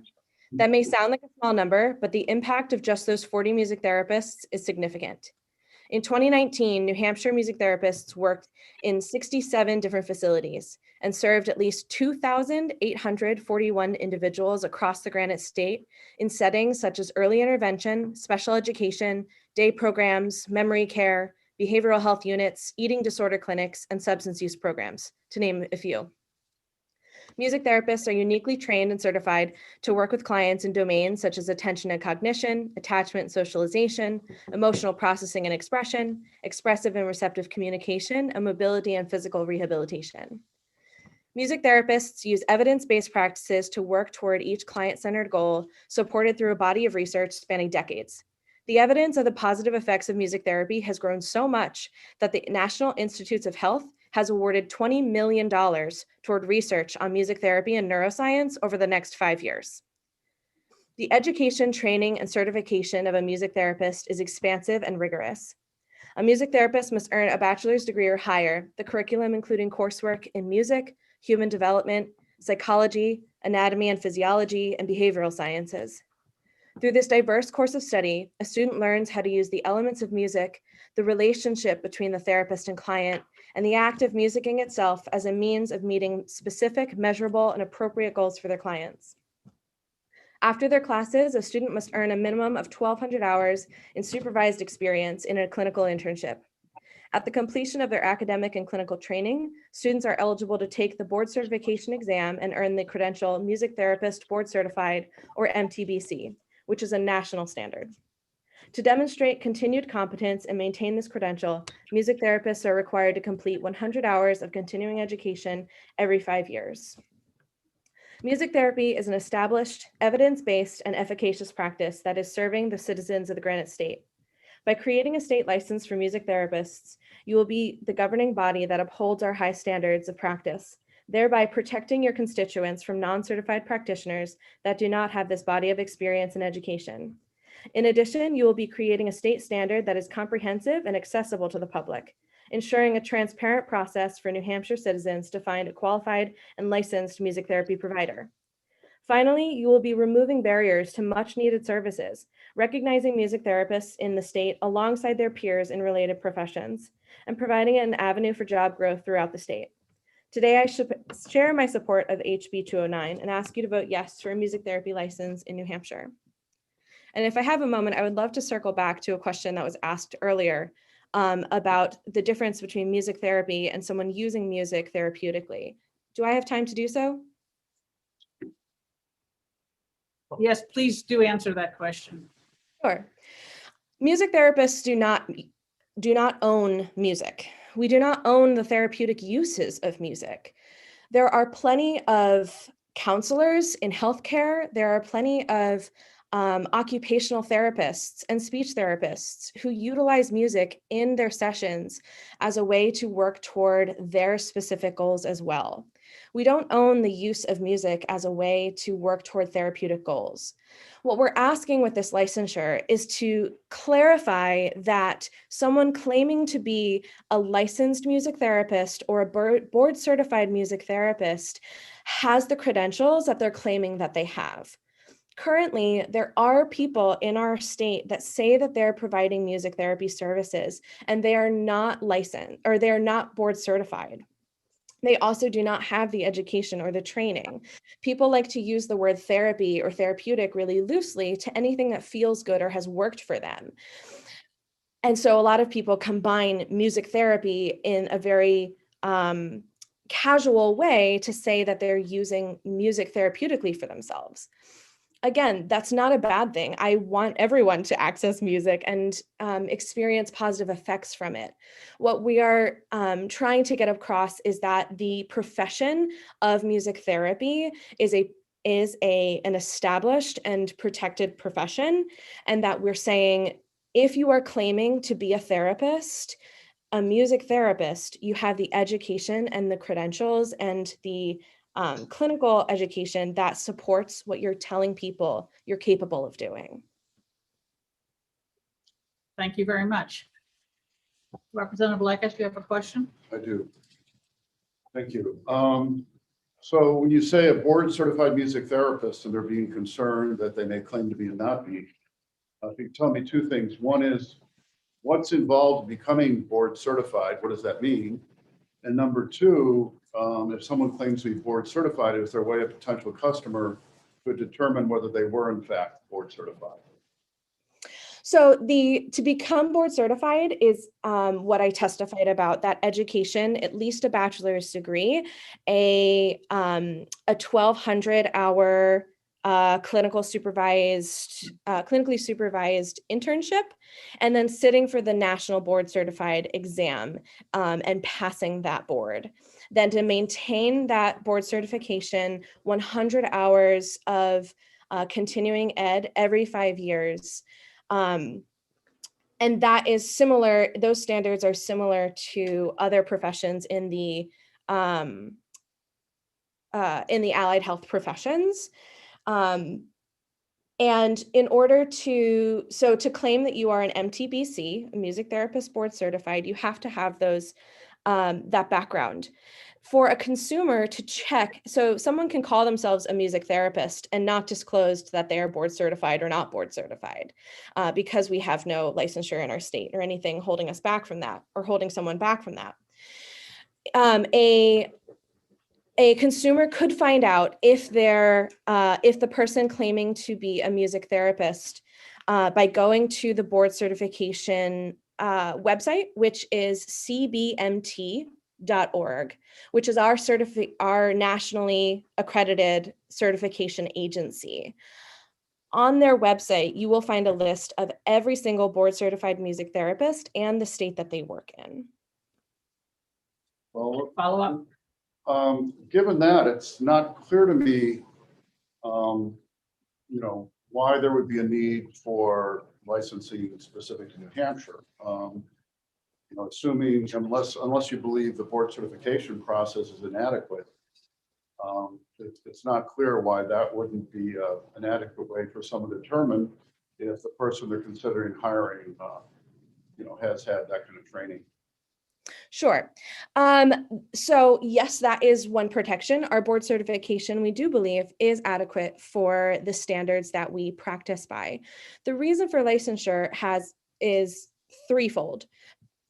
Being a governing body, you are asserting that these professionals are up to the standards that they're claiming to be. Similarly to the reason that you license occupational health, the reason that you license speech therapists, the reason that you license massage therapists in the state of New Hampshire. Secondly, as Marissa's testimony highlighted, in order to work with insurance companies and Medicaid, they require state licensed professionals to even begin the conversation. And so without a state license, where we are relegated to working with any either private pay individuals, which is a huge barrier for so many vulnerable populations, and or grant funding, which comes and goes. And a lot of our clients, their services get interrupted because the lack of funding or a cutoff at some point to grant funding. When these are medically necessary, this is a medically necessary treatment for that person, as evidenced by the referrals from medical professionals or psychological professionals. Okay, thank you. Representative Roy? Thank you for taking another question. You just mentioned how music, you don't own music or its use. And you mentioned how in a couple different professions or settings, music might be applicable to some treatments. How is it then that this bill would not make those people run afoul of the new licensing requirement? For example, if a psychiatrist plays some music in the background, or a child therapist somehow plays some music, but without calling it music therapy per se, would they not then be in violation of the new licensing statute? No. No, they would not be. They would Covered be, on page 2, starting with line 9.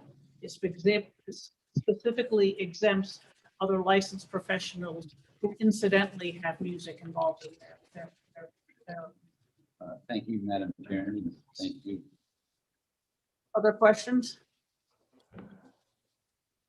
Okay, Yeah, thank you very Madam much. Chair, I'm sorry, I have one. Representative Pearson. Ms. Rebecca, you and Ms. Scott have both indicated that you're certified music therapists. Are you licensed in another state, or is your certification that you speak of through the accreditation process of the entity that Representative Lekes mentioned? it's the second. We are certified through our national boards, which is a national certification, and we live and work in New Hampshire, so we are not working in another state that requires licensure. Gotcha. Thank you. Okay, thank you very much. I'd like Thank to you call for your time. Neil Themia.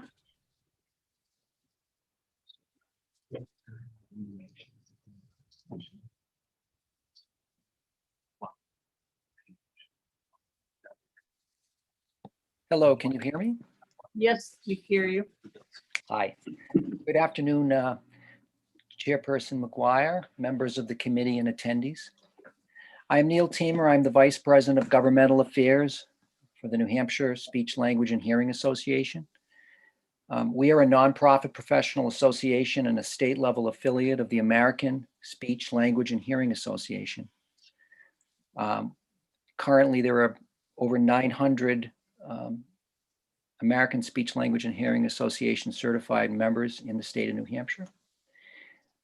We work with and advocate for students, professionals, and consumers on issues related to speech, language, and hearing sciences. And we are licensed under the Allied Board of Health here in New Hampshire. Were the committee members able to look at the letters that were sent to them from the New Hampshire Speech, Language, and Hearing Association member Vicki Chesterly and the American Speech, Language, and Hearing Association President Aileen Williams? Yes, we received them. Thank you. So I am here to testify today on our organization's opposition to House Bill 209 as written, although the New Hampshire Speech, Language, and Hearing Association does not oppose the notion of music therapists being licensed for sure.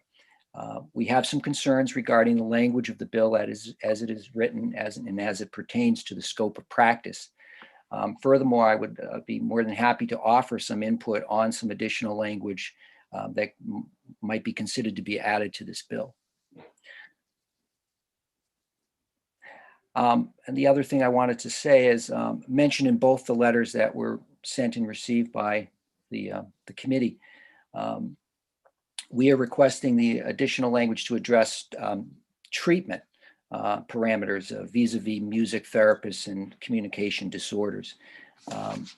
In the language currently, and I believe that's line 5, it's the last sentence.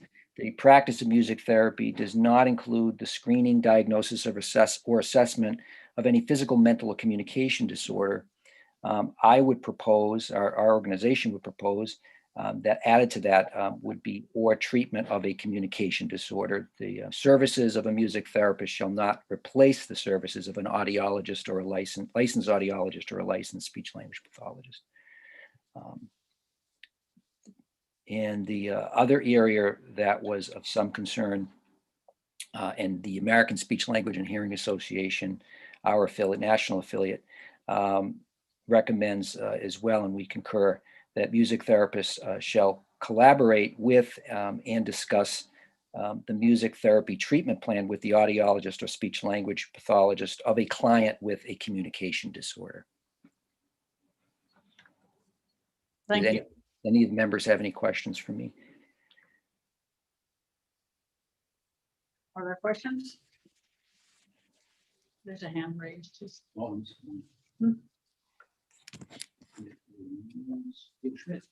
Representative Schmidt, you have a question? I do, Madam Chair. Thank you very much, Mr. Tama, for being with us today. Were you involved in the process last term when we heard this bill previously?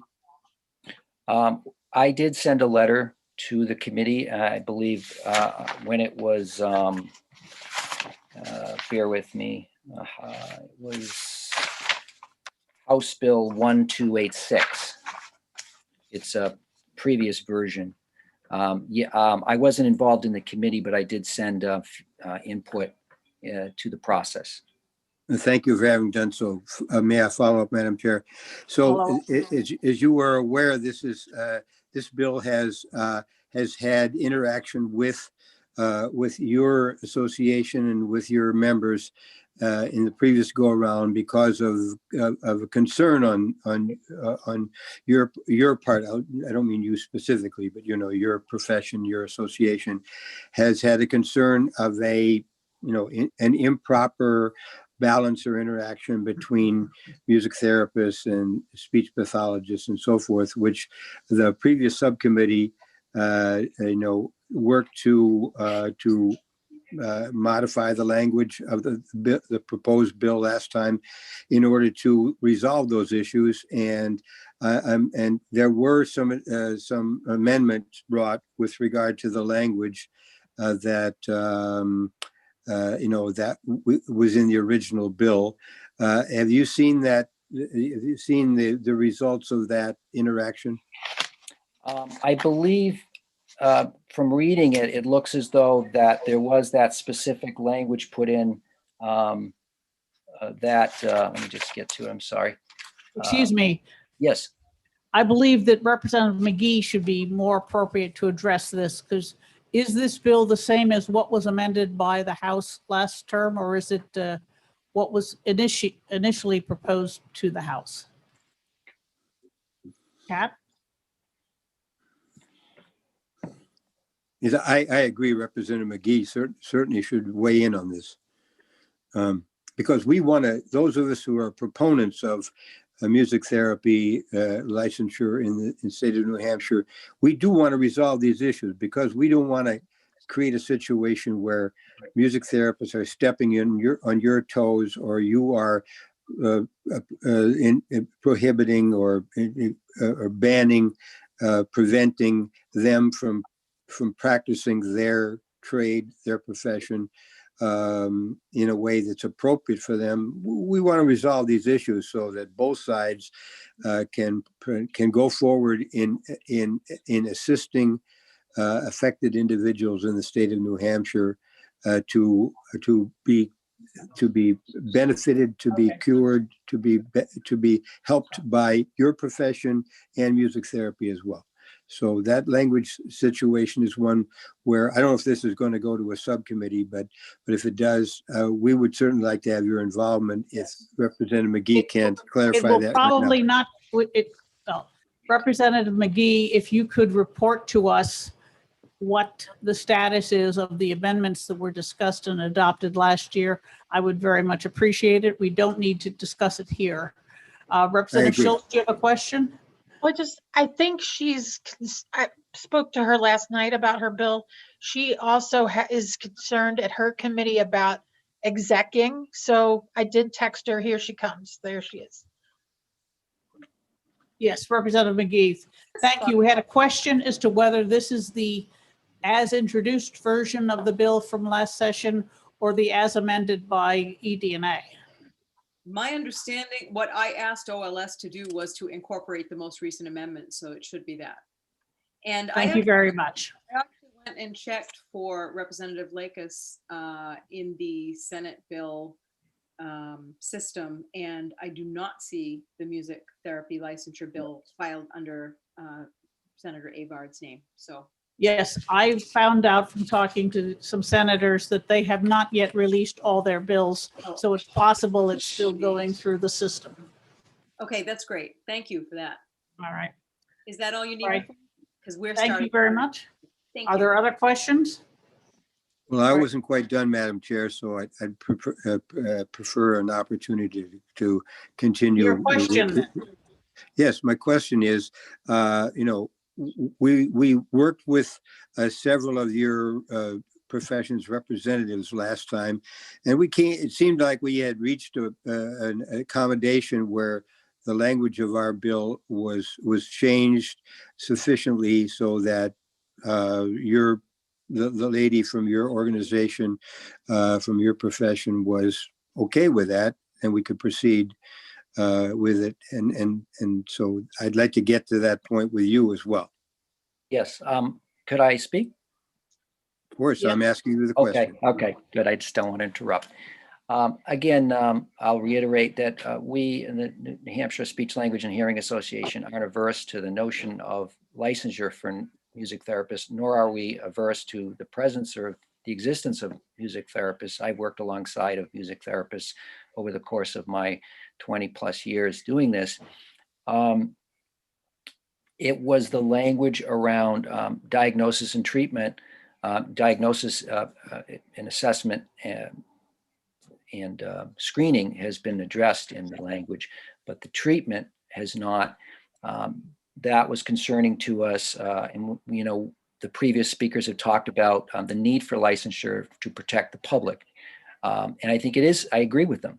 I think it's important for the public to know that when there is a communication impairment, that speech and language pathologists are the licensed professionals to treat, to diagnose and treat those things. And I want to assure the public that there is that delineation between the two professions. So that's why we're pushing for the change or the additional language that addresses the treatment of communication disorders. Thank you. We'll work on that. Thank you. Other questions? All right. Thank you very much, Mr. Teamer. I'd like to call Heather Young.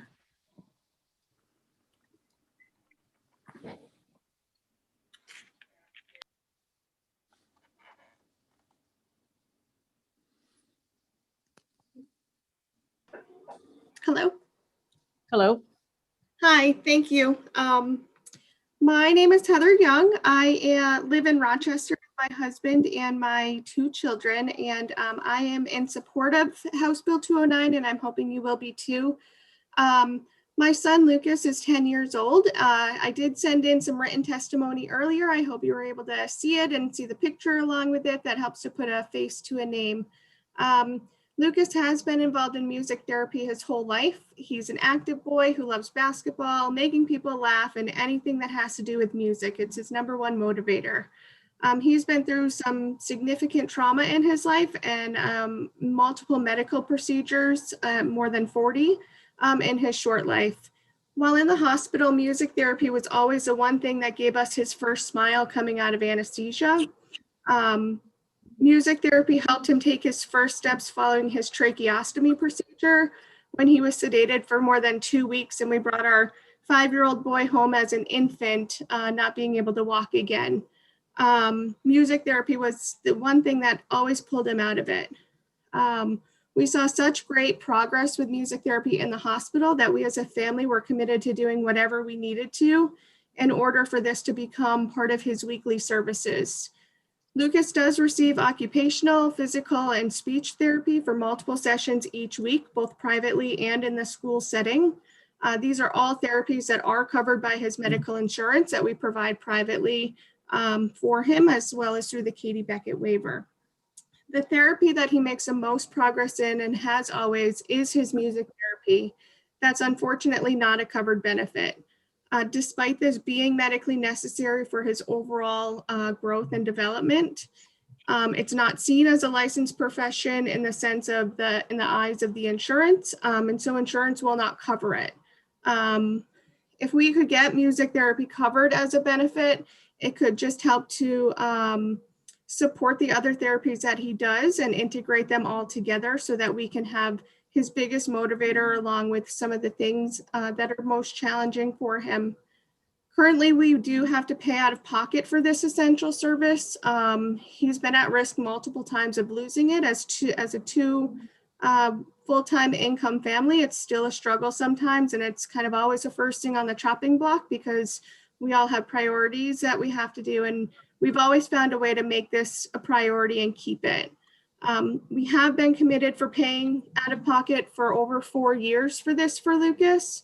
And we have worked with the same music therapist this whole time. So for anybody who's familiar with therapies, our children, Lucas does have Down syndrome and autism with ADHD. Our children go through multiple therapists in all of the different professions. And we've been really lucky to have the same therapist from the beginning that still currently works with him and pushes him even more every week that he sees her. So the cost is unsustainable as a family long-term, and the passage of House Bill 209 will help us to be able to get the coverage through the medical insurance that we pay for each year for him to help him receive these essential services and ultimately others who cannot afford to pay for it out of pocket. Again, we're really fortunate for that, but it is a high cost. So we are in support of this. We hope you will be in support of it to help not only Lucas, but others in the state receive such essential services. Thank you. Will you take some questions? I could certainly try. Thank you. Representative Roy? Thank you, Ms. Young, for taking my question. We've heard some testimony regarding the cost of these sessions as proposed from previous witnesses, but I wonder if you wouldn't mind sharing what your cost has been per session for this out of pocket. Sure. So Lucas has a 30-minute session. He could certainly sustain more, but I believe out of pocket, we do have it privately in our home. So the therapist comes out to our home. I believe it's around $50 for the session and then an additional cost for the travel. Thank you very much. Half an hour session. Thank you very much. Other questions? Thank you very much, You're welcome. Ms. Young. Thank you. Keisha King?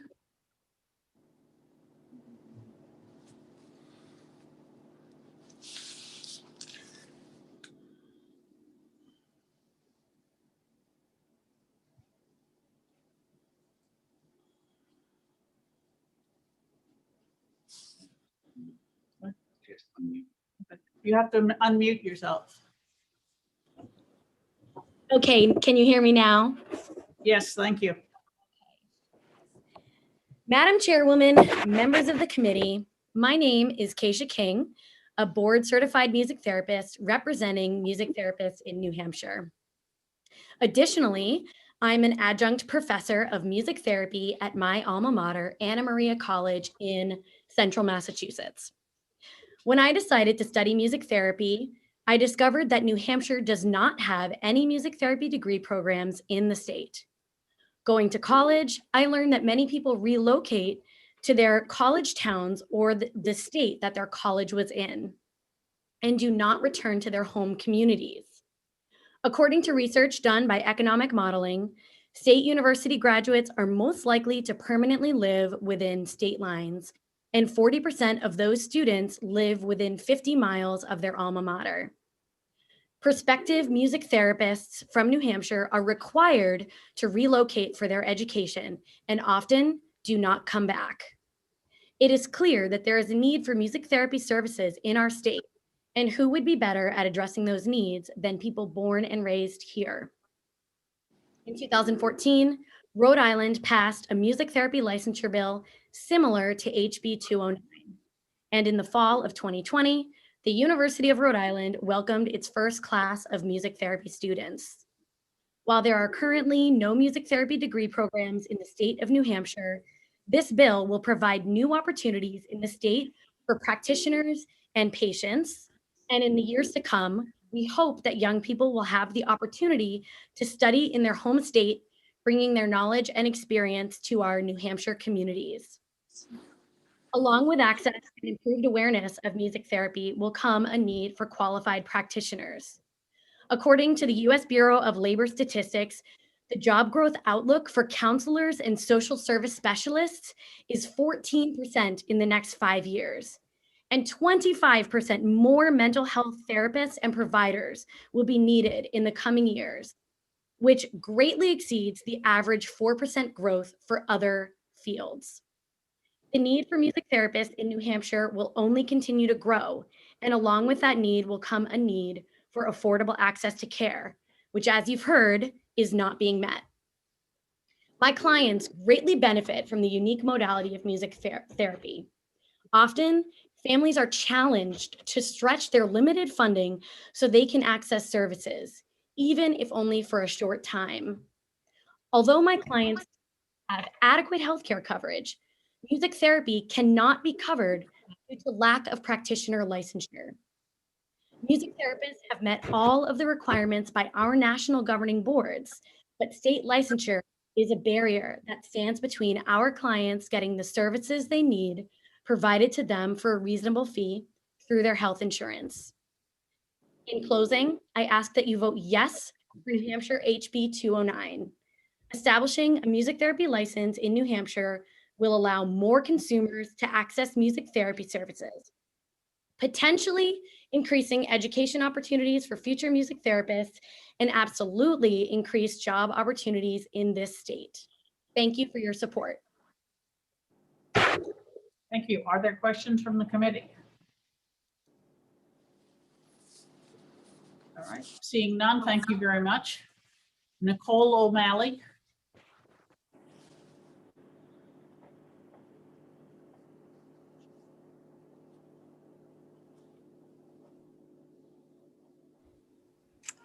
Hello, and thank you for taking the time. My name is Nicole O'Malley, and I am not a New Hampshire resident. I'm here testifying. I'm from Rhode Island. I am the government relations representative and the chair of the task force where similar legislation was passed. So I'm here to try to provide clarity on the impact of licensure from our state's organization. I do not want to be redundant on what's already been said. I do know and can also testify to the risks of well-intended, misinformed musicians practicing as music therapists, and increasing equitable access of music therapy to vulnerable populations that occurs with legislation. Since our legislation passed, we have had an increase in jobs. We also did start a degree program at a state university. We started to explore insurance reimbursement, which was not even an option or up for conversation prior to the licensure. And I also wanted to touch on the opposition from ASHA as we also faced this. We, as music therapists, we do not, as was discussed, claim to diagnose clients. We do treat, and if we were to remove treatment, sometimes we're not able to collaborate with a speech therapist for a number of reasons. I can personally speak to a few cases where a client was discharged from speech therapy because they were no longer making adequate progress. They had plateaued. We were able to provide evidence-based music therapy interventions focusing on language, and then we referred them when they started making progress again back to speech therapy, and they were able to continue to make progress. So again, that would be a case where we would not be able to work with one of the speech therapists. This opposition, music therapists and speech therapists have worked together collaboratively alongside one another for a long time and I rarely have, as a clinician, have had any challenges with speech therapists. I find the opposition seems to be coming from a political standpoint. And, when we went through this legislation, they talked about how we did not want to create an oligarchy where one type of service disenfranchised another when we're all out for the benefit of the client. So in Rhode Island, and I'm happy to share it, we defined a scope of practice with the president of the Rhode Island ASHA chapter. We looked at, again, we outlined diagnostics, we outlined what goals might look like. So that might be a way forward, because by eliminating treating, it means that anyone with a disorder of communication or speech would not be able to access music therapy. So I would personally probably be concerned about that. I also sometimes come and approach as a caregiver. I have young children with medical needs, and we have actually been in hospitals where they have received misrepresentation of music therapy, where we had well-intended, misinformed musicians try to, offer their services as music therapists to my own children. And their practitioners also now actually speak to the harm that it caused. They, stimulative, sedative music. There's a lot you can do as a music therapist with these evidence-based interventions, and those evidence-based interventions also have a counter. So just as a more concrete example, we know that music can elicit to decrease or increase cravings in substance use disorders. You need a trained professional that knows what those parameters are in order to make sure they decrease, not increase. So I appreciate your time. Again, I'm trying to skip through what's already been said and try to focus on what might be helpful from my professional experience and expertise. Thank you for your time. Thank you very much. Are there questions from the committee? Yes. Yes, of course. Representative Schmidt. Thank you very much, Madam Chair, and thank you also, Ms. O'Malley, for being here to speak with us. Are you able to provide us with some written material in support of your testimony? Sure. I did provide a written testimony, but if there's something specific you're looking for, my email is on that, and I'm happy to provide anything additional that would help the committee. Well, the reason I ask is because your testimony has filled out a lot of gaps, I think, that I and my colleagues may have had with regard to some of the aspects of music therapy, because it's not so obvious to somebody who is not in the field or hasn't had a child that has benefited from music therapy to visualize exactly what's going on and how it works and why this helps that or doesn't help this, or this method of doing it works and that doesn't. So your testimony has been much more concrete than we have heard in some instances before, and we need to have that, I think. So to the degree that you can provide it, that would be helpful. I believe the written testimony was already provided to us. Okay, Yes. I haven't seen it, so I'm glad to hear that. And for anyone that it would be helpful, my daughter is now 9 and she recalls her experience and has, I videoed her response. So I'm happy to provide my 9-year-old's testimony as well for anyone who might. Thank you. That will be special. Okay. Other questions? Thank you very much. And Victoria Chesterly.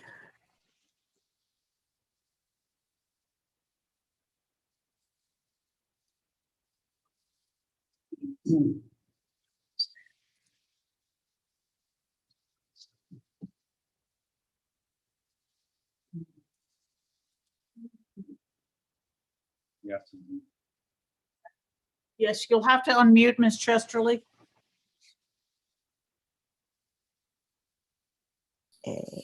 Okay, did that work? Yes, thank you very Oh, much. good, great, thank you. I'm the Madam Chairwoman and members of the committee. I am the past Vice President of Governmental Affairs for the New Hampshire Speech Language Hearing Association. And I was in on the hearings last year. And the bill, the amendments, the changes to this bill from last bill are excellent. We just wanted a little bit more. Neil Tamia covered most of what I would say, but I would also like to just make a few points. One being, for an activity to be therapeutic, there has to be a treatment plan, there have to be goals, there have to be reasons why you're doing that specific activity. You can't, for example, if I was reading to a 2-year-old, okay, I'm reading to a 2-year-old. Could I call that speech therapy? No, not without, or language therapy, not without specific reasons why I'm reading that specific children's literature, for example, and I have some idea of why I'm doing it. So I could use music in doing speech and language therapy, but my goals would be speech and language goals. They wouldn't be music therapy goals. Does that answer a question that came up earlier about untrained music people who are untrained and calling themselves music therapists can go in and play the guitar, but that's not therapy because they don't have the structure around the activity.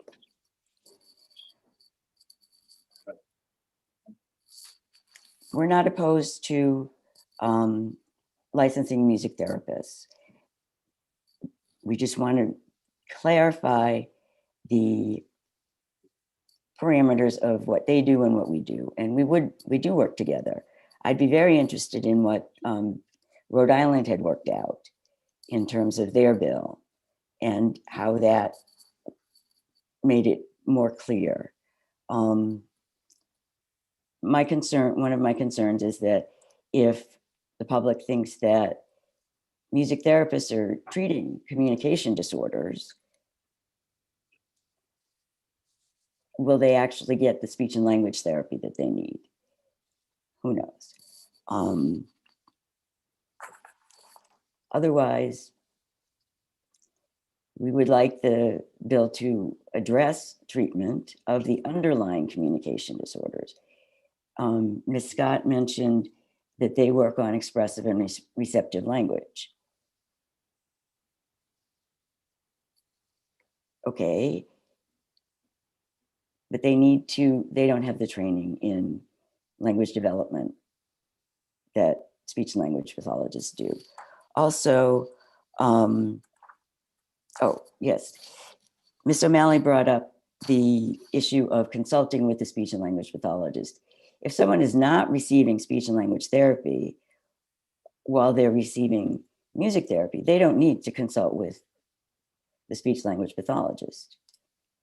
It's only when both activities are going on at the same time. And it's important that all therapies work together. Physical therapy, occupational therapy, speech and language therapy, and music therapy. That wasn't, I would think that an occupational therapist would be interested in what a music therapist was doing or a physical therapist was doing as well, but we're only really concerned with speech and language therapy and audiology. I don't know how much crossover there is between music therapy and audiology, but one example that was given last year as could be detrimental was that a person who is not trained as a music therapist could be playing music too loud for someone with hearing aids. or with someone with, or for anyone, but specifically someone with hearing aids could be hurt by that. Thank you very much, Ms. Chesterly. Okay. Are there thank any questions from the committee? It looks like Neil might have a question. His hand was raised. Yes, well, this is the time for the committee to ask questions. Oh, okay, sorry. Don't see any. Okay, thank you for your time and understanding. Thank you for your testimony. Is there? Mr. Teamer, you wish to speak again? If I could just briefly respond to a couple of things that one of the speakers, I believe the woman from Rhode Island, I'm sorry, her name escapes me, but one of the things is I wanted to say this is not a political issue for our organization, not whatsoever. I'm a New Hampshire resident, have been for over 3 decades. I attended the University of New Hampshire for my graduate work in speech language pathology. One of the things that concerned me was the idea or the notion that if there's not a speech language pathologist available, they can work on those things. And she alluded to that in her testimony. But I would say I work with clients all the time where perhaps they're eliciting a fine motor or a gross motor problem. And that's really the domain of the physical therapist or the occupational therapist. In the absence of there one being an OT or a PT available, I would not pursue working on fine motor or gross motor simply because if there's an absence of that and that the person certainly needs that help. I stay within my scope of practice, and we have a very broad scope of practice, mind you, but nonetheless, there are parameters and borders that I do not cross as a professional. So just because the orthodontist is not available, the hygienist doesn't apply the braces. It just doesn't get done, unfortunately. As far as safety is concerned, again, and Victoria did mention this, but I'll just recast it, that we can't have patients with communication disorders or impairments seeking assistance from clinicians or therapists that are not trained to the degree or that we are. We specialize in these communication impairments. This is how we're trained with very extensive training. That training was laid out in the letters that we sent to the committee. And I think in terms of in the name of public safety, we would not want somebody that's not adequately trained or competent to do that, to have the ability to do that. And that's why we request that treatment language be put in there. And I would be happy to work with the committee if they so choose to wish for my help in helping collaborate with that committee in the language. Thank you. We'll let you know when and if there is such a meeting. Thank you very much for having me the opportunity to speak.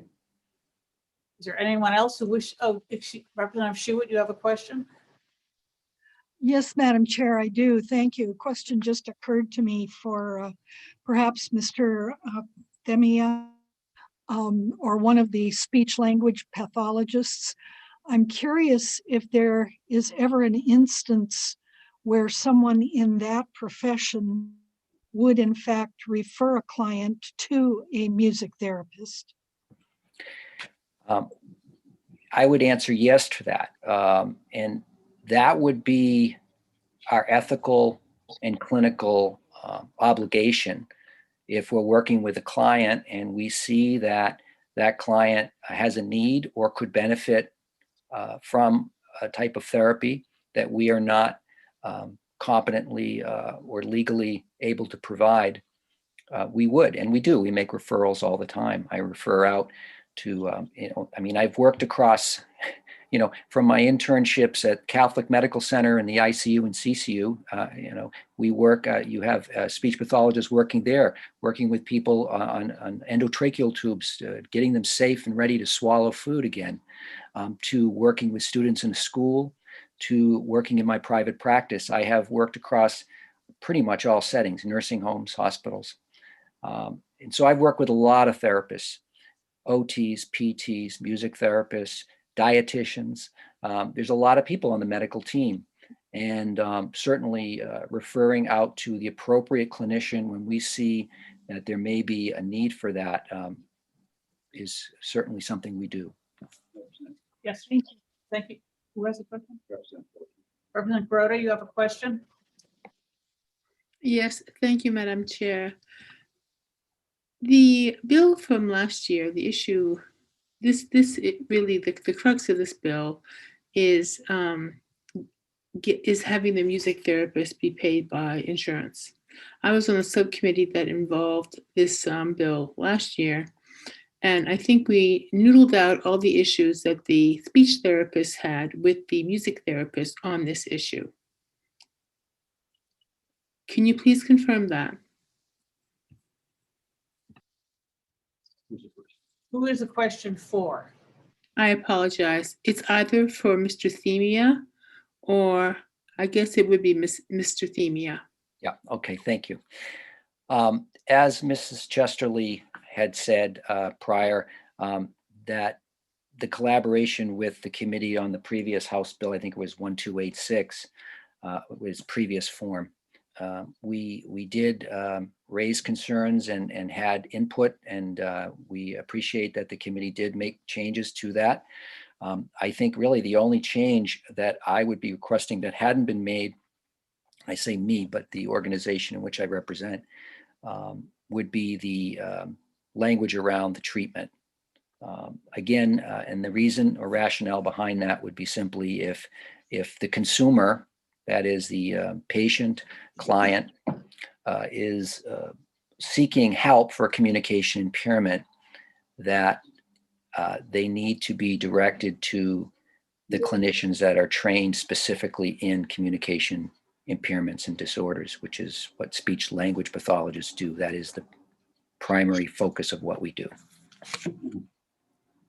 Thank you. Are there other questions from the committee? Seeing none, is there anyone else who wishes to testify on House Bill 209? All right, thank you all very much. I'm closing the hearing. We will not be voting on this bill today.